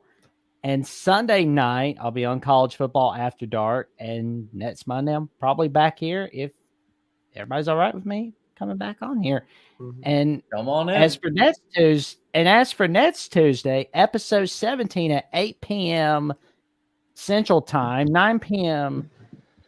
Eastern Time, I'm having this guy, he's a good friend of Gizmo the dog. He's in sales. Who? He's a pretty good influence on Michigan football. And who is that? Who could that possibly be? I know, right? And he's got a pretty awesome beard, by the way. Hey, anybody all know, right. Johnny? We got some love for the beard. That's awesome. I love it. Well, I'll tell you what, though. He's the one and only John D'Animo, where we will be talking about the latest on our take on the Michigan alleged sign-stealing scandal. What's his take on it? We're going to be talking about whether Sharon Moore is the next Ryan Day, but there's plenty more to talk about, so stay tuned. Well, well, man, next Ryan Day, I don't know, man. That's a big leap, but hey, I'm happy for I won't the win. spoil too much for some of our audience for sure, but we do have a game. We do have a game to discuss. That'll be coming up that week. Obviously, we'll have the game. So. Yeah, and I believe it's one of the top 3 rivalries in all of college football. I mean, when you think of college football, you're usually thinking of the Ohio State and the Michigan. Oh, I hate the stuff, man. I hate that. Hey, it's trademarked now. It's trademarked, okay? The Michigan one is? No, it's not. No, the Ohio State one. Yeah, I know about that. I think that anyway. They got like a marketing trademark or like a partial trademark or something. Goodness. But okay. There it is. All right, Jackson. So thanks for stopping by, and we'll see you next time. Oh, thank you for having me on, Johnny. And it's an honor, as always, talking Big Ten football with everybody on here. Likewise. Thanks, Jackson. All right. Next up, we've got Erica. Thanks for coming back onto the panel. Appreciate thanks for having me. Thank you for having me. Final thought. I think Iowa's going to have a good game next weekend against Illinois, and I think we're going to be Big West champs, which is super exciting given, honestly, how far we've come this season. I mean, it's been ups and downs, and yeah, so it'll be fun. Other than that, I also want to say that the trademarking of the Ohio State University is one of the dumb things I've ever heard. Sorry, Ohio State fans. I'm sorry. That's how I feel, and that's my final thought. Other than that, you can find me on Twitter. John, if you could put the link, it's Erikita0115. If you want to follow me, I talk about Iowa football, sometimes make fun of other football programs besides Iowa, sometimes politics, a little mix of everything. So if you're up for that, feel free to follow me. And we'll see you next week. Erica, my sister goes to VT, and she's friends with a bunch of those girls on the girls team. Oh, really? Oh, wow. That was a fun game the other night. Yeah, Caitlin that was too such good. A fun game. Yeah, you know what? That should be part of my final thought too, if you don't mind, John. One more comment. Women's basketball for Iowa was number 2 in the country, and Caitlin South Clark Carolina's number 1. Ridiculous. Which pisses me off. But anyway, that's okay. That's all right. We'll beat them eventually again. No problem. we have Caitlin Clark after all, and the team looks really good this year. I'm very excited. We all thought that it would be difficult because Monica was leaving, but we've got some really good people out there with Caitlin. So it'll be exciting this season, another exciting season for Iowa women's basketball. And with that, I will log off here. Thanks again for having me. Thanks, Erica. Talk to you later. Yeah, and Iowa's not trash. Thanks, though, Choctaw. Appreciate it. Yeah, Bye. he's kind of on. Choctaw's kind of on one here. Whatever. That's I don't know okay. what's going on there. That's okay. Anyway, have a good evening. There you go. Later, Erica. Thanks. Bye-bye. Yeah, Caitlin Clark is really She's good. awesome. She's a baller. Yeah. We're down to you. But we do have a super chat real quick. Dave, thank you again. Dave is just banging out the stacks tonight. Don't forget your top 5 Big Ten rivalries for next week. All right.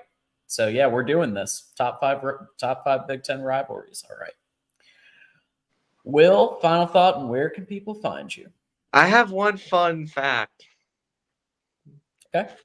So Fox overall per game for their big game has been having more people watching it than any other network. So they passed ESPN, and CBS has passed ESPN too, which is so ESPN's third. ESPN and ABC are now third in like average viewing per game, which is crazy. So obviously their product has fallen off, I think. Yeah, I mean, if Pat McAfee wasn't there, who knows how low ESPN would go. Pat's been helping them out a bit. They have. I mean, Pat injected some life into that College Game Day, and I like when they do. I don't know if you watch when Pat McAfee does the like alternative view like broadcast, but those are pretty funny and pretty like I enjoy them. Mm-hmm. Yeah, so just like maybe SEC isn't as popular as I thought they were. So, yeah. Food for thought. Yeah. Yep. And so let me make sure we get your channel. Yeah, I'm going to be on with Jeffrey soon. I'm going to set that time up to 10:20. Me and Jeffrey are going to be on my channel. So awesome. Talking some college football, recap and then preview. So it'll be a lot of fun. So if anyone wants to check that out, I would greatly appreciate it. Yeah, and last time we we helped Will get over the hump, I really appreciate that, John. 100. So if we can all sub to Will ND, let's keep getting it up there. Let's try to get him up to 200. Why don't we do that together? Let's try to knock it up a little bit more. Really appreciate the job you do on this show, John, and thank you. I'll try to call in on the Michigan show on the game week. We'll see you then. Thanks a lot, Will. Thanks so much, John. Later. Okay. Wow, what a show! This has been a real whirlwind, hasn't it? Lots of super chats. We now have an Iowa-Michigan rivalry all of a sudden, so that's fun. At least it's not the same Michigan-Ohio State as almost every show. It's a little something different. So I enjoyed it. And we love our Iowa fans and everybody here, All right, folks. So a couple of quick notes before we wrap. Coming up next at 11 p.m. Eastern, Trojans Conquest Live with Mark Rogers, voice of college football, Tim Prangley, and Matt Zemek from Trojans Wire. They're going to take you through what's going on with USC, what needs to improve. Obviously, the game against Oregon. I'm very curious because I haven't been. It's so hard to consume everything, so I definitely want to listen to their takes on Oregon and kind of more in depth. So definitely, we'll put the link in here to Trojans Conquest Live in 45 minutes, and obviously UCLA week coming up. So here we go. Trojans Conquest Live at 11 p.m. Eastern. Boom. There it is. No excuses. Go over there, give them a like, tell them John sent you from Big Ten Live, and let them know that that we're all supporting each other because they do a great job over there. All right. A couple other comments, couple other things. Tomorrow night, if you are not a Michigan fan and you are maybe a Buckeye or others, you may want to skip this one. Michigan Wolverines Live tomorrow night at 8 p.m. Eastern. It's going to be a rant show. Okay, we don't have a guest, although Tanner might. I'll have check with Tanner to see if he'll stop by. We don't have a media guest, and I have a lot to get off my chest about all of these things with Signgate and kind of the treatment, and so and whether or not the Michigan may or may not stay in the Big Ten. I have a lot of thoughts. You gotta, in business, you need to know when you have a golden goose, and you need to treat them well, and a lot of thoughts. So tomorrow night, 8 p.m. Eastern, Michigan Wolverines Live on Michigan Football at the Voice of College Football. Check that out. Don't forget that we have some sponsors. We have Aura. Protect yourself. Get your 2-week free trial. If you have not, has anyone here not gotten their 2-week free trial yet? If so, please do. And we'll put that link right here. And that really helps Mark, and helps the channel. So get your 2-week free trial. Check it out. Lots of good stuff. Full suite of products. And you can see where your passwords are going and all that kind of stuff. So definitely look at that. Voice of College Football merch store. We have so many amazing products for the entire family and friends. And not only that, but it is Christmas coming up. So if you know how sometimes family and everybody, they're like, well, what do you want for Christmas? Just send them this link. It's so easy. And whether you're a Michigan fan or whether you're an Iowa fan, or heck, Voice of College Football in general. Get yourself a keychain, shirt, mug, top 25 that actually makes sense, aprons, you name it, we got it. And don't forget, free shipping. So check it out, Voice of College Football merch store. And let's see. Let's get that right in there so everybody can go in and get themselves something, get their friends, family, etc. for the Christmas season coming up. All right. Also, let's see, what else do we got? I want to make sure we hit all of the things. Ticketsmarter.com. Get your BIG for $10 off a purchase at least 100. BIG 20 for $20 off. And of course, also don't forget to become a Patreon member or a YouTube member starting at $2.99. Join our Discord, talk college football all the time. Also, you get to be part of the College Football After Dark show Sunday nights if you're a Patreon or YouTube member. And more. Mark has a betting guide. We've got, like I said, we got chat. We try to do watch parties when we can. And sometimes you get invited to other shows and trivia, and it's a good time. So come on down. If you're not a Patreon or YouTube member, go ahead and check it out. And of course, if you're doing your shopping on Amazon, which many of us do every once in a while, or maybe more than once in a while, I'm not judging you either way. If you never use Amazon, that's cool too.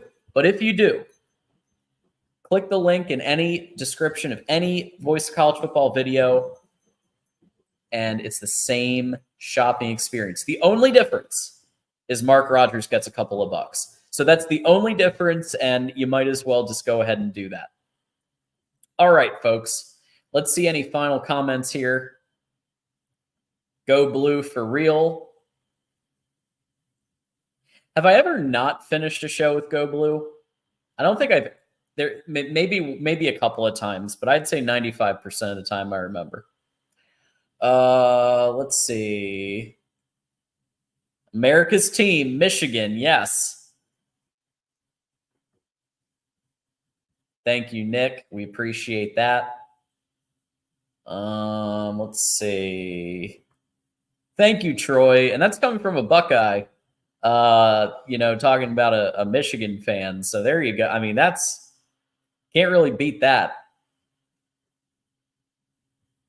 All right.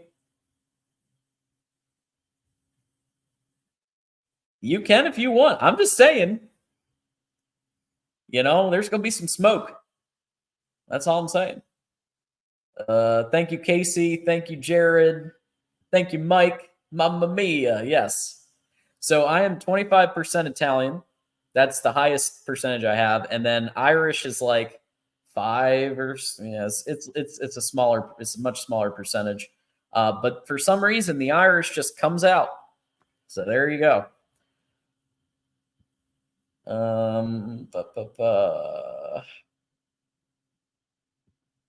Thank you, Megan. Appreciate you stopping by. It's my friend Megan, everybody. And we appreciate that. The footballs. And we've got winter is coming for House Day. We need more Game of Thrones references around here. We really do.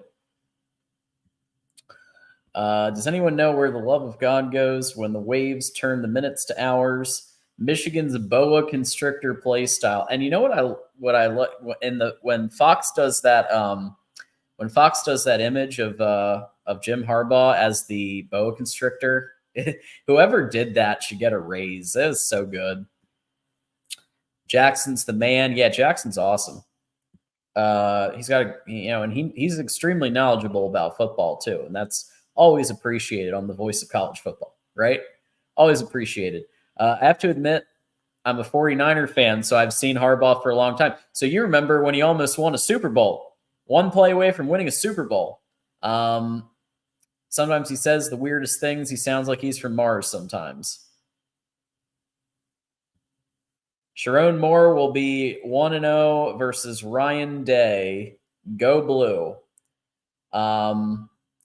Sharon Moore may not be coaching that game, depending on how the hearing goes on Friday.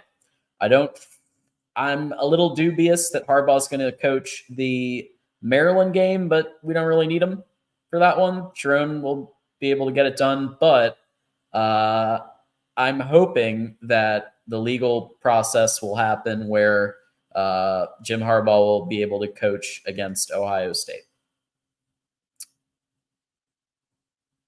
But we'll see.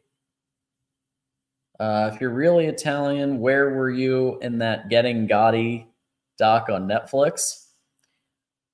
Look closely. Just look closely. You give it another watch. Mike, you gotta see Thrones, man. Especially the early season. It's good. It's good shit. All right. The pattern of abuse cannot be denied. The schedule, the cheeseburger, and now a rush to judgment.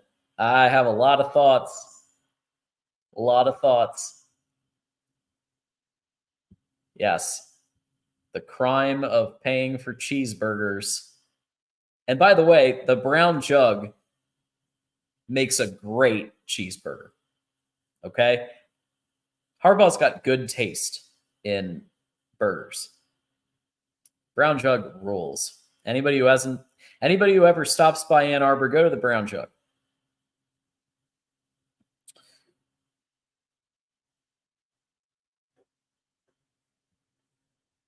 Harbaugh built this. We can do it without him for a while, including versus OSU.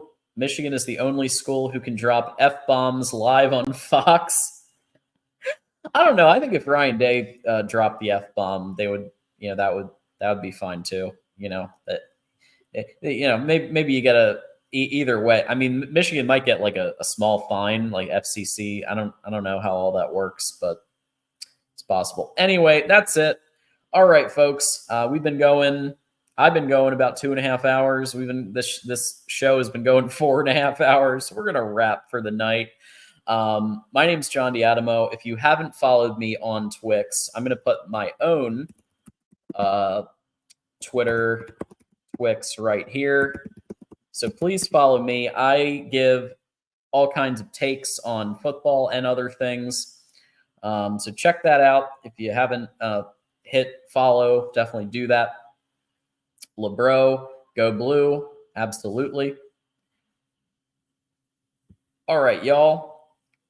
Don't forget, in about 30 some minutes, join me over at Trojans Conquest Live with Mark, Tim, and Matt Zemek. Thanks to everybody who gave a super chat. Thanks to everybody who was in here at any point. If you hit the like button, thank you for hitting that like button, because all of that helps the algorithm. Whatever you did to be a part of the show, we really do appreciate everybody spending their time with us at Voice of College Football. And until next time, for everybody, I'm John Diadamo saying, go blue, and I'll see you tomorrow night.